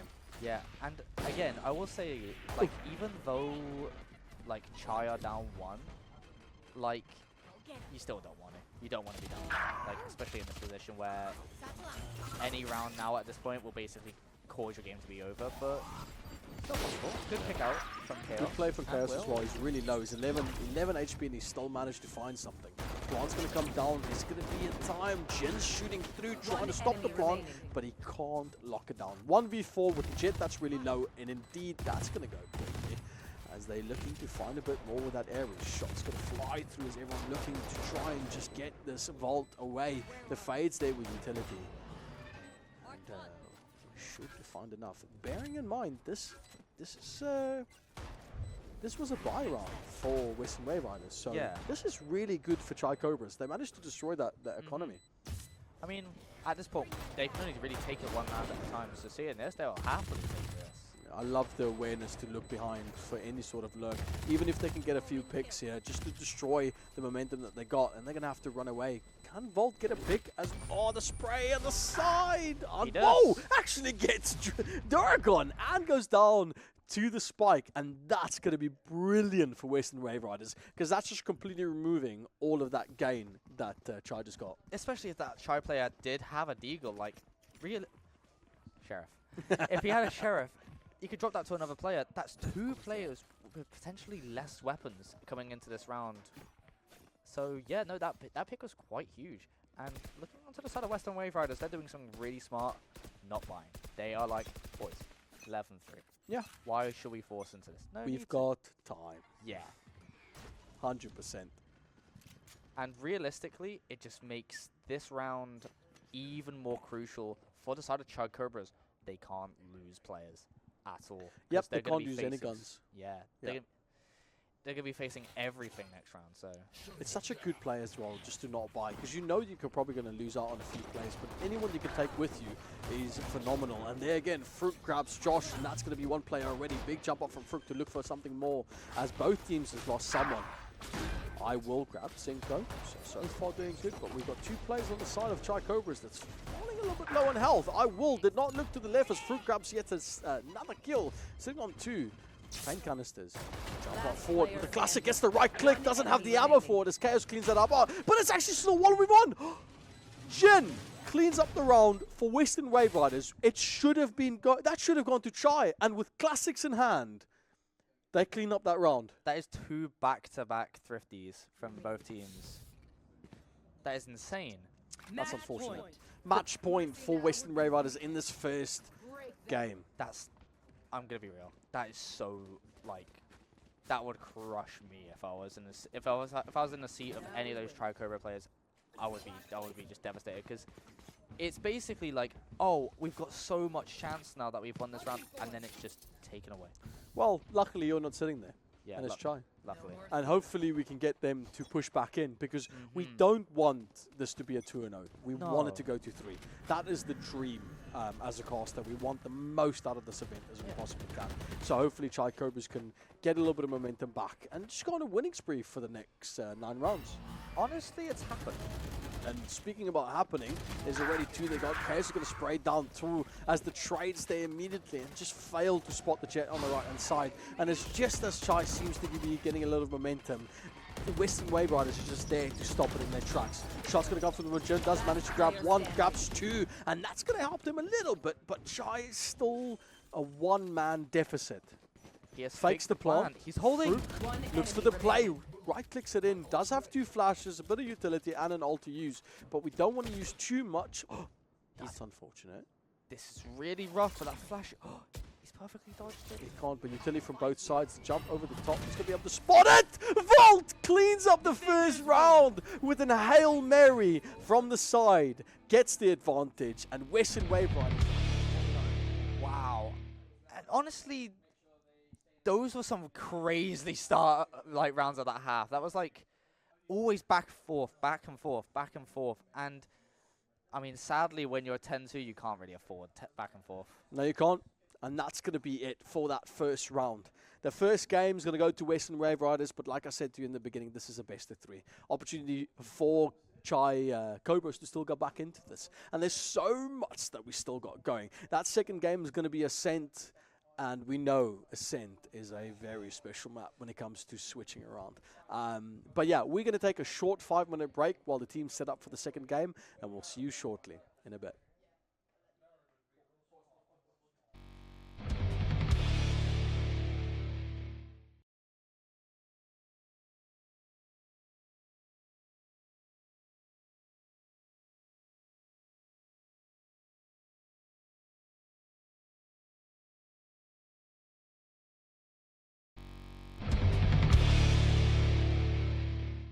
Welcome back, ladies and gentlemen. We are into game 2. My name is Shaky, and your name is? Yeah, my name is Mace. Yeah, my bad. We rehearsed that as well. It's crazy. It's fine, though. My name is Shaky. This is Mate. We're back for the game 2. And excited to be here as well. Big event. I know if you're just tuning in now, this is the lower bracket final. After this, we have a little break, and then we're going to go. If this goes to game 3, we've got another game after this. If it doesn't, we're going to take a quick break, and then we go into the grand finals. Massive, massive, massive time.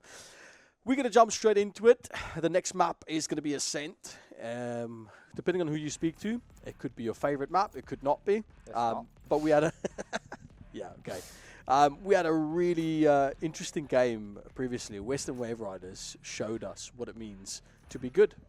Yeah, no, it's really hard to say like how or if that tech pause like did solve anything or did really affected their mentals in any way. I don't really think it did, because obviously it happened at the half point time. It was just more of like a longer break between halves. I really just hope to see Chai basically come into this game with the mindset of, this is our first game, boys. We haven't played Valorant today. You know, first game on, let's run it. Yeah, let's run it indeed. Yeah. Speaking of that, brilliant intro. Let's watch it.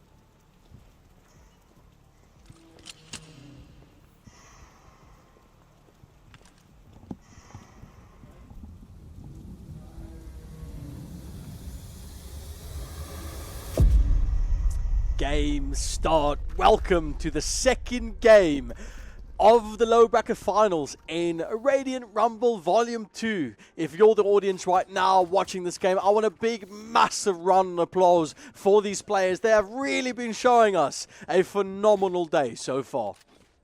Yeah, I can hear you guys. I can hear you guys. There we go. Mate, are you excited for this? I'm so excited because earlier we saw Ascent was a very, very contentious map, and I hope it's the same here. Here's the thing. I don't really like playing Ascent. I love watching Ascent. Why? It's so tactical. You have to be so cerebral with how you think around this map because it's so hard to push everywhere. But if you have coordination, it's your playground. Definitely. The coordination is the main name of the game. Yeah. Actually, Valorant. Okay, Fruit and Chaos, both Jets helping each other out there. Insu gets taken down. A few shots go down as one will cleans up, and there's a lot of kills going on this pistol round. Finding a few for themselves as Durgan picks out Jin. Now trying to... They actually got Spike on site. A few shots. Actually, Waylay had had some armor, so took a few shots to the dome in the body. Last Big player push from the standing. side. Duragon picks off Zinko as Extreme Pants might have overpeaked, and a really, really good round for Chai Cobras. Yeah, no, it's really good to see them, you know, not being too affected, it seems, from the previous map. They took so much confidence down main. They had what? They had so much util coming after them, and they just didn't care. They just started walking in, just bossed everyone around, and just took sight, got plant down. As simple as that. It's placed around. One thing I have realized is that One Wall played Reyna last game and switched it up for an Omen. Sorry, One Wall played Omen last game and switched it up for Reyna. Very aggressive Chaos. Very aggressive. He's going to pay with his life for that one. Maybe the two Zeds. Oh, he's so low from the wall bangs. Oh, the shot. I mean, the flash was a bit too much. Couldn't do much. Duragon managed to grab two as they again going for that spike plant. One Wall grabs another on Zinko, and it's just a bit too much for Weston Waveriders to hold down. Oh, this is Did we have a sub, or was there some sort of motivational chat that happened? This is a rejuvenated Chai Cobras from what it seems. I know it's only the first 2 rounds, but it doesn't matter. I like it. Keep the momentum going. They look completely different. They look like I wonder if the coach, pulled them aside to one of the rooms here and said to them, "Look, I'm going to show you a quick 5-minute video of motivation, and it's like, this really nice toned music, something about American football and English football and how the underdog can always be at the top, and you can just see this rejuvenated team and the aggression. It's just a straight out the side, pushing B again, up drop. Jin does manage to grab one, Zinko grabs another, Jin grabs Uxie, but the trades there immediately. One Wall, Fruk, KO goes down. One enemy remaining. And that's going to be it. Before my words even were called, we get Weston Waveriders kind of saying to Shaky, bro, we can hear you, stop talking. I see you smiling. I see you smiling. You can hear me. I know you can. Stop it. Well, I will say, obviously they're going to probably lose that round. It's the bonus, but looking at it, they still seem to be going in and attacking this B site with some form of plan on the side of Chai. It's not even like they're going in just with more confidence. They seem to be going in with a game plan. I think maybe they just weren't too ready for Sunset. It seems like they are running defaults, if I'm being completely honest with you. Doesn't care about defaults. No, they don't. Good trade either side, but Extreme Pants there on Waylay. First time we're seeing Waylay as well. Finally, I just didn't realize that. Wait, mate. We haven't even realized what their team is running. Yeah. One enemy remaining. It's 5 duelists. We haven't spoken about that, have we? How have we missed that? That was our job. That was you're the analyst. That's your job. Yeah, that's fair. Oh, but you're talking about crazy. One Wall's gonna go crazy. What? Hold on a minute. What was that flick? One Wall. Beautiful. 1v1. They got Spike available. Gonna make the noise with the audio stepping up forward. The smoke's gonna come through. The spray down the smoke. One Wall. Okay, respect. You know what? That was so clean. I can't wait for the people clipping this tournament afterwards to give us that shot on the jet. It was just crisp. Amazing. Especially considering, these players will be more used to doing more horizontal flicks, not vertical. You know, game is still basically a tag shooter. I can't believe we got a 5 duelist lineup. But I feel like this might be absolutely awful. It's like one of those things where maybe you're too confident. I think on defense, yes. Yes. On attack though, we work. might have an interesting game. Waylay on defense is going to go immediately in, draft themselves back, reset so much. But look at this, Josh and Duragon just cleaning up the back line. That Waylay was basically a glorified Sober drone. Yeah. Come and get info, get out. See Jin on ISO. He's got that ult up. Can we see the 1v1? He's got Mandel in hand, looking for a few shots. Does get the clean. Gets that little bit of excess one-shot armor. One Wall holding the corner. Disgusting. Gonna go for the spray, but Uxie is a bit better on that one, and that takes us to a 4-1 on the side for Chai Cobras. Yeah, I will say Ascent, I still believe, is a heavily defender-sided map, so trying to kind of then make your attack more, easier for yourself, I guess, with this 5 duelist composition could be good if you can still keep that defender-sided, advantage. And I'm not really seeing too much out of these $5 being able to really take up somewhere, because they kind of just get information, get out, and don't try and capitalize on it, because they don't really have too much to go off of apart from just duelist info. No, they don't. They have to. Ooh, one ball. One ball gets another on Vault. Extreme Bounce at least going to be able to get that sheriff. It is a safe round for Weston Waveriders. Pushing through tree. They get the blinds. It's not going to be enough. Extreme Bounce gets a good shot with the sheriff. It's up to them whether or not they want to push that a bit more. Could they find something else? Josh with the plant. Here's the thing as well about this map. Post plant is so strong. So when you have the ability to almost get onto site and get out, whilst having, like, let's say a Cypher just set up that, like, a aggressive trip, as you can see Kai has done. What a dink. Oh my goodness gracious me. Uzi. That's what I would say. There's so much for them. Spread on the side. Fruit grabs one. Slowly trying to chip away. Cypher trap. Almost invisible. As Uzi just needs to watch. Uzi actually, that could be phenomenal for them here. Jin looking at some sort of collab, but not going to be able to clean up anything. And I mean, it's kind of what you say. Weston Waveriders needs to try and find as many rounds as they possibly can. Yeah, do you know what? If I'm being completely honest, if I was on a 5 duelist composition, which you get a lot in Immortal because everyone's got an ego, run it down mid. Why not? Even if you're on defense, because if you can get into mid, become attackers. If they get onto site, just become attackers. Start attacking, start winning. Yep. Yeah, it's quite. We saw Waylay trying to push up on A side, try and go through main, and even though like it was a glorified Sova drone, so they have to make sure that they're making those right decisions. But the aggression's going to be immediately there. I think Chai Cobras know that they've got a bit of an advantage here. Yeah. Which is why they're not really trying to overpeak too much. However, it does seem like Weston Waveriders are having an advantage in this round. Even with the Clove ultimate coming out, it is a 4v2.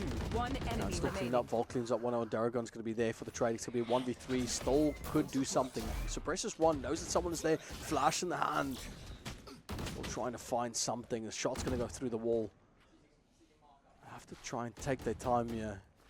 And it's so precious for them to make sure they're making the right decisions in this situation. And even the KO ulti won't really help too much because you're against duelists that have already limited utility, and you won't be able to get revived because you've got no more teammates on the side of that. Yeah, so there's no point really popping ult, can you? No. So he's basically just got to out-aim 3 duelists. Basically, indeed. And it's all going to come down to time. Slowly, Vault. Both teams looking for a bit of leeway. One goes down, Extreme Bounce grabs one. That information. Presence detected. That's good information. Vault. 30 seconds left. Daragon knows that Vault's there. All he needs to know is just to line up that crosshair. Finds one. Information game this is. He's faked going back. This is decent, but that comes good. That's going to land. Gets to Yoru. But now it's like needs to 15 play the seconds time. left. It's got the nade. All he needs to do is try to either push or get the spike, but I don't think time is going to be on his side. Has 5 seconds left, 2 health. All he has, but unfortunately, it's not going to be able to realize for him. Especially when both players are so low, it's basically just a case of, you know, if you've taken that long to try and save that round, I mean, 1v3, you've taken it to 1v1, you've taken guns, at least. And honestly, if I'm up in by 3 rounds, I'll happily take the guns off the weaker team. Yeah, definitely. Let's see it. Another slow... Yeah, I got KO dot. They got KO dot to play. I mean, economy-wise, what am I saying? Economy-wise, they can't play something here. Dot's not going to connect on anyone. It's just going to push forward. KO ult as well. That's going to get them off site. So this should be enough. But we have 2 flanks coming from behind as Yoru and Reyna is going to go for this play. Shorty is going to come through as well. Gets the kill on Uxie, and that's going to be a lot of utility. That's going to stop that push from the back. Cinco grabs another, grabs a third as well. Could get a 4K spray down the side, but Fruit glided over the top to get that final kill, and that's going to bring Weston Waveriders back into reach to try and take advantage of this game again. Yeah, that's how you play 5 duelists on Ascent. You just start running it. You see your players, I'm shooting them. Might as well. Throw my util at them. What's the worst that can happen? Hey, flawless round out of Weston Waveriders. I guess Chai Cobras their Hail Mary to stop any sort of push is the Cypher. So when Cypher goes down, that makes it a little bit more difficult for them to lock down any sort of flank from behind. Especially in a situation where it's the only piece of utility that will even allow you to take the site, like hold the site because of an extra trip. It's really hard, even if you get bombed down. But again, that's the thing about Ascent. It's that mid control that's so important. Look at Jin just shooting through the wall. Vault grabs on in Chaos. That's going to be really good already. One down. Cobras just needs to try and play guys Zinko. Look at this Duragon just spraying and running, but Farouk is going to play the patience game and just keep peeking around the side. Uxie does grab one. 1v3, we've seen them do it. Yeah, honestly, especially considering the agents that he's up against. I mean, every single 1v3 is going to be hard when you're up against 3 duelists, but it's unlucky. That's tough. And another good round going towards Weston Waveriders. If I was Chai right now, I'd call a timeout. Yeah, I would just start talking, like, be like, you know, we listened rounds to $5, boys. Honestly, from my opinion, take it slower. Like, you're against players that are going to be attempting to, even on defense, trying to play fast. Just take it even slower. Why not? You can control the pace. You can to some extent, but I think. And we've all gone against a team with all duelist, and we've all seen it happen. And the main thing that makes it work is the aggression. Yeah. And it's really difficult, even though you might smoke off, like they might smoke off that main, to stop that push. But if Waylay Jet pushes forward, and Yoru, there's not a lot you can do. Like it's really difficult. You have to try and flash. You have to try and push. If you get the pick, obviously that's phenomenal. You get that information. You get that advantage. But if you don't, and they trade you, you're in trouble. Yeah. Also, as we're going into a tech pause, apparently someone's microphone has stopped working. Ah.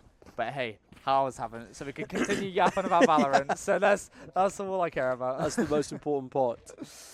As the day goes on, you know, we always get a little bit of tech pause here and there. It happens.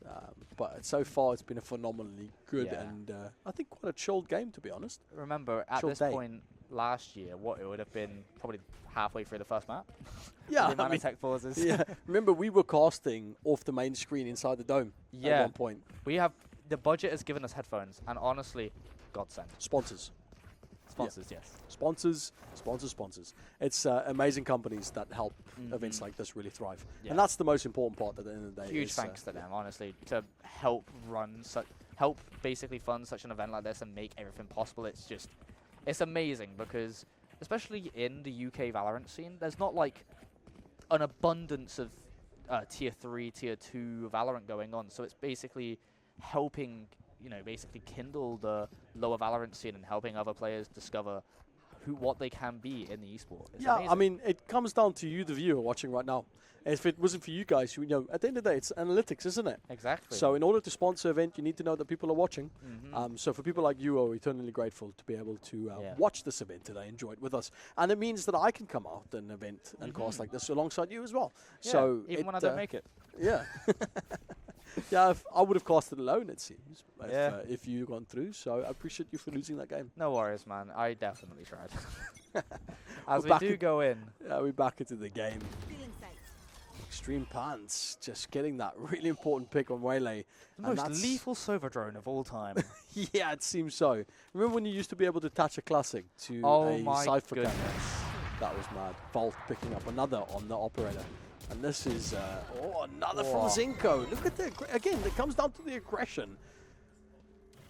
Yeah, no, you're going to be seeing a lot more of these just early aggressive pushes out on the defender side, I feel. It's really what they're probably best at, just becoming attackers for like a brief second, and then once they got their advantage, let's just show, guys. I'm chilling. Duragon looking for the shots. Ooh, oh my whiffy. word, a little bit of a whiff. Oh! Just in time to get the Zinko, but Jin was there to help on the teammate. And that's going to make yet another round towards Weston Waveriders. And what we thought was a good start for Chai Cobras, it seems to be slipping. I will say, though, I hate saying this, Ascent's bringing out some pretty good games. Yeah. It's bringing out some pretty close ones. They are. I can't... Okay, honest with me.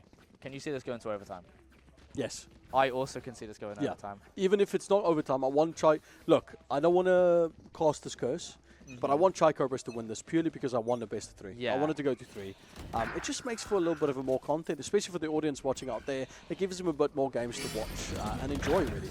But as we go straight into the game, it's a lot happening here as a few picks going to go through, and it looks like Cobras might be listening to us. They've managed to already grab 3, and they've got that neural theft. Give him the information about where those 2 duelists are. So know where Extreme Pants is and know where Jet is. Now they just have to make sure they can convert that information into some kills. Now we've seen many 2v4s, 1v3s, 1v4s in this tournament before. Will this follow the trend? Uzi with a good cage to stop them, but Extreme Pants is a bit better through the smoke. Does grab a kill.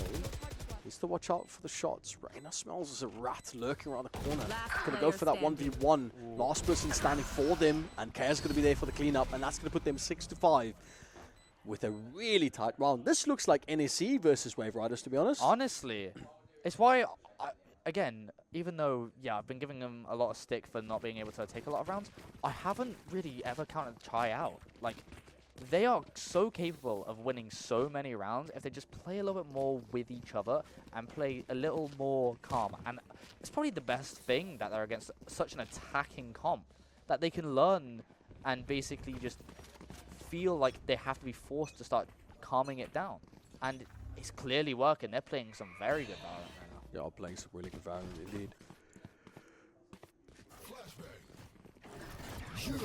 Flash over top. Chaos going to pop ult. Another flash ready for the team to push up. They need to watch out. A lot of players are actually rotating back onto the side, so they might have an opportunity to plant before anyone can really contest them on side here.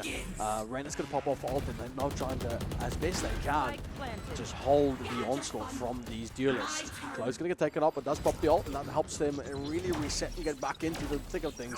With the 3 left, ISO couldn't find anyone with the ult. Misses out on that opportunity. Extreme Pans clears it up on Josh, while Jin finds Chaos, but Dragon and Iwol's there to clean it up quickly, with Jin still left. 3 players on the other side. This is the last round for this half of the game. And honestly, the time's running out. This is almost fruitless. I'm going to be real. Play for KD, my friend. Yeah, I mean, it could be good if they find something. Yeah, that shield's going to get broken up. 45 left. Going to try and at least spray a little bit. Gets the kill on I Will, but that's going to be it. Yeah.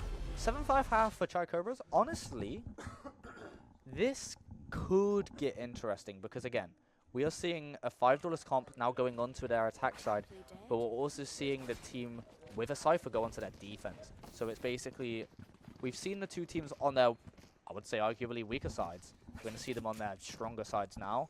Let's see if it's more of like a yin and yang when they start cancelling each other out.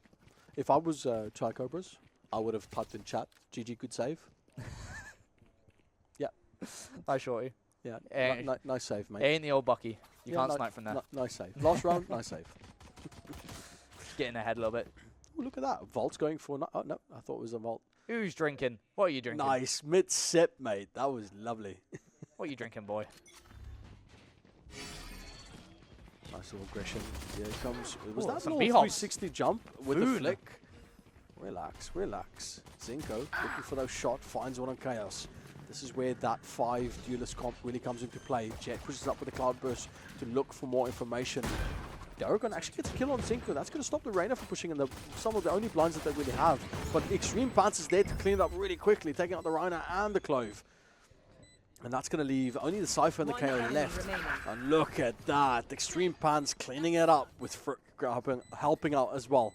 And the first round's going to go to Weston Waveriders. Yeah, I think they probably just kind of thought that the Cypher would maybe default over to B, which they did. So they was just like, hey, let's run it fast. Might as well. Pissed around, you know. Yeah. But it's crazy though how much ease of access they have onto the site, considering their team does not have any smoke agents.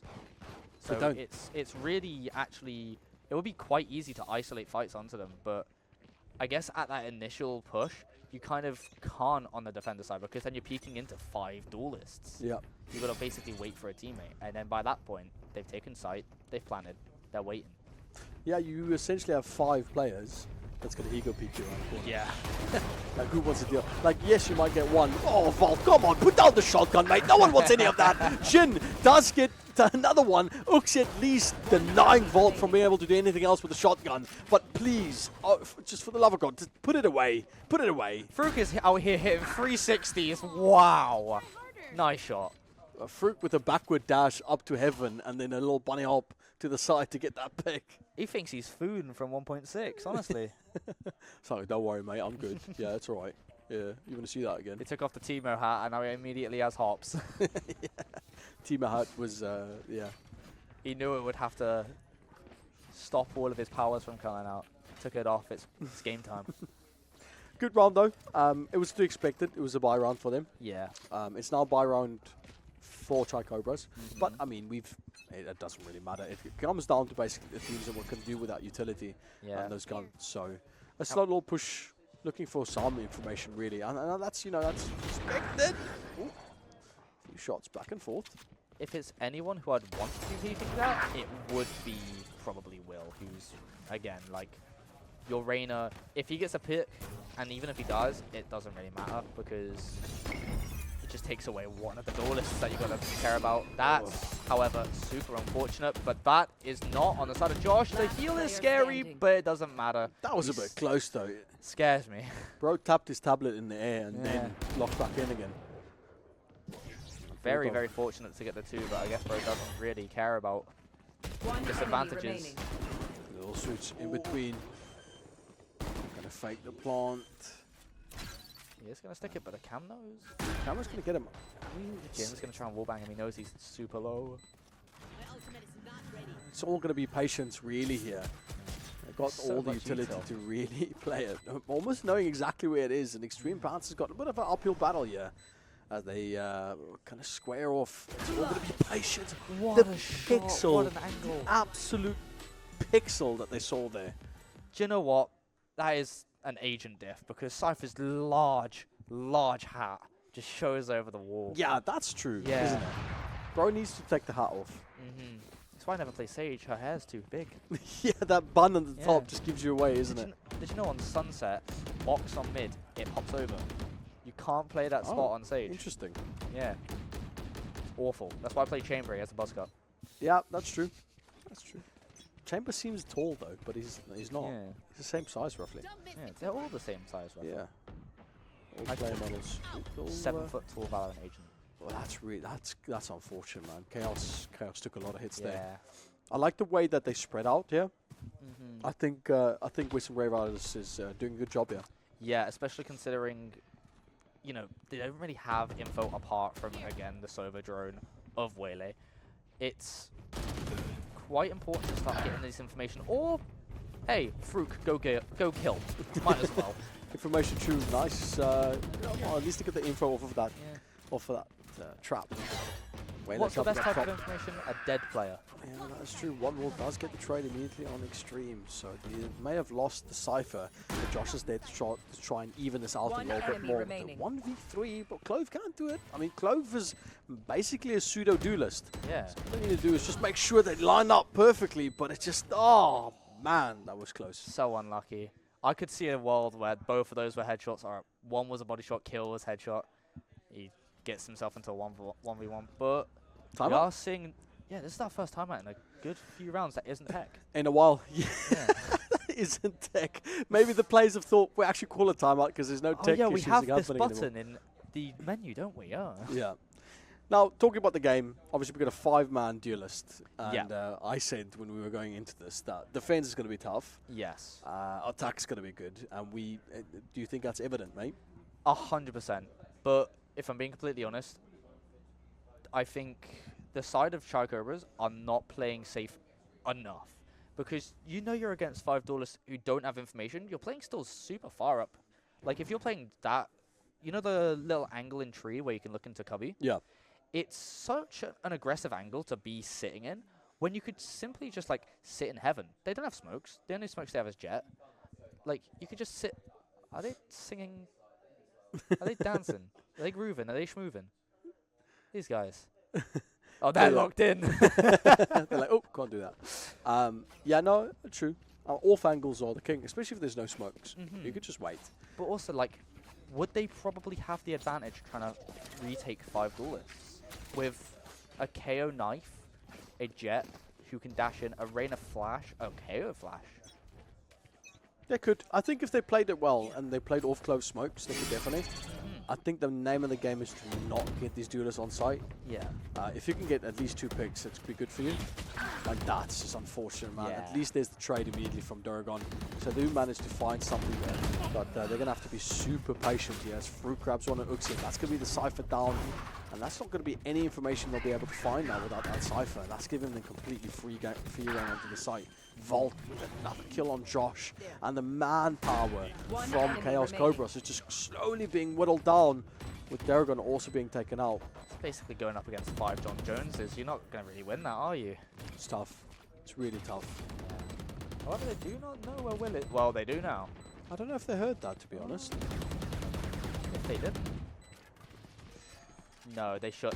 I feel like they might have. Nice. No shot. Whoa! Ooh. Grabs 2! Oh, if they just grabbed the orb there, healed up and repicked, that would have been phenomenal. I don't even think we've been really saying it too much. Will is actually having a heater of a game. Will is.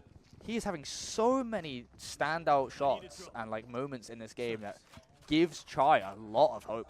And honestly, again, it's not really, you know, the most losable thing. You just got to have maybe 1 or 2 defense rounds and then you're back in it so much with so much momentum. With 10 and 7, a lot of opportunities. Oh, 100%. A lot. I mean, look at that, right? They still have Vandals. They got a little bit, you know, a good opportunity to still play with the economy. You might hate this. ISO grabs 1. Can they make it work? Chaos actually gets 1 on chin. That's going to be good for them. Whittles him down. Fruit does come up with the Detroit and helps to try and reset and grabs another. And just as quickly as Chaos gets the advantage, Fruit comes out and gets 3. Looks for the knife, gets a 4th. Can we see another ace? Knife in out. The same series. Opportunity for the knives. Just gonna. Oh no! Somebody grab him an ice pack. Oh, that's unfortunate. The opportunity, the moment was too big. Leaves Extreme Pants to clutch it up. Looks for the kill, but Josh comes through with a big clutch for the team. That's actually so huge onto the side of Chai Cobras. That is like, you've just fought against the raid boss of Fruit, and you've slain him. Oh, man. Josh with the 3K cleaning up the ace away as well. Yeah. That's good, man. That's what we need in a game like this. We need him to come back. This is where my question becomes, when you start having like so many duelists on the same team, right, and they all are trying to basically go out their way to start frying, is there too many cooks in the kitchen when it gets to a certain point? Because it could get to a point where like maybe their team just starts overpeaking maybe a little bit too much. But so far they haven't reached that point. That's 2 of them. It looks like they just gave him some sight, to be honest. Like, immediately gets ISO. ISO's going to go down. Clover's going to be taken out. They're popping off. Look at this. Chai Cobra's really getting the momentum here. Fruit gets 1 wall, gets another 3K, looking for the knives, but Josh from behind again. Josh coming in clutch. He's activated. That's 2 back-to-back 3Ks that have won his team the round. He actually died at the top of heaven after getting traded out, but he has his ultimate. He knows he can die there. And he got the Yoru out after he came out of his ult. Just completely just flatlined him. Yeah, and this is what it's all about. This is what Radiant Rumble is. Yeah. Even though you think a team is going to be down, there's still opportunity to push back, and that's what makes it entertaining. This Chai Cobras team has faced so much adversity over this entire tournament. But, hey, they're still fighting. Even if it's for the consolation 3rd, 4th, they want to prove themselves. They want to make sure that everyone knows, hey, we're Chai Cobras. We may have a lot of things that, you know, might go wrong in some games. No. Like, every team realistically does. Yeah, but they are like, but we don't care because we're Chai Cobras.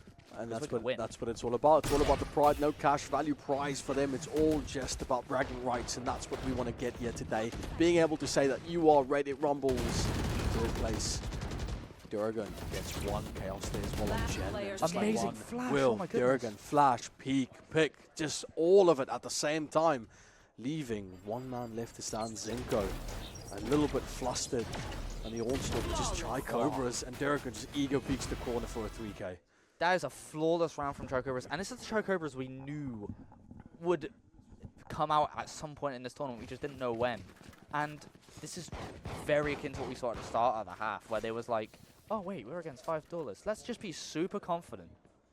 And it's working out so well for them. It is. It is. They're doing so well. We shouldn't say too much. We don't want to give them the Caster's Curse. Both these teams looking really strong still. Yeah. I think Weston Waveriders has an opportunity to still end off the series with a 2-0. And Shy Cobras can get us back into a 1-1, so we can take it to a third game. Hopefully. Hopefully. I mean, I'm not choosing a team, but in terms of entertainment value, I would love a third map. I'd love a third map. In terms of competitive integrity, I really just hope that the end of this map is a good one. A little bit of a slower movement. Yeah, straight dash up to side. Farouk looking for the opportunity. Waylay's there as well to clean it up, but look at Farouk. Extreme Pants does take it up. Chaos is there for the trade. That was big from Western Waveriders, but they fumbled a little bit towards the end, but a good shot nonetheless. Volt with the patience, waiting for them to turn around before they pull the trigger. Execution. Execution indeed. 2 and 3. Slowly time ticking away. 50 seconds on the clock. Still enough time to get the plant, or just completely wipe it out. And instead, they're going to opt for the plant. One enemy setup. remaining. They're all just in a way to catch any people behind. With Josh, he's aware, but Zinko is just cold. That was just nasty. That was beautiful. Just a small little micro adjustment to, again, vertically flick like that. I mean, it looks super simple, but hey, that's hard. Yeah, especially just one shot. Yeah. If you were to watch me in a replay, I always hit them in the head, but it takes me about 5 shots first. I usually hit them in the head, but only weirdly when I'm on the map of the range. Yeah. Yeah, the one that the principal was playing in. Yeah. Yeah, that one. Yeah, I know what you're talking about. That's my favorite map as well. When I start really depressing, he might have a higher headshot rate than me. Probably. I have a 15% headshot rate in comp. Yeah, well, sometimes you've got to commit and just spray him down. Yeah. Speaking about committing, Izzy is ready for any sort of push. Looking for it. Ooh, actually, go for the side. Josh is there to help out his teammate. This is what I'm talking about. The competitiveness of the team is there. Bolts with the judge. It's going to make me angry, but it's alright. It's going to switch over to the sheriff, so it's fine. I'll forgive you for this, but there you go. Karma is what happens when you pull out that shotgun. Jin, last man for his team, needs to play it, gets the flick, gets the shot, but unfortunately Durgan is there to clean it up, and that takes us to 11-11. These teams are pulling out all the stops at the end of this descent map. This is so good from both teams. They've both just been getting increasingly better over the entire map. Their macro plays, their micro plays, they're just improving. Yeah. The way they're using their util to try and play off of each other. When Cypher was just waiting in heaven off of his own trip to maybe get a wallbang, his teammate killed the player trying to jump up into heaven. And that's the best thing about best of 3. Get out of my way! Is that you have this opportunity to get back into the game. 11-11. Who would have thought? Yeah. Josh. Durban goes down to the knives. Chaos goes up forward, takes the aggressor side. Looks for another. Can't get much. Barely gets up with his life. Has to break away from that corner, but they do smell a rat. A snake in the grass. That's going to grab him. Maybe not. Maybe. I don't think so. Still trying to play time here. It's you and me. It's going to be alt. Going to be able to pick up that jet. As they now both have to look. But the shot from Jin's going to grab Chaos. And that's pretty quick. He didn't hit even the with double tap. Yeah, even with the armor, it's really difficult for them to focus on that. 3v4. Slowly trying to push onto side one wall. He knows that there might be someone there. Blinds around the corner. Judge in the hand of friction. Doing that. He's got one. Get two actually. 3k. Right, quickly, Jin cleans up Uxie as we get 12-1 match point. Was that 2 people with 1 judge shot? I don't talk about it. I honestly, the less I see, the better. The amount of collateral shots that we've seen in this tournament. I don't want to give it any more any more attention. I'm not talking about the shotgun. Leave it, please. Well, bear in mind, if this does go to map 3, it's split. It's what? It's split. It is split, indeed. And we haven't seen split in a while. Split? No, don't say it. See a lot of shotguns. I don't care. I don't care. Well, if it makes you feel any better, the last round of regulation, there is no shotguns in play. But there is two teams that really want to fight for their tournament lives. And talking about fighting, look at this immediate aggression off the front. They could get the trade from KL, but easily Jets there to clean it up as well. They've got 4 pushing towards side. They're going to try and lock it down as much as they can to get the spike down as well. But Volt's there up at the top to get the clean up. The flash coming around the corner. This could be it. 12 and 11. They've got the final match point in hand. All they have to do is focus, lock in. Chai Cobras also need to try and get back. One man standing between 3rd place and 4th. He's going to get the spray down on Fruk. Slowly, 1v2, we've seen it happen. He's got it. No utility to use. Gonna go for the spray. Zinko's there. He gets it. It is a 1v1. 3k easily for Uxie. The pressure is up high as the spike starts to tick away. ISO versus Cypher. Heart pounding. There's no time. Yeah, can't. Maybe. The spike's going to start going down. He picks around the corner. Does he get the spray? He's going to go for the defuse. Is there enough time? There's no time. It goes down. Ladies and gentlemen, Weston Waveriders are your Radiant Rumble 3rd place and lower bracket finals. Jeez. Oh, what a game. What a good second map. I almost said 3rd map then. Can we please, before we say anything, everyone in the crowd, please, massive round of applause to both those teams, giving us an absolute brilliant 2 games. We wanted it to go to 3. We wanted the whole series to be massive. But at the end of the day, there needs to be a winner. And big round of applause to both teams. Honestly, I'm almost more satisfied at such a good second map.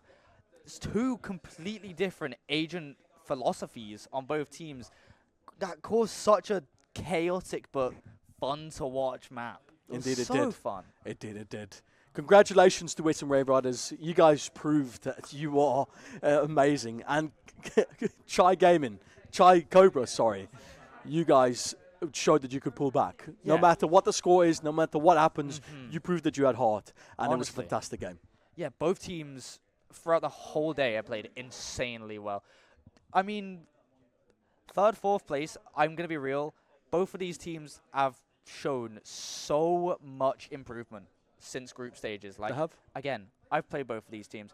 If you put me on any of those teams, I'm dropping 1 kill, maybe 2. And it's purely because both of these teams, no matter what, have just shown that they can play so well together. This month, you can tell the insane improvement. Indeed so. On that note, that is it for the lower bracket final. Thank you so much for everyone watching in today. Please don't go anywhere, though, because the main final is around the corner. We're going to have a few interviews, take a quick break, set ourselves up. I need to go get some honey for my throat and really set ourselves before going to the finals and see the 2 juggernauts, NSE versus T6, compete against each other. We'll see you guys shortly in a minute.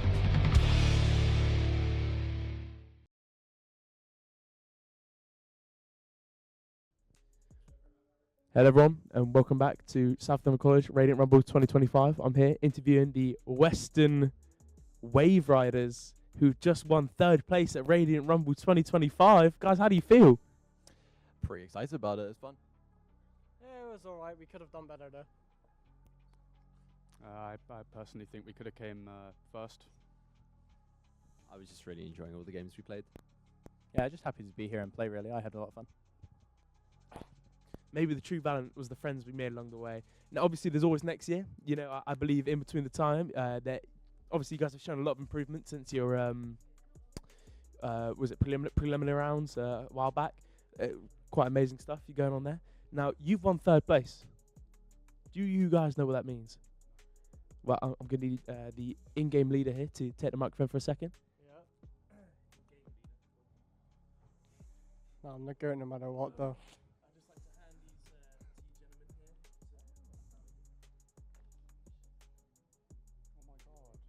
Oh, he's handing us goodies, guys. This will be getting on your fridges. We get souvenirs.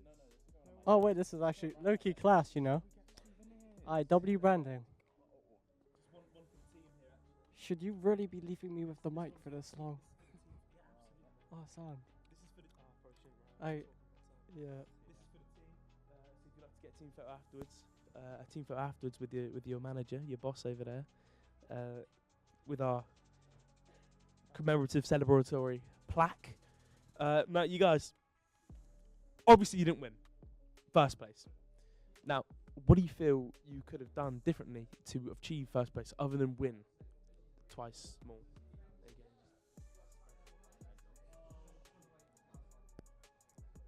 I reckon if the first map was a BO3, we would have just won. No, just best of 3. If we weren't playing a best of 1 the first game, we started a best of 3 instantly, we would have won.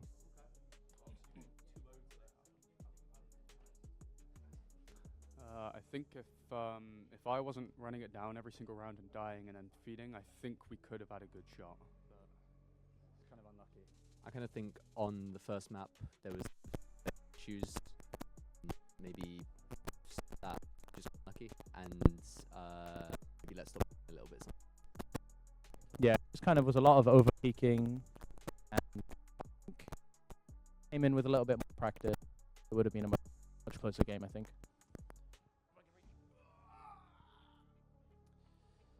I do just got to say I agree with all of them partially on that point. There was a lot of over peaking, there's a lot of peaking bans, and a few communication issues, and we could have called them out, but we didn't call any. You've offended your team by saying you needed a timeout. Or these gentlemen didn't need it.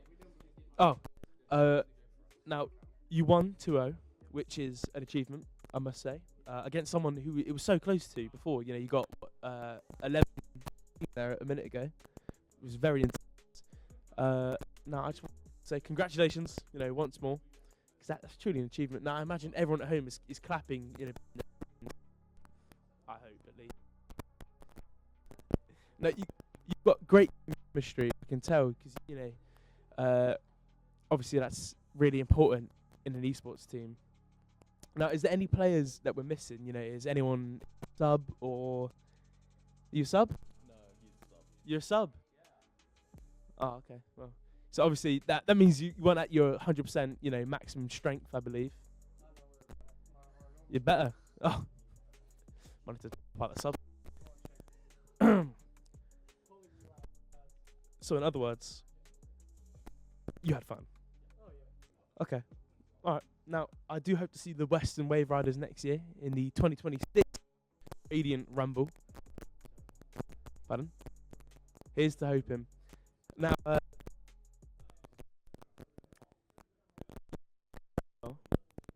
I'd just like to congratulate you one more time before we finish here. You got Nothing much. It was fun playing. I enjoyed playing the teams. And you guys? We'll win next time if we're here. Okay, guys. Thank you guys a lot. I think I enjoyed the actual arena because I could be very, very loud without actually having any consequences. I'm quite a loud man. Yeah, I just really enjoyed it. Playing together was really fun here, and the competition felt great. Yeah, getting to sub in felt really good. I'm happy that I got to come down and play. I had a lot of fun. I know you're all lying. I know it's all you need to play up for the cameras today. All right, guys, we're done here today. Thank you, guys. I was I'll maybe the guy in the middle out.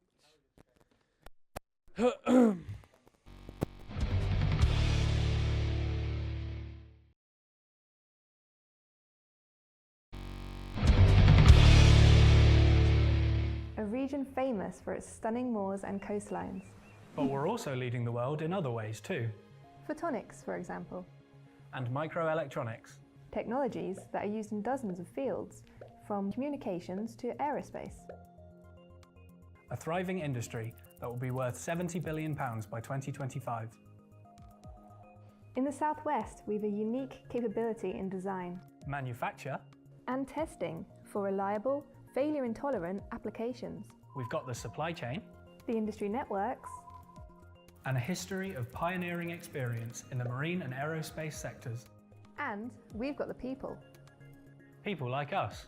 3,000 specialists, currently employed in 175 companies. With another 3,000 students on relevant courses in our world-class universities and colleges. And we've got places like this. A purpose-built facility with a prototyping suite. And millions of pounds worth of equipment available to tenants. So we don't think there's a better place in the world for a photonics business. So why not come and join us?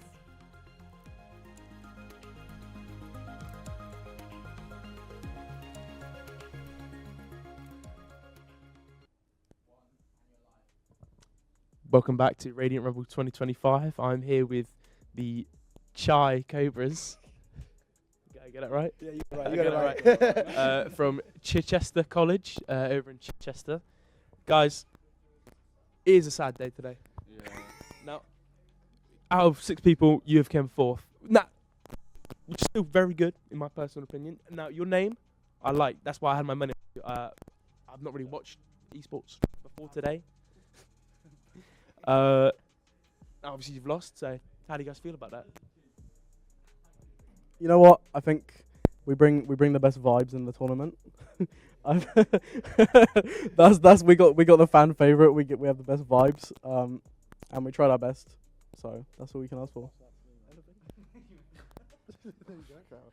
I mean, takeaway thing is that we've all got some practice. You know, played well together. Experience, first LAN tournament for Valorant. So you know, there's only tips to take away.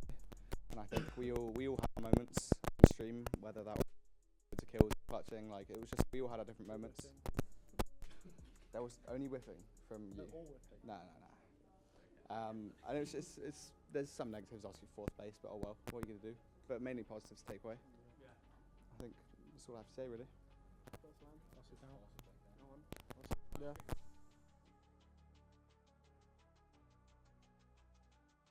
Paignton College as well. I've been on it more than these guys, but it's literally the first time we've ever won. So even though the game was pretty close, so I'm happy with that. I'm happy with that result. That was very. How you feeling about that last game? I mean, pretty good. I'm feeling pretty good. I actually had music in my ear that time, so I didn't dissociate. Music in the ear, does that help you focus? Yeah, just having random moments where there's nothing just causes me to lose focus. Okay, alright, well, is there anything you guys felt you could have done differently? I'm just, you know, because I'm talking to all of you here, so I want to make sure you all know that. Anything you feel like you could have done differently, something you could have improved on to, you know, maybe improve on later on in the future to help you win? Yeah, I think it's working as a team a bit more to improve along that point.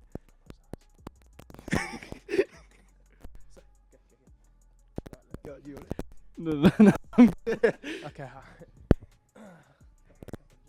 Yeah, I think our team's been quite unreliable. Turned up to training, so a bit more practice, a bit more team play. Because in our tournament before, we were sort of playing it like it was ranked a lot, and I think we still brought that into this one. But it was a bit more fun, and we got to play on the stage and stuff. So it's a good experience. Oh yeah. I mean, yeah. Obviously, he's looked at me to say that I'm unreliable, but you know, it all comes down to a few people. I think, yeah. I mean, everything's been said. It's mainly just team play. Everyone that we've played against today have very obviously played together a lot in different scrims, things like that. You know. And I think it was just all down to playing together and knowing what each other do. Just being coordinated. I think it's it. Yeah, exactly. I mean, yeah, like when we are together, we don't really play Valorant, to be honest. We kind of talk like we don't really play Valorant, so. And obviously these other teams definitely have played Valorant a lot together, so. Yeah. Well, thank you guys. The Chai Cobras. Anyone I've seen with an animal in their name? Well, more like an animal, more like a beast in the name. Alright, guys, thank you for being here today at the South Devon College 2025 Radiant Rumble with the Chai. Alright, well, thank you guys for being here. You know, shake your hand as they swap it over to another broadcast. It's fine, I was in the toilet.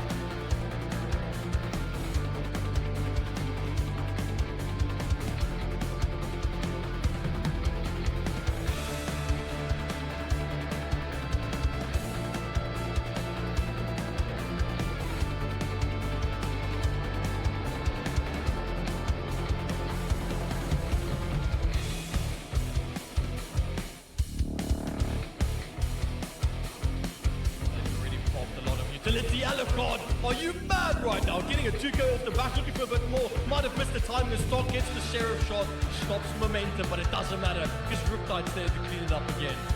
Oh my, Alucard just locking down these sides. Such an anthem. Yes, that's all on the side. Flies in. Absolutely crazy. Does give him the input that they need though. The shotgun as well coming through. Benki taking their time. Here comes the fly from Aurora. Just doesn't care.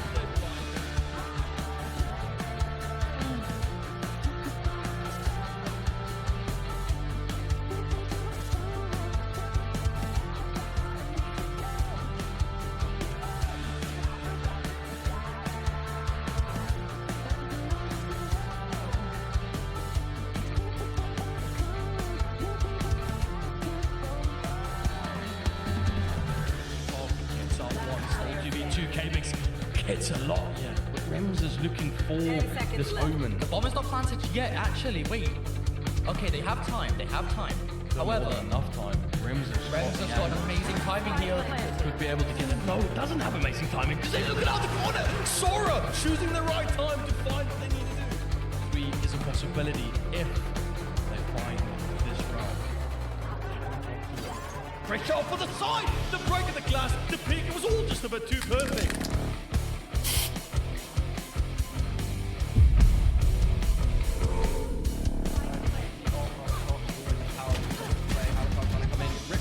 With the knives, taking out 2 of them, taking out 3. Are they going to get the ace? Misses the last few knives. Are they going to be able to finish it off? Going for the ace, knows where they are. Gets the ace.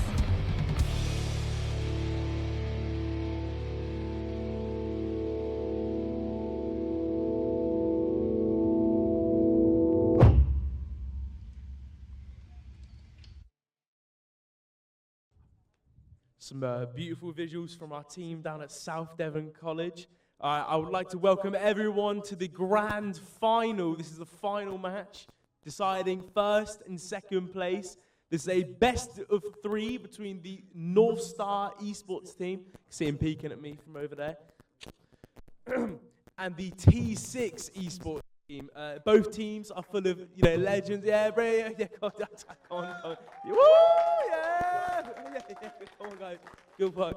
Both teams are full of legends, like Lewis, Team on Zero, Luger, T6 Guna, all the best, all the best in the scene. Now, this is going to be tense. It's going to be 2 hours, best of 3. I'm hoping for a close match. I'm hoping for no foul play. I'm looking at you guys. A lot of familiar faces in the crowd. Cobras. Oh, yeah, I was expecting a clap. Weston Waveriders. No? Oh, T6 subs. My fault, guys. My fault. Damn. Well, I believe that is it. If the teams would like to come in and get ready. Thanks, guys. Clap or anything.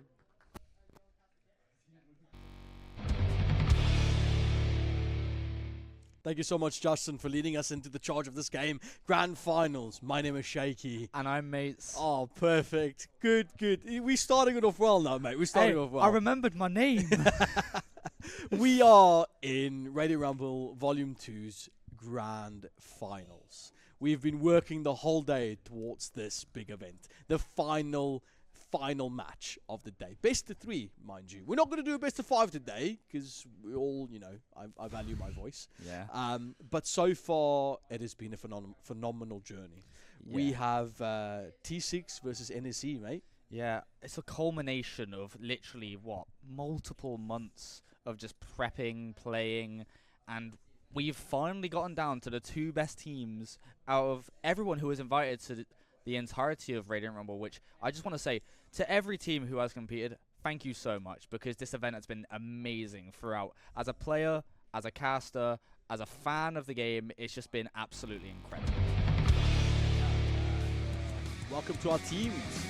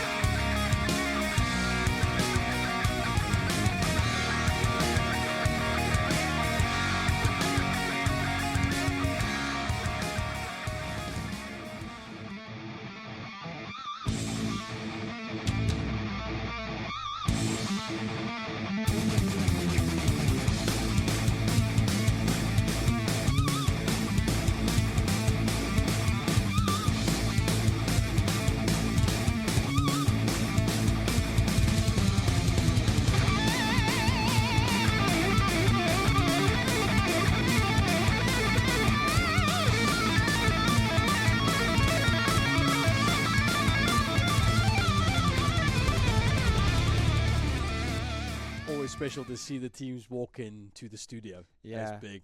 Especially hearing such a reaction from the crowd. Honestly, that was amazing. Hearing it from here, that was great. For those of you guys tuning in now for the first time, we've had a crazy day. Yeah. 2 best of ones, 1 final low bracket finals. It's been a very, very eventful day, and we've seen some crazy clutches. I'm so happy my voice has recovered after the previous game we've seen. But yeah, we are in the grand finals. Big event.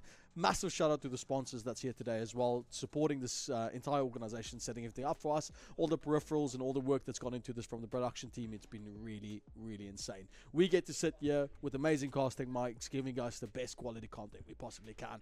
And then to the audience inside the dome as well. You guys have been phenomenal. I've heard clapping, I've heard shouting, and just the pure aura coming from these players have just been, it's been chef's kiss. Yeah. I'm literally... It's a bit surreal as well, because obviously personally as a student, being able to just do all of this and see all of this and all of the reaction, the amount of effort everyone puts behind the scenes, and just hearing, yeah, you know, just speaking about setup, we are going to look at the first match, which is Lotus. We've seen this today. Yeah, we've seen it once. We've had 1 game of Lotus today. We've got, I think it's Pearl that we haven't seen today. Yeah. Yes. So Pearl we've got in the second game. First game's going to be Lotus. Mhm. What can we expect from these 2 teams, man? Before I even say what I expect, I'm a chamber main. Okay. I've yet to see a chamber all day. Well, Serenity looks like he's hovering it, definitely. If this happens, I will be so happy. Even, it's your chamber main, No. even, oh, there it goes. From a week. Even after all, like, you know, chamber kind of being nerfed and stuff, you still happy? Oh, yes. I think he definitely still has a spot in the meta, because I feel like the main thing about chamber is economy. He helps your economy so much. But in a game where now it's way more based upon how much utility you can start expending, that stuff can be super important, no matter who you really play. Seeing also a Yoru and a Vise coming out. Yeah, Yoru Vice. Interesting. I love Vice, Yeah. honestly. I think Vice taking a bit of time to really get meta. We've seen G2, we've seen Sentinels, we've seen a lot of the pro teams pick it up, especially on Pearl, where they just kind of completely leave B site alone and focus completely on A. And on this map, where you can basically do almost the exact same thing, it can be super impressive, especially Definitely. with Teo. Yeah, speaking of impressive, let's get this game started. Yeah.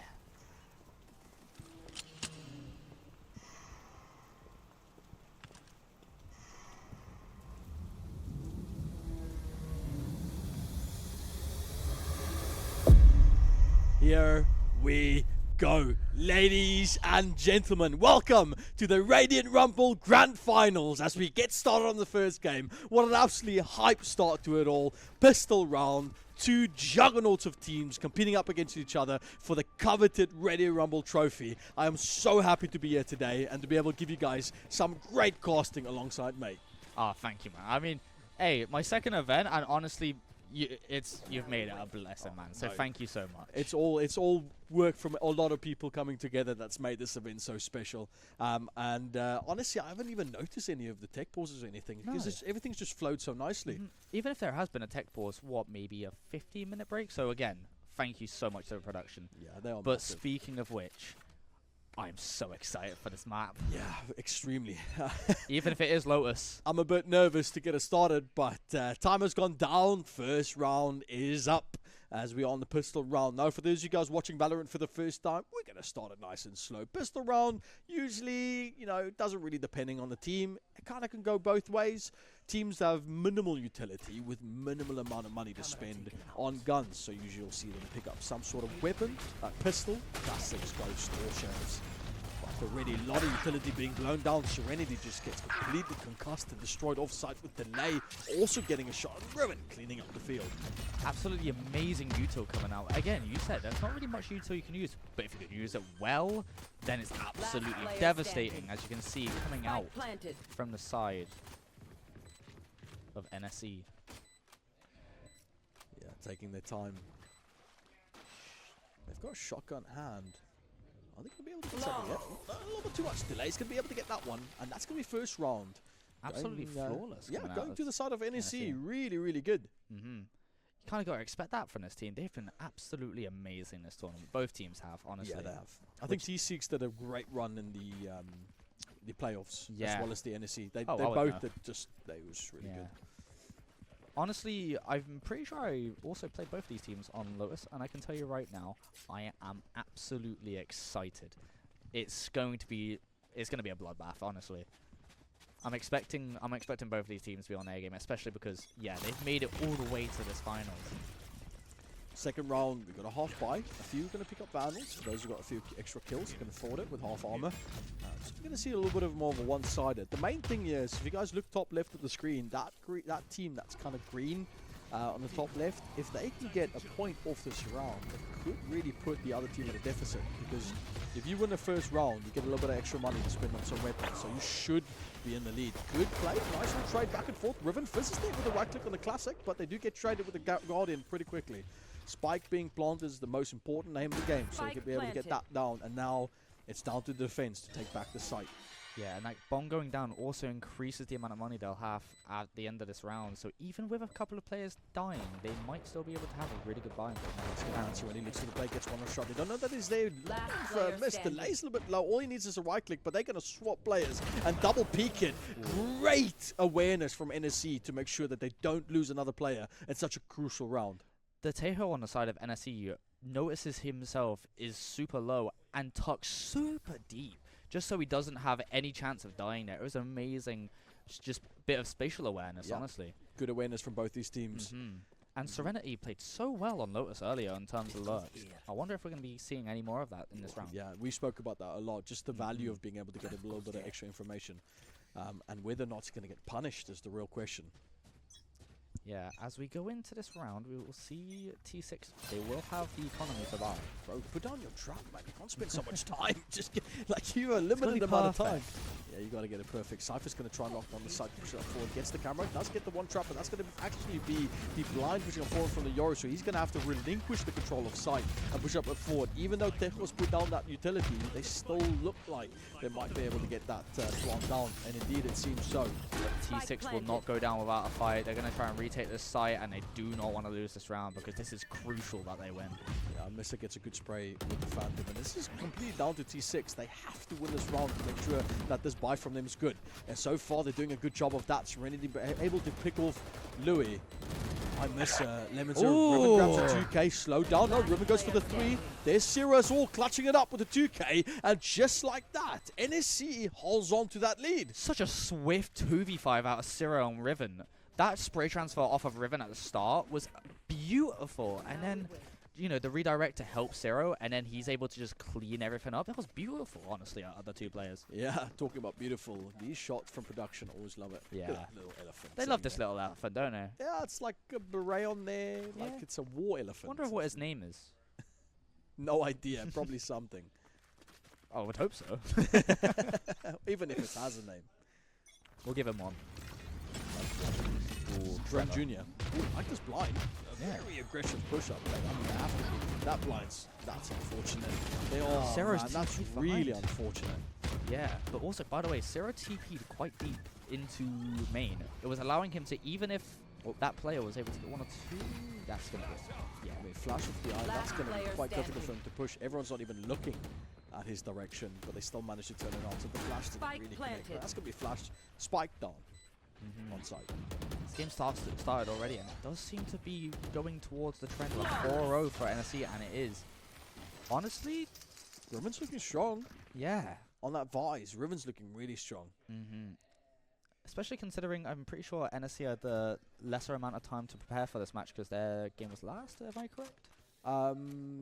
Yes. Yeah, so you would think that they might be coming into this more, in a way, less prepared, but I mean, they've had enough time to kind of look at it. Yeah. I've seen they've got a nice little esports suite here at South Devon College.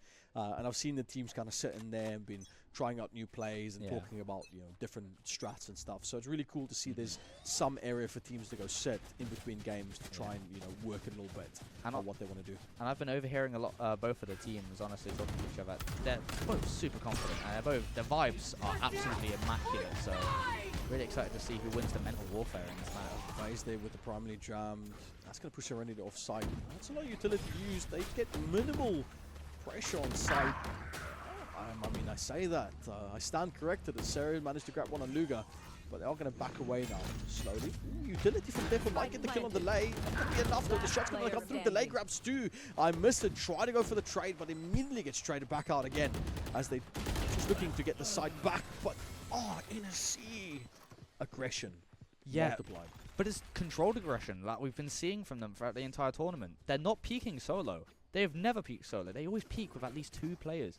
Like, even when it was, you know, the 2v5, Riven and Sarah would be playing together. Just then, you would see Riven and a player down in water was playing together. They are honestly playing so well in the micro.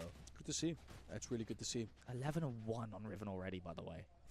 11-1. Jesus, that's more than 2 kills around. They need to stop. They need to stop carrying the team and start getting other players to get a few kills as well. See that they positioning himself toward a particular site. The info is going to come through from the Cypher. That's going to give them a good opportunity to kind of know what's going to happen here. Again, Yoru just destroying any sort of utility that Cypher might have set up. And that's just the entire site, basically.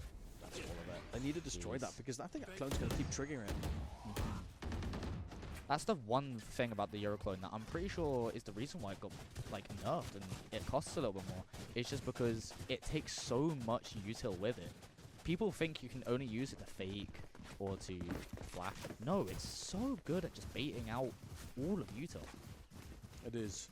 It is. It's tough. It's like, it's literally better than the Sky Dog. Yeah. Or the Crawler from Frayed. Or even Tejo's spot. Speaking about good, Sarah's going to come up forward with that Euro, get the information for the team. She's going to run around and kind of see where the team is, what they can push, or what they can't push, and make decisions accordingly. 30 seconds. They are used so far in this game to be in a player disadvantage, and they don't want to start now as they are leveling the playing field and they're. It's 4v4. What they wanna do. I mean, they're going to have to take the time there. Spike planted. Amazing. He's going to switch around, but Guna's there too quick with the trade. Both teams, Lemon with the knife out, really getting caught like that. Louis is at least there for the trade, managed to find something. Last player standing. Shots, Amazing. Louis is crazy, but Fez gets that. But it is a Teo v Teo. It's just post-plan mania right now. If you can find where he is, that's very good. Oh, but here comes the Armageddon. That Wait, should be able to. It should be able to get it to half. That's the problem. If you use your Armageddon, you have to try and get it the other way. Half plan, trying to push up forward. Can he fake it? He's gonna Can he get push it. Bros don't fake, and he clutches up the round. Absolutely ice cold. That's tough, man. That's tough. The thing with Tejo is that his Armageddon, it runs from one side to the other. If you don't set it up properly, it gives the defense more than enough time to get it to at least half. Would you say that if he placed it slightly closer where he wouldn't be able to have, he's probably going to win that round out? Yeah. Yeah. Probably. If he turned it around, faced it into sight, Yeah. and kind of started it just before Spike, he wouldn't have been able to get it half. Because people would think it would just take longer for, you know, a longer delay, but it actually somewhat negates the fact that you're going to have to then care about Spike being already half. It's quite rough. It's unfortunate, but a good round nonetheless. They really needed that. Yeah. So they're if on the anything, board. it was good for T6. Yeah, as we see Really some. like the seaside, don't they? Yeah. Oh, that's great, man. Just pushing it completely offside. Utility being used properly, but they have to act on it if they're going to use it that deep.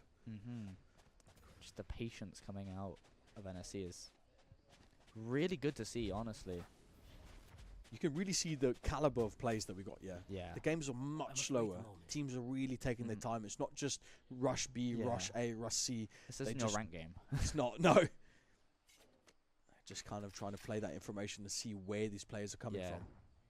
You can only imagine what the comms are because you're basically trying to come up with different strats for every single round. You can't just run the same strat over and over again. You gotta. That's going to be a big explosion on the side. We have a little bit of a utility, but Serenity is going to look for maybe something. Yeah, push it out of the corner. Gets one trade there, though, but it does make it a 4v4, and it's good for defense. It means there's less people to try and defend off of side. They need to try and get back on before that spike gets planted down. Guna's out in the open of sight, but Fez finds beautiful the shot. They are from the Sheriff. It's just the breakthrough through that. That's the ulti coming in from the breach. Yeah, off your feet says breach. They got the breach stun and a little bit of blind coming through as well. They return from the other breach. Going to pop them up in the air. They should have enough utility to push them forward, but it looks like they're a little bit delayed. Breach versus Stu. Can they make something? No. Unfortunately, I miss it. Can't clutch up, and that's going to be yet another round that's going to go to the way of NSE. Very scrappy round, however, and a lot of very valuable util has been used. Both breach ults, which means both entering onto a site with a breach ult is now not viable for a couple of rounds, and also retaking with a breach ult is not viable for a couple of rounds. Yeah, I know exactly. That was a lot of utility thrown down onto one site just to be able to get that locked down. Ideally, would you agree that if a defending breach pops ult, you gotta push it? Yeah, I would. On the side of the defenders?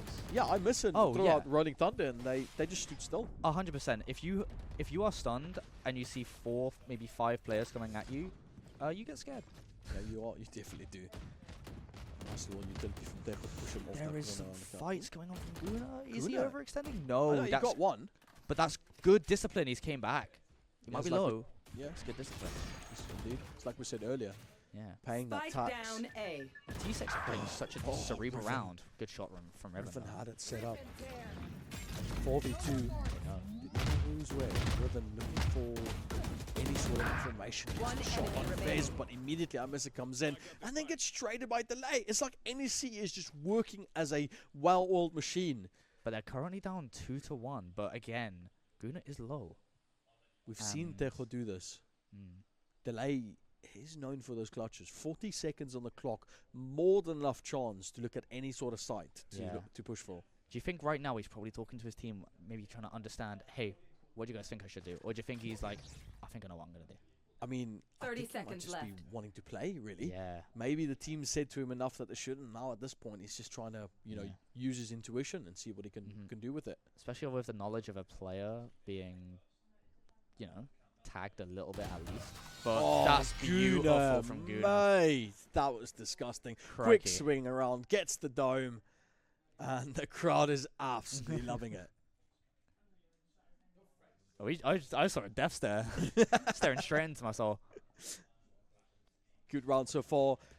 This is a best of 3 first round, and man, they're really slowing this down. Yeah, but I kind of like it. I kind of like looking and trying to dissect what both teams are trying to do. When they're at such a slow pace, you're kind of just waiting for that boiling point where they start going super aggressive. Talking about super aggression. Seaside's getting flooded here. Yeah, no, this could spell trouble. There's a lot of pushing there. A lot of utility being thrown out. Yora's going to TP in, just gets on that trap. No, but there's no delay. He's going to be able to get Serenity, so that's all of Cypher's trap down. We've got Armageddon onto site as well. That's going to be just, I mean, it's fine. They've already pushed him towards the side. They're still going to just plant down. Still a bit of a loss here. 3v5. Spike planted. Jet. Looking for that blind's going to come through. They need to try and play this as best as they can. And the attacking side is just really trying to just waste as much time as humanly possible whilst losing as little as possible.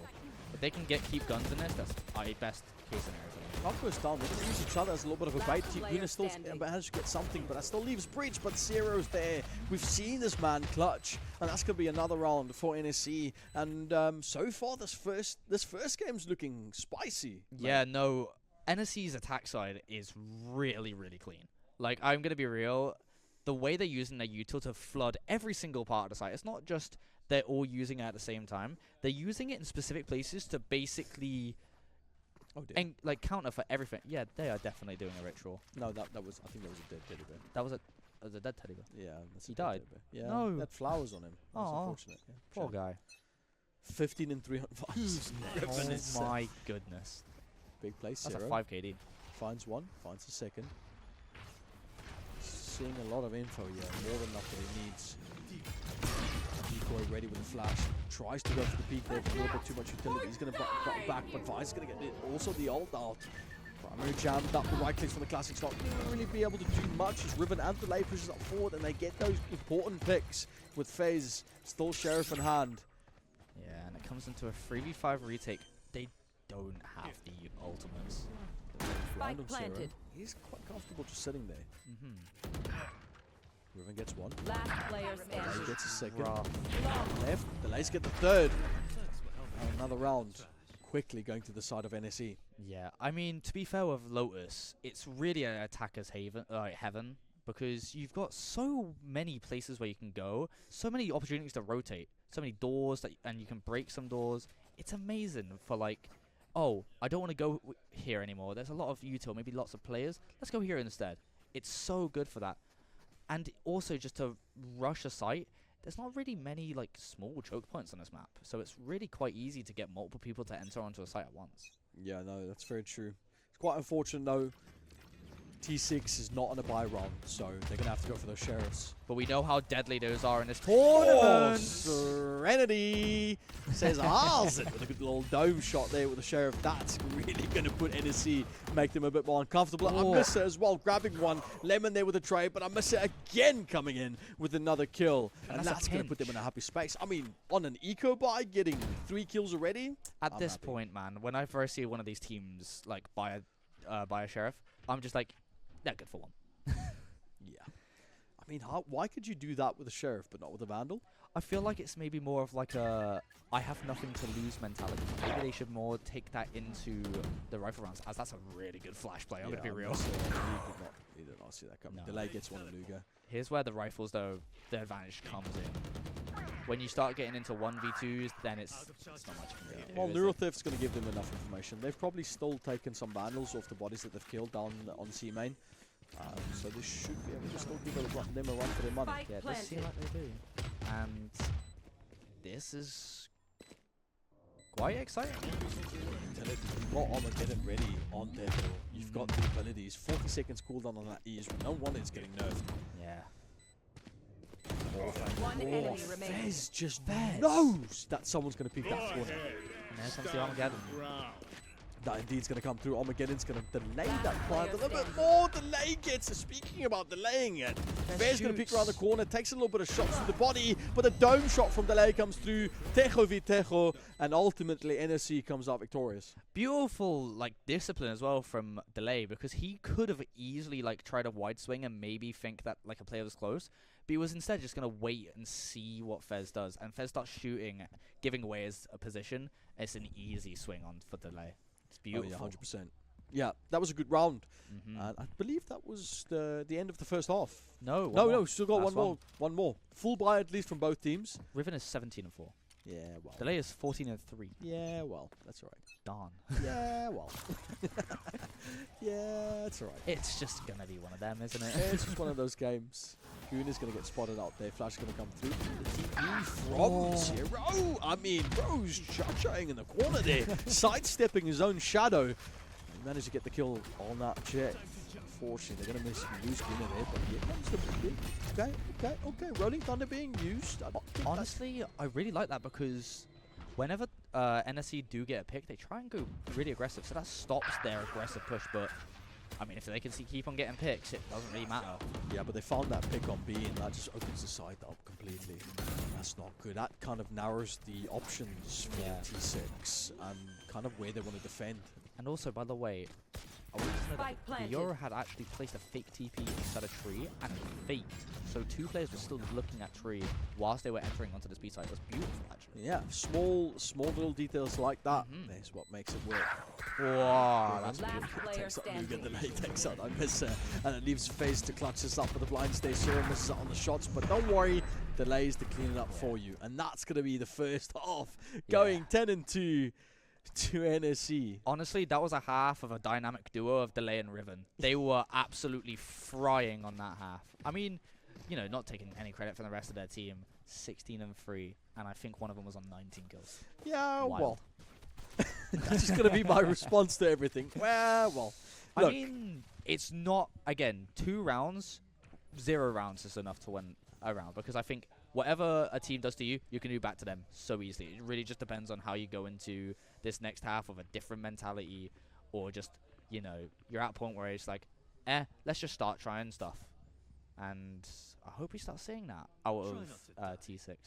Yeah, they need to. I think it's true what you're saying. They need to be a bit more creative with their approach to this game. They've been trying a few different things, but they need to switch it up a bit more. Speaking about switch up, got a little bit of a different type of approach. Dash up forward. Guna's going to go through the side, right click straight down. Doesn't care about what anyone thinks. That motivation for them to get back into this game is there. He's going to go for that spike plant for the second half of this game. I was going to say that the wall was going to stop their team from coming in, but there wasn't actually an instant flood out of NSC. I was thinking they would be, but I don't think they thought the timing was right. Yeah, NSC needs to play this quite carefully because they've already lost a player. Louis is going to be able to get one for the team. T6 does trade, but the trade back and forth is going to go around and around the circles. We do go into this game. Serenity looking for that. They're kind of picking. I mean, they're on the attack. They don't have to peek. But Zero just pushing that TP, relying on that audio cue to kind of distract them. But look at this 8. One enemy remaining. On the peak from a miss around the corner, delaying the inevitable and grabbing themselves a really cool and good round. Yeah, this could be the snowball that really gets them back into this game. Again, all it takes is 1 or 2 really good rounds, and then your confidence goes through the roof, and then you start just getting into that zone where you just start frying, and that could be the start of it, because that was a very, very nice pistol round out of them. They weren't over-peaking. It was beautiful. Yeah, I mean, we need that for them to get into that zone. Yeah. But it looks like they're kind of getting back into it. A nice little vandal on Look what Riven has. On Jet, so that's good. 2 Guardians, 3 Guardians, I think. Riven has a Bucky. I don't know what that is. I don't know. Your smile dissipated, by the way. Might work for them. Oh. Come on, there's the Vandal down. That's gonna be horrible. Fez coming around the corner, the right click. It's not gonna be enough though. Did get Fez to half health. That allows them to at least get the spike down, and that cage from Cypher helping them to block off any sort of visual that they might get from it. That now leaves them with NSC on the defense. But I mean, honestly, this team is so well oiled. Whether it's a 3v4 or 2v4, it seems they always kind of get something out of it. They're already taken 2 heavy classics and a Bucky. And the way they're playing this is quite well, splitting up how they want to play this. Yeah, Serenity on the Guardian, it's just disgusting. The shots, they're just going to spam every single corner. Who cares? They're basically saying, look, we know that you're better. Well, we know that you're good. So instead of us allowing you to peek us, how about we just shoot through walls with these Guardians? Oh, is that a little bit of stress coming out, or is that just tiredness? Honestly, might be tiredness. Just wiping the glaze from their eyes and just making sure they're locked in. That's all it is. Actually, I'm gonna be real. Talked to them before. It was like, I haven't had an energy drink today. I'm so tired. Honestly, aren't we all? Yeah, it's a long day, but what gets me going is the fact that we've got this event on, and that just makes me feel so energized. I was tired before this match. Now I'm absolutely wide awake.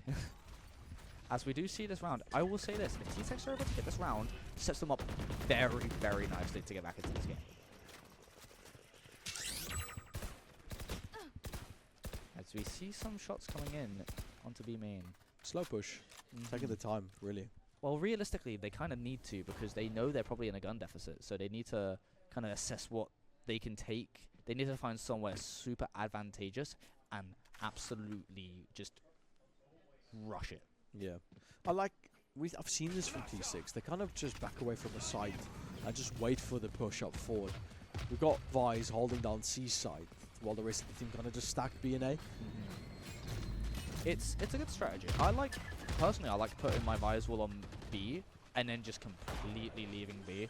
2 people C, 3 people A, and then just pinching them.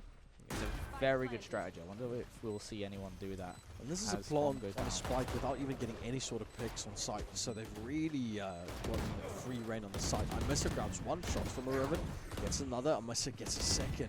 But Riven and Imessa trading both for equal teams. Yeah. Shot from the Cypher, gets 1. Imessa on 3. It leaves Zero. We've seen this man clutch up. Could it be in? A little bit of hesitation. The shots are there. Barely misses and lines it up. 4K on the breach. The lining was there. Zero Millimeters. Actually, millimeters that could have caused him to win that round. It was so close. They both lined up perfectly, but it was just a bit of deviation of the bullet spread. And honestly, that sets up T6 so well. If that was a Vandal. That was 2 kills straight. Yeah. That's the thing about a Phantom. But penetration's not that good. But that was T6's bonus. They're mirroring what each other have done. This is super competitive now. Yeah, like we've spoken before, each map gives you different advantages on attack and defense. If a map is really attacker-sided for one team, it's probably attacker-sided for the other. Could be, yeah. At this point in time, at this skill level, yeah, you never know how it's going to go. Any advantage that you might get will be good. And you can't really expect these two teams to have a very easy map. These two are absolute demons on the server, as we've seen today. Zero using the classic to right-click that drone. So Spike is down again, same position here. No one's taken a kill off the other yet, even though they did give complete control of sight and they managed to get the spike down.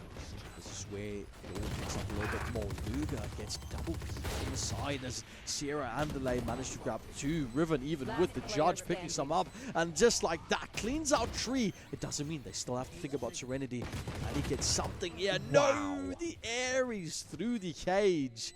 And the plant, I mean, you can't spam that plant. No. I will also say there was a flash that the Omen threw from drop into Tree that actually hit Riven, his own teammate. But he's going into a smoke. It doesn't matter. It might scare the other team, but Riven knows, I'm running here and here with a judge. I can still see you.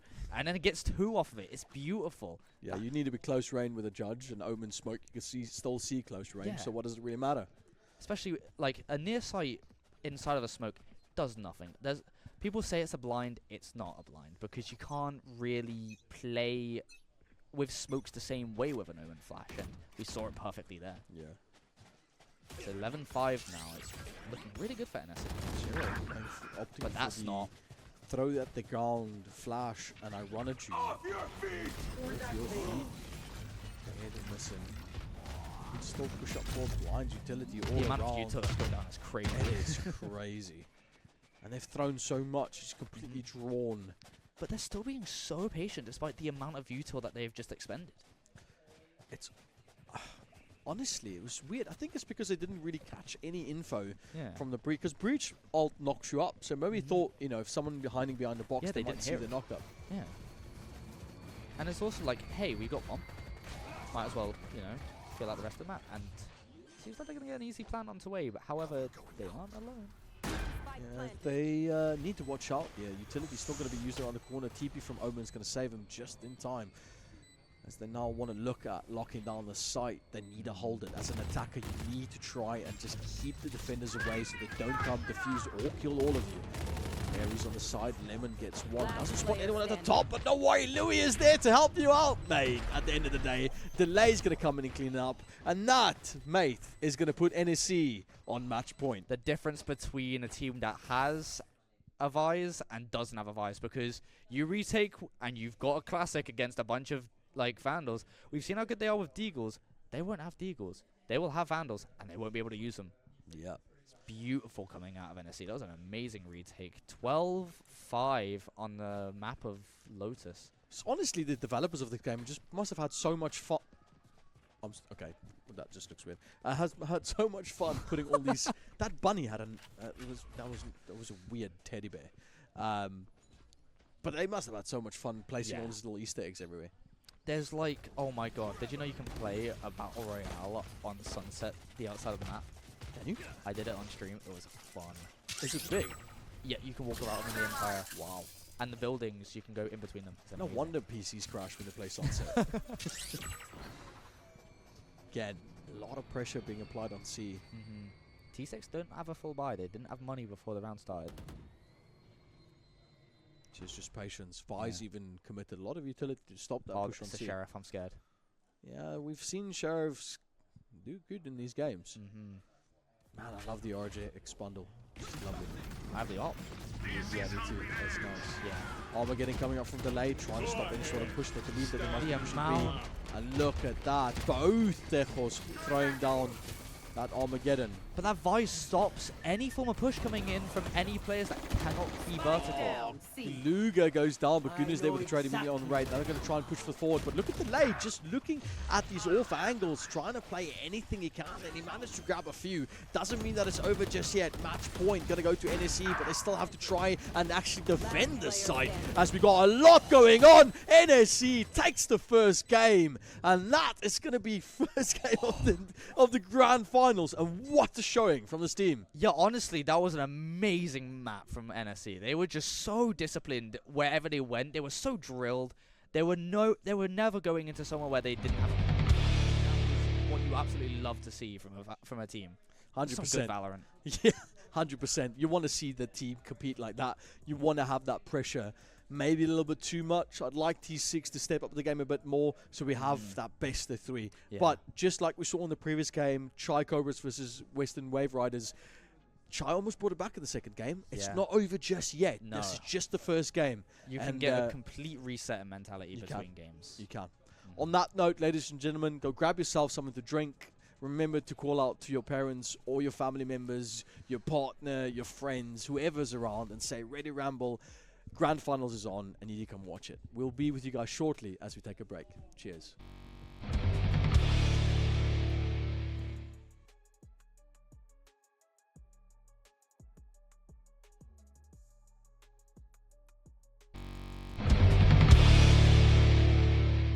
And we are back, ladies and gentlemen, into the second game of the Grand Finals. My name is Shaky. I'm Mates. And we are going to cast this second game for you. Hopefully we can get a third. Yeah. Our fingers crossed for that. As a caster, we love seeing that.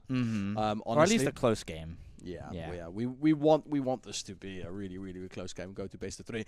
There's not much to say except really anticipating this next one. We're going to go to Pearl, our first Pearl game for the day.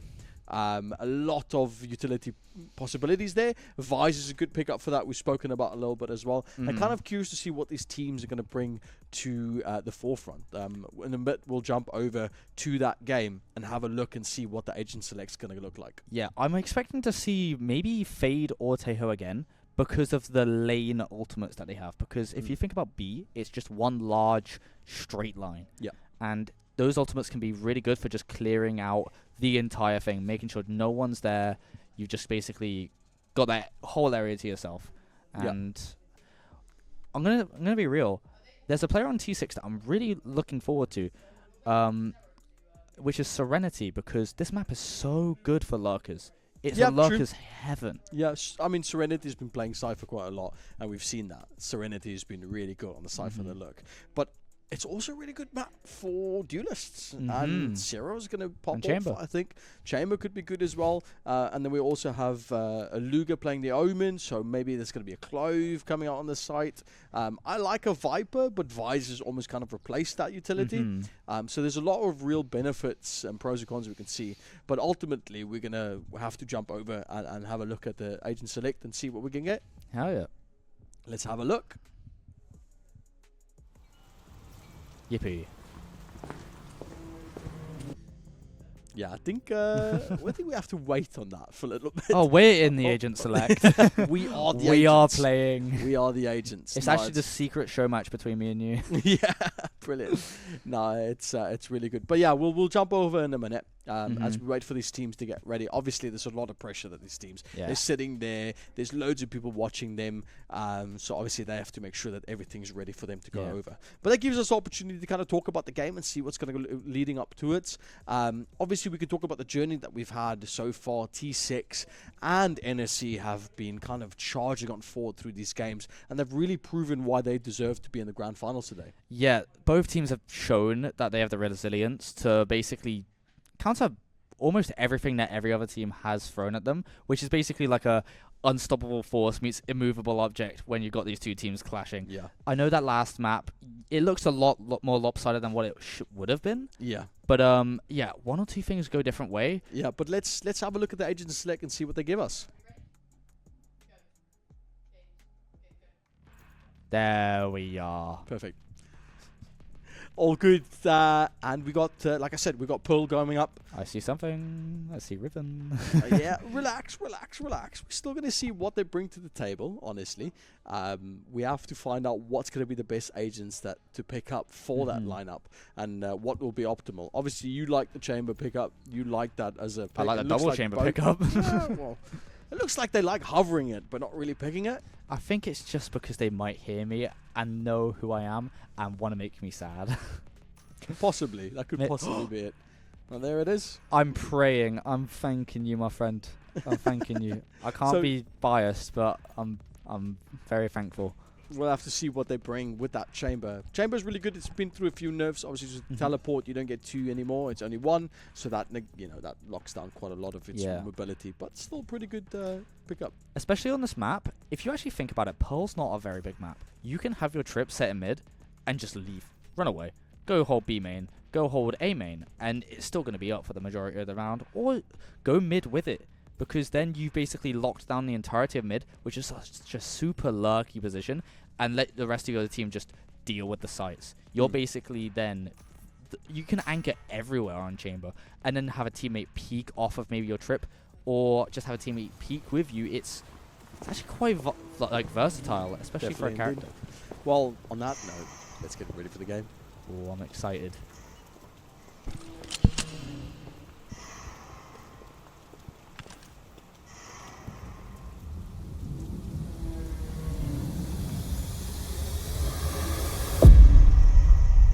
Ladies and gentlemen, let's get ready to Radiant Rumble as we go into the second game of the best of 3 grand finals. It is 8th of May. It is due day. We've got it ready for you, all set up in a package. We've had a brilliant day of games so far, and we're going to jump in potentially to the last game of the season. I hope not, but at the same time, I just hope to see a good game of Valorant.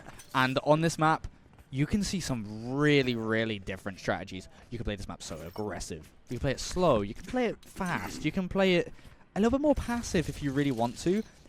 Whichever way you want to play it, it's going to change. Because this map is so easy to have something happen where you have to change on just a flick.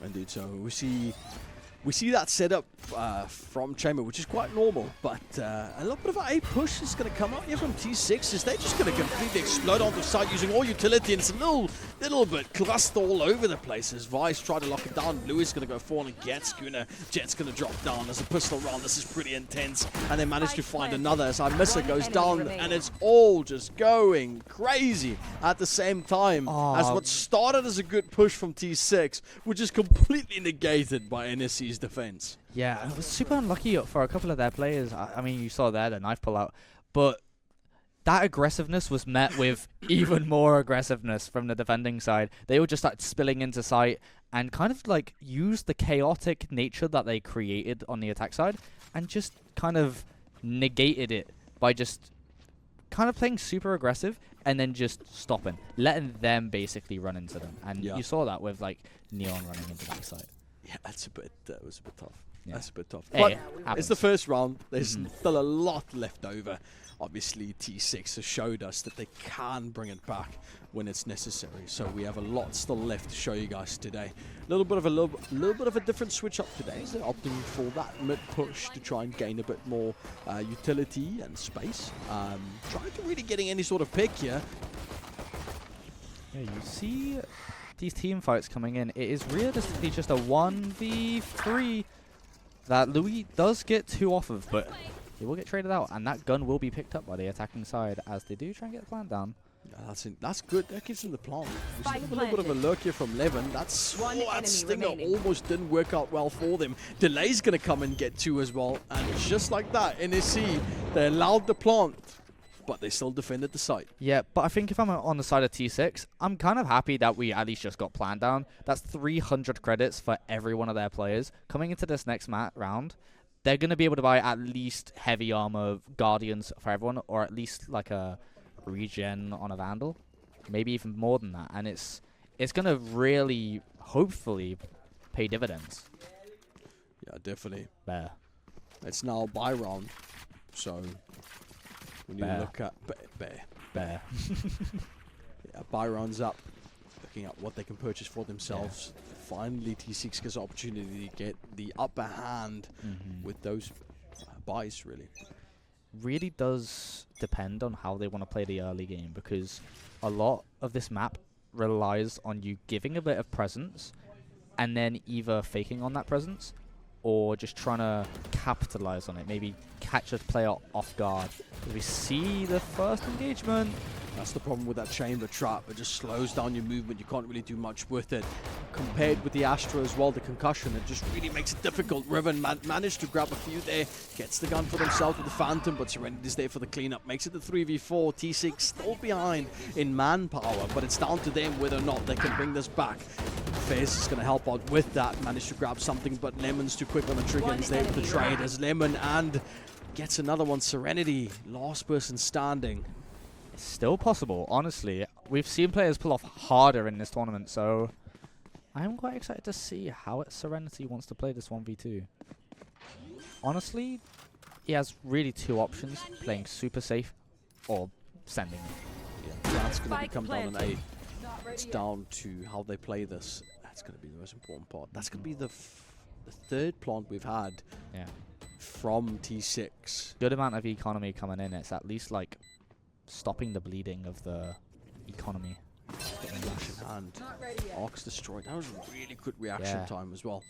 Yeah, for that. Just dash quickly on the throws, don't fight. It's going to look at possibly getting that, but a spray from Zero is going to be just enough and more that they need to lock down yet another round, and a very crucial one at that for T6. You notice one thing with NSE, they will never leave a man behind. They always are there to help out their fellow players. Like, they will never like just leave them to die to get a trade. They'll be like, how can I stop them from killing you before you die? And they play it so well. They're so fast to help each other, and it's really, really good to see this level of teamwork. Yeah, I know it is. Oh, that's the way into our casting booth. There's a few bodyguards we got situated out there. Only the best at STC. 3-0. A little bit of a deficit for the team, as T6 needs to focus up. I mean, again, if they can get a plant down, it's going to stop the bleeding of their economy, but yeah, they would realistically want to convert this round to negate any sort of extreme deficit like the one they saw in the last map. Prowler's coming through.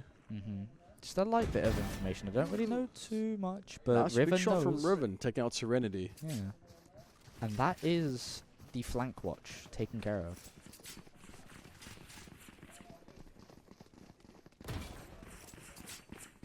Maybe a bit of a rotate, looking for a different attack.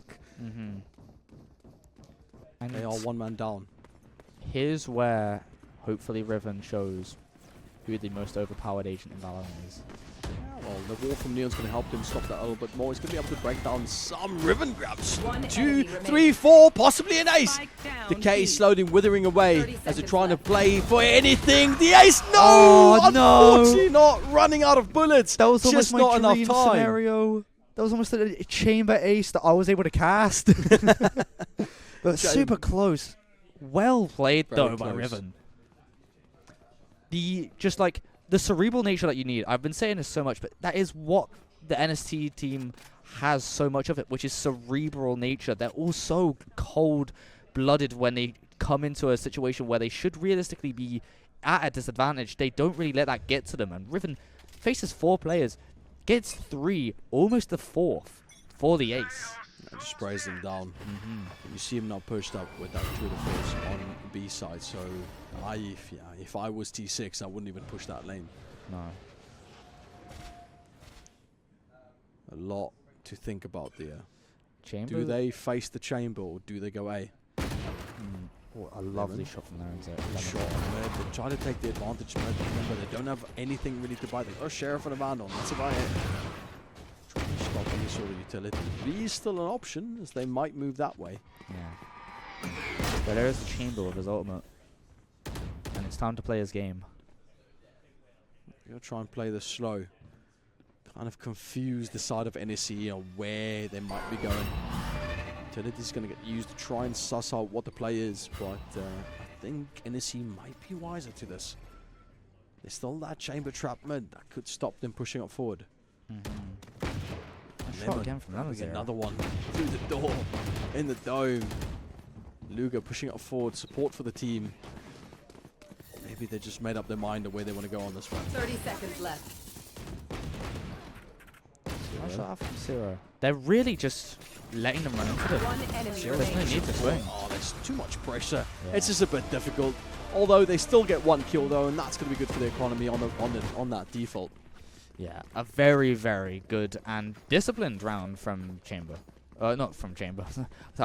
My brain's completely infatuated by being able to see this agent. But good round by NSC. They're playing so well, so calculated. They're not over-peaking on anything. I don't even know where this painting is in the map, by the way. And I've played this map so honestly, often. there's so many things that the production's showing us that I didn't even know where it is. You could probably let me have Spectator for about an hour. Wouldn't find that. Yeah. Yeah. Dedication, isn't it? Now it's 5-0. Still opportunity for them to get back into the game. Look at that. Gune just gets a quick kill on Riven. That's going to give them a good chance at taking out the site. Astra's going to come in with that big wall, push up forward. Jet jumps up behind the box to try and find it, and FaZe gets the kill on Zero. That gives them that advantage that they need. The 5v3. They have the spike plant. They have the opportunity. Now the question is, what do they do with it? Honestly, you've got the ultimate down, and you got it in the best placement for just sit back, just play complete, just, I'm gonna be real, boring Valorant, but it is good Valorant. It is post-plant Valorant, and this is such a good power position for T6. Indeed, FaZe grabs himself. One delay is going to be the answer, really. Looking for something. One delay gets two. This is not good. T6, slow it down. You don't want to give away too much.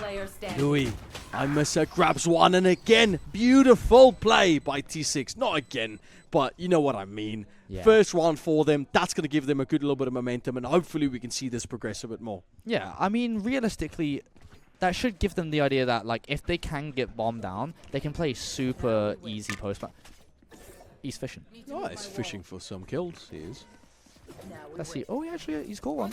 That's a big stick. Yeah. That has no reel, by the way, so how does he... He just pulls. Oh. But we just dangles the bait and just yanks it up. There is actually a way to fish, I'm pretty sure. I like how the scoreboard's a bit more balanced this game than it was last. We actually have a little bit more 1, 2, 3, 4. Yeah. And then there's also 4, 5, 6, 7. And 8. Yeah. Yeah, actually, yeah. Numbers. I got a 5 in math. Not proud of it. A little bit of a different approach from T6. They've got that round, so they have to try and keep the momentum up. They have to just kind of confuse, I think, we're going to see a bit more. Yeah, they need to start playing around the map more, maybe trying to disrupt the rotations a little bit from NSC. Just try and, like, basically prod around. And, I mean, if you look at the minimap, you can see that very, very well done by this T6 side.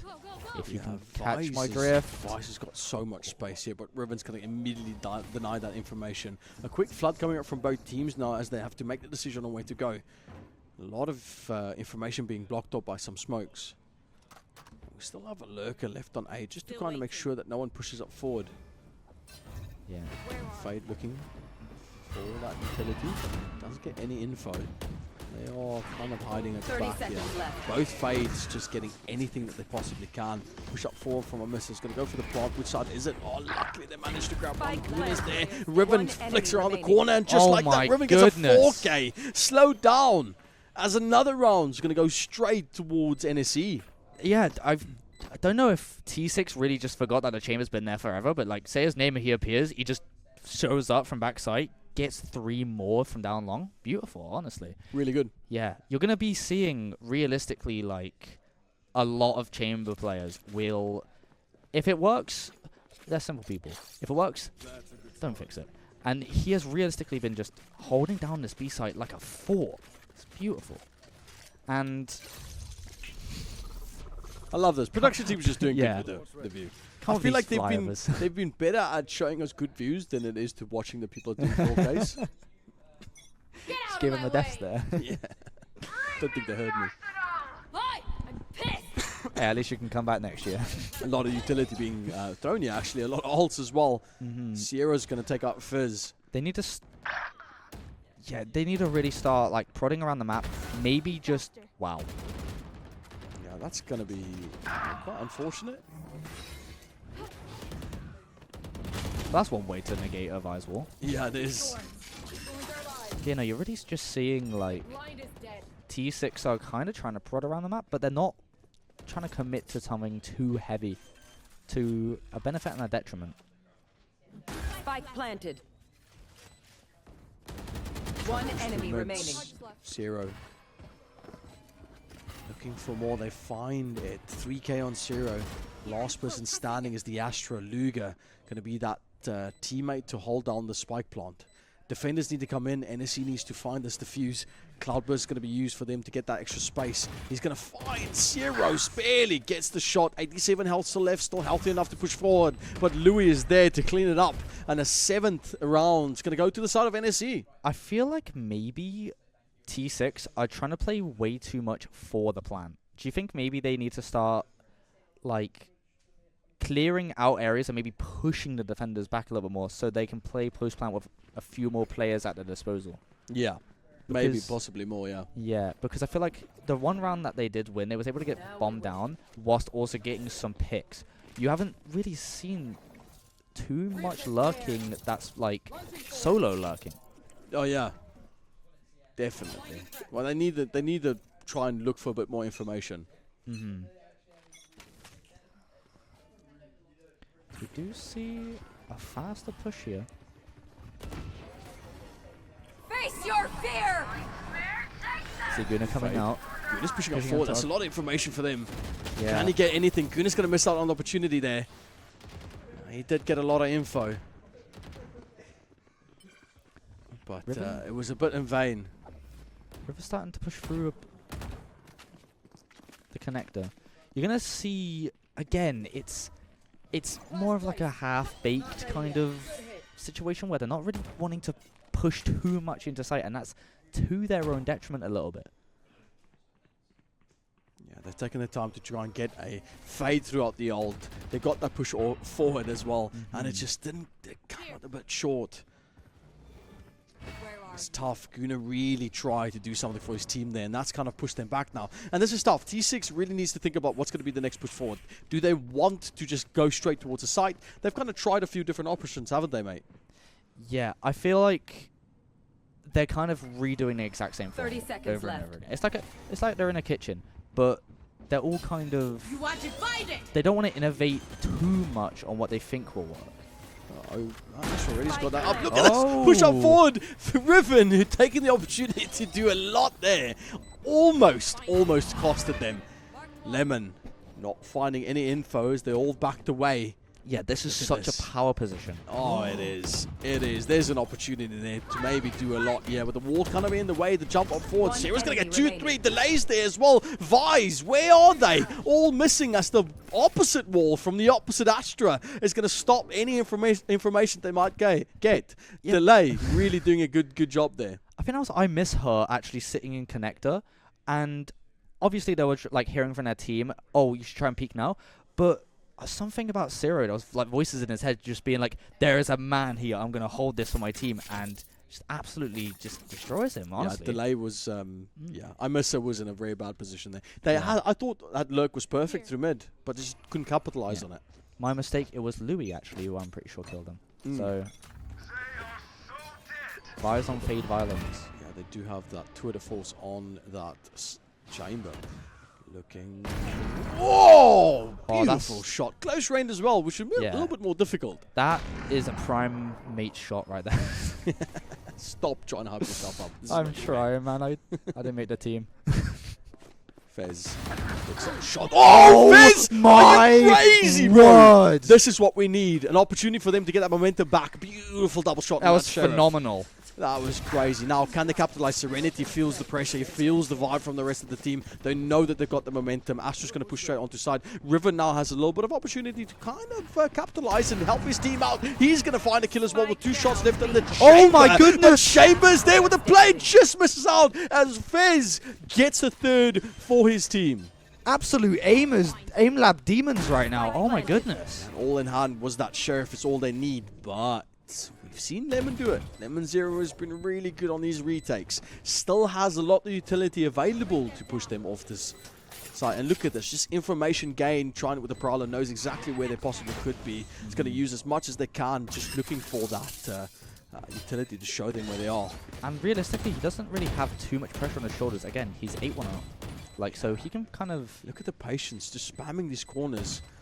It's going to try and take these duels one by one. But T6 are not giving him a single inch. They're not. 3 seconds left on that fade. He's going to try and stick this. He goes for another one! Oh my. That was crazy. I saw a vision. I saw him clutching that round, to be completely honest with you. I saw him swinging his entire arm across his mouse pad and absolutely just demolishing him, but nope. And that's what T6 needed. Just off those 2 picks that the Neon was able to get. Yeah. That is exactly what we need. Fez set his team up, and they just used that momentum perfectly. And we've seen games where a team gets 2 rounds. There are glimpses where a comeback is possible. They've got that 2 rounds. They get more, it just increases the possibility that when they switch halves, they can just start kicking into the high gear. And that's what we need. We need them to kick into that high gear. Need the pressure to constantly be applied, and I feel like Fez now feels a bit more confident in the ability to click heads, because that's all what it really is. It's just that aim. Oh my goodness, that's just unfortunate. There goes their smokes, and that's the bomb. That's they heard it done as well. So they know where they kind of are, but they also don't know exactly how many is at the A site. Yeah. The only downside that I can see is that's their smokes player. So now they really don't have too much abilities to get into sites where it's the most wide open site on the map, but they still got Neon Wall, they got Cloud Burst, they got a bit of utility, and then there's Vice with the Vice got a bit of, she got ult as well. That might help them. But it's crazy how the Cypher could just lock down an entire site on his own. It's I'm wondering where they go from now, because even though they do have a lot of abilities that will let them into sight, they don't really have the abundance of them, if you will. But 30 seconds left. Goodness. Serenity almost didn't find the one at delay. That is He's good. sneaking. They found the lurk, pushing Sarah off the angle. Look at Riven, though. Spike's going to be down. He's been lurking this whole time. They do have the ult going to come through from Vice. Serenity helps them get the site. That's a 3K. 15 seconds left on the clock. They have to try and plant. Goon is going to be there to help them trade it out as well. And Zero also gets taken out easily by T6. And we're seeing a little bit of a shift in mentality. Absolutely. Honestly, that lurk out of Serenity, which we know he loves lurking. And just, you know, coming up behind, was it the Astra? It was Sarah, right? Yeah, it was the Astra. Sarah. It wasn't Sarah, yeah, but it was it was a Luca. It was delay. Yeah. And just, you know, absolutely archeoing him out of nowhere. It's just, just coming up from behind, just absolutely destroys him. Honestly, that's really good usage, though, of just map awareness, knowing where, again, he can get into places where, you know, the other team just doesn't know where he is. Yeah, it's good lurk. And bit of a different approach here from T6, as we see where the spike is. No matter what, at least we're getting a 9-3 curse. And at the best, it's a decent half out of T6. Really decent, in fact. And this is a very defense-heavy map. It's really defense-heavy, so it's good for them to get picks like this. Serenity already grabbing one on Lemon, and that's going to force a full rotate. But they don't know where Spike is, and we can't see it, so that is really good for them to find these picks. Already getting a second one now, 3v5. This is going to be the last round for this half. Louis grabs one through the smoke. Gives them a little bit of a lifeline. Space. Indeed it does, a bit of a lifeline it does give them. Spike's still not being planted, but they are setting up for it. By the way, if Serenity gets one more kill, ultimate on the Spike planted. That's absolutely huge. Louis as well. Louis just needs to grab one. That's going to give them ult. Spike's going to come down. Ult's going to come out as well from Louis.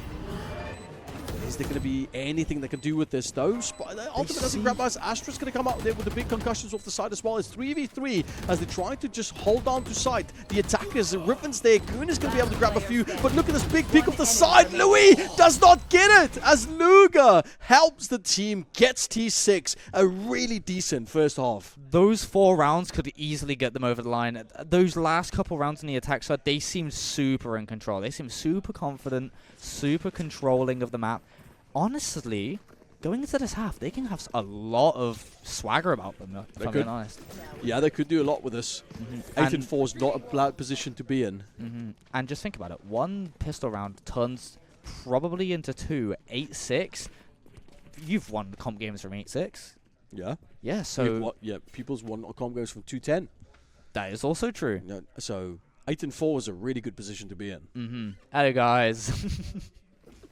Again. Now we wait. Now, switching tides, for those guys who don't know what just happened, we just swapped the rounds around. So that means that NSC went from defending to attacking, and T6 went from attacking to defending. So now it's going to switch this map up a little bit. Astra's going to go for that B position. Hopefully they can smoke it off as much as they can. But we see a little bit of a push here from NSC as they move their way towards B site. Trying to find a lurk. Meanwhile, mid as well, Fez gets the kill on Riven. It's going to be quite big. They might get a little bit more as well as Delay gets a kill on Serenity. It's going to be a big kill mid. Meanwhile, Long. Yeah, decent trades coming out on the side of T6. They seem like, yeah, they're kicking into a different gear right now. Like, they're not over-peaking, even though they have more players. They're just kind of playing for information. Yeah, delay, but getting that tax down. Neon's going to get those shots. Neon slow. Delay! Oh slow my down, goodness. Delay. 4K for Delay. Could this be more? Luger trying to play this a bit better. On the fence. Delay comes around the corner. Goodness, what a gets flick. the ace. Big flicks. Big play by Delay. And that is going to be yet another ace we have for today. If that ace is what cements them as the winners of Radiant Rumble, he's going to go bed tonight with a smile on his face. Yeah, indeed is. Indeed is. That was an amazing flick as well. Like, those mechanical flicks, he was caught off guard. So those ones are way harder to hit. He was looking somewhere completely else. That's given them exactly what they needed. If anything, if you're ahead with 8-4, you don't want to lose that pistol round. No. You don't want to give them momentum back. Equally so, T6 has got a bit of a mountain to climb now. They have to make sure they get as much value out of this round as possible. Yeah, I mean, realistically, they kind of need a round win, but it's not like guaranteed they need it. It's just as long as they're able to get some form of economic, like, disparity between them, that's ideal. But Riven does not have. Riven finds one. They find the second as well. Dashing up beside Cloudburst is going to come through from CO as well. They're going to be able to get that side plant. 3v5. Really put into a particularly difficult situation here. Haven't really done any sort of damage on the health bars as well. As now T6 need to capitalize on this. They need to motivate themselves to get a bit more information. As long as they're able to maybe get a couple of picks, I would say it's a success, but like, yeah, no, they're just getting chokeslammed right now. Oh, the wall time, it was so unfortunate. Zero managed to grab that. Sheriff in hand. Can we see some sort of play? Grabs one. Oh, the dash forward. Oh, opportunity. But Louis able to clean that up. Still not bad. Bear in mind, mate, they found 2 kills on that bonus round without being able to buy anything. Has there been some sort of shadow, like, buff on the Sheriff? It seems so. This entire tournament was just seeing so many insanely good Sheriff plays. Like, yeah, I know we didn't get, everyone, but I said they should want to at least get 1 or 2 maybe, and he got 2. They got the second one. Indeed exactly. They did. And that's going to at least help them a little bit of economy. It's not going to be massive, but they can still buy up. Fez is really healthy. Full utility, full armor, and a Vandal, so it's really helped them to at least set something up for themselves. Bit of an interesting layout from the defense as well. T6 choosing to play a bit more default, but a little bit of a collapse going to come through here from NSC. Smoke's already down, so it's difficult to push through, but they might have opportunity. Riven switching from shotgun to Vandal, cleaning out mid as well. Dash up forward as Jet looks for something to play off of in the Cloudburst, but they can't find any information as T6 have completely evacuated site. Yeah, they don't really want any of the smoke that they're coming with right now, if I'm being completely honest, especially in a player disadvantage, but Guna doesn't care. But Lemon Zero says hold that. We see find more. Guardian in hand. Guna again. One enemy remaining. Lemon Zero. He's going to have to do it all. He's going to have to do it for the team. He might do it all. He's got 2k. Can he do something more? Delay on the right hand side. He's got Chamber of 4k. So close to the ace. T6 really giving their all in this. Oh, you could see the focus on their face. They want it. The trophy right behind them. They know that they want to get there. But it's just those little opportunities that's falling short. I'm inclined to still believe in T6. Like, I do genuinely believe some form of 11-4 comeback is, in order. Maybe a timeout. might be in order at some point. Maybe if it starts getting a little worse. I mean, people might say it's too late. It's never too late, especially when your tournament life is on the line. Take as long as you need at that point. Exactly. Look at this hard push up forward from Fetch. We got all the concussion around. They're going to be able to push up forward. Delay managed to find at least something for his team. Guna grabs one. Delay grabs one. Riven fights the lurk in mid. The Serenity goes down. This is not good for them. Guna as well takes out one. Spike's still going to be picked up. T6 on the defense. They are wounded. If they lose this, it's match point. And they probably aren't wanting to think about that right now. No, they don't. They All they want to focus on is just getting through this round. They need to try and find a little bit of space. Hopefully NSC can give them that, but NSC says no, we want to apply the pressure as much as possible. Riven looking for those flanks. Guna spots him out just in time. Does he see anything over the wall? Might have seen it all, but Riven finds out Guna. I think he saw a pixel from Astra. Both looking for any sort of leeway as he jumps around the corner. The spray down gets the kill on Luga. And ladies and gentlemen, we are sitting on match point for NSE. If they win any of the next 8 rounds, they are our Radiant Rumble 2025 champions. We should not be talking about that right now. We have to, at the moment, focus on both T6 and NSC. Both these teams have been fighting hard to get to today. They've played everything before that as well. They've done as best as they can to be here today and this very moment. He's playing around with Steve. You want to play? Let's play. As production, almost getting a little bit excited about this ending. We have big opportunity and Lemon Zero out with the utility, looking for a bit more. Mate, this is getting close. Yeah, it's getting down to the wire. There's good amounts of information coming out. There's not really anything being found. That flash is very Zero grabs up face. The fan base is going to be there. It's not connecting on anything. It does get delayed down to 5, but they both peek around the corner. It's a 2v4 opportunity here. 5 on delay, but they still have a minute on the clock with the defuse coming down. There's a flank on the back, but quickly Misser gets all with the Astro, but the shot from the side, and they clean it up. And ladies and gentlemen, you have your champions. NSC has clutched up and brought us a fantastic game with a 2-0. Can we please get a massive round of applause for such a big event? Well done to all.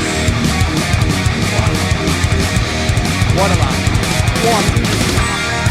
I just want to say that I couldn't see Valorant like that. What a great game. Honestly, congratulations on both.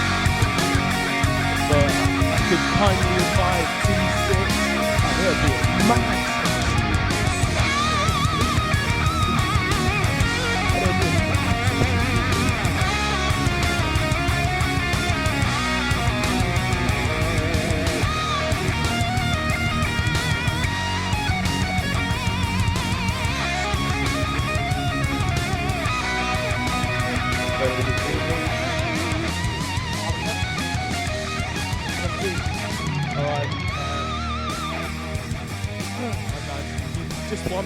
You've just won. How do you guys feel? So tired to be fair. It was a long game. I'm just trying to get through the day as a long start today. But I really enjoyed it coming here, playing against a great team, especially both T6 and Weston that we both played. But other than that, it's been really good and really fun. And you, mate? Yeah, much same, just tired. I need someone to eat really bad, I'm not gonna lie. Yeah, it was a beautiful game against... What? What? Give it go, give it go.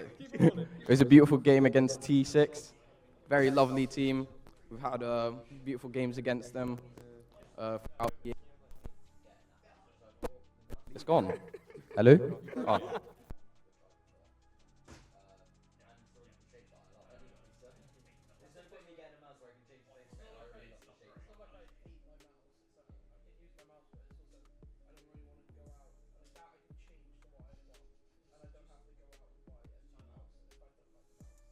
This is your fifth time, you know, very close. Respectful. The North Star talking about respect. No, respect over here. All right, guys, we'll get you your trophies in just 1 minute. You know, team morale here. Let's get a photo for the webpage. Which camera am I looking at? Yeah, I'm part of the team. I don't know. It looks kind of bootleg anyway. All right, T, guys, if I can just get you lining up, please. Yeah, from there. Ooh, okay. I like it. All right, lads. You just come a little bit forward for me there, mate. All right. I'd like to award you guys with these awards. Sit still for me, guys. All right. A little plaque for your fridge. Thank you so much. Thank you. Right next to a picture of my mum. MVP goes last, obviously. And this is the Radiant Rumble second place trophy goes to you guys. How do you guys feel? Bit let down, to be honest. But you know what? It was a great time. Fun. We played against NSC many times this year. Every time, I would say, a couple times have been close. This time wasn't as close as the previous games. But you know what? Met our proper IGL, T6 Flamey. All props do go to him, as he does make an impact onto the team, and we've all missed him this tournament. But well done, and hope you did good in your photography exam, Josh. I just want to say thank you for everyone who organised this. This was a very fun event. Everyone was together. And I just want to say thank you to the other teams for showing up and playing, actually. I had so much fun. Thank you, guys. Any other words from anyone else on the team here? You guys got something to say? At the end of the day, I'm shattered and my palms are sweaty, my knees are weak, and my arms are heavy. Of course. Enough of it. All right, guys. Thank you for being such gracious losers. Yeah. We all in England today. All right, guys. Would you like to get around the pedestal here? The trophy holder. Now, you will be the trophy holders today. One hand each, just up into the air. Make sure your faces are visible. I'll let the people see you. Woo, yeah! Well done, guys. Big shout out to you guys. Your trophies, your second trophies. Trophy part 2. Just these plaques. I imagine they will be going next to your loved ones' photos, your parents, your mothers, your fathers. You're just going to pose up for another photo of that. Obviously, I would join it. Not joking. Pose up again. Yeah.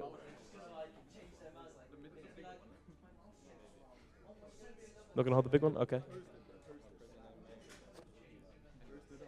I have been asked to give a second special shout out to Joe Game Dev, yeah, and Charlotte, wherever Charlotte may be.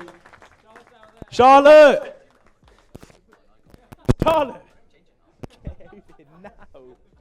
God, some people lack of respect.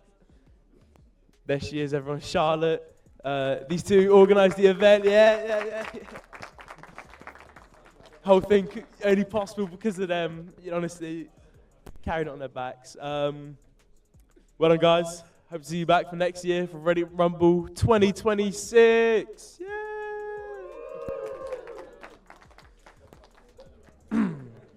Yeah.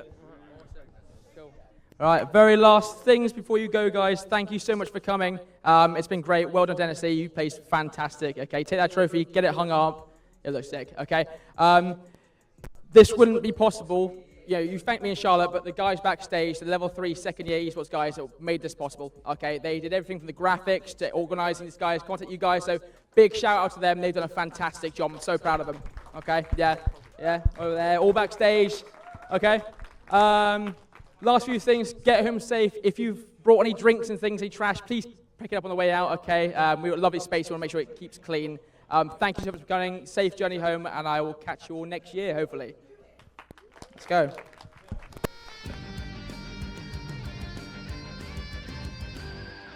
And a good all-around game. Mate, that has been an absolute pleasure today. Yeah, no, today, look, I had fun last year doing it. This year was amazing. It was so fun, and seeing the level of competition, couldn't have asked for more. Could not have asked for any more, indeed. I mean, these teams have given us their absolute all, and we've given them our all. We've casted a lot of games today, and I tell you that, I'm going to enjoy a really nice glass of honey after this just to soothe my throat. I'm going home. Go in bed. Yeah, a lot to do. But thank you so much for everyone that viewed today. Thank you so much for the sponsors that helped happen this. And like Joe said, all the production team and everyone within the college that really set this up as part of the classes here. It's phenomenal to see the amount of talent that's within this team. And we look extremely forward to what Reddit Rumble can bring to us in the following months. And going into the next year, there's so many opportunities that's still extremely vivid for us and ready. Yeah.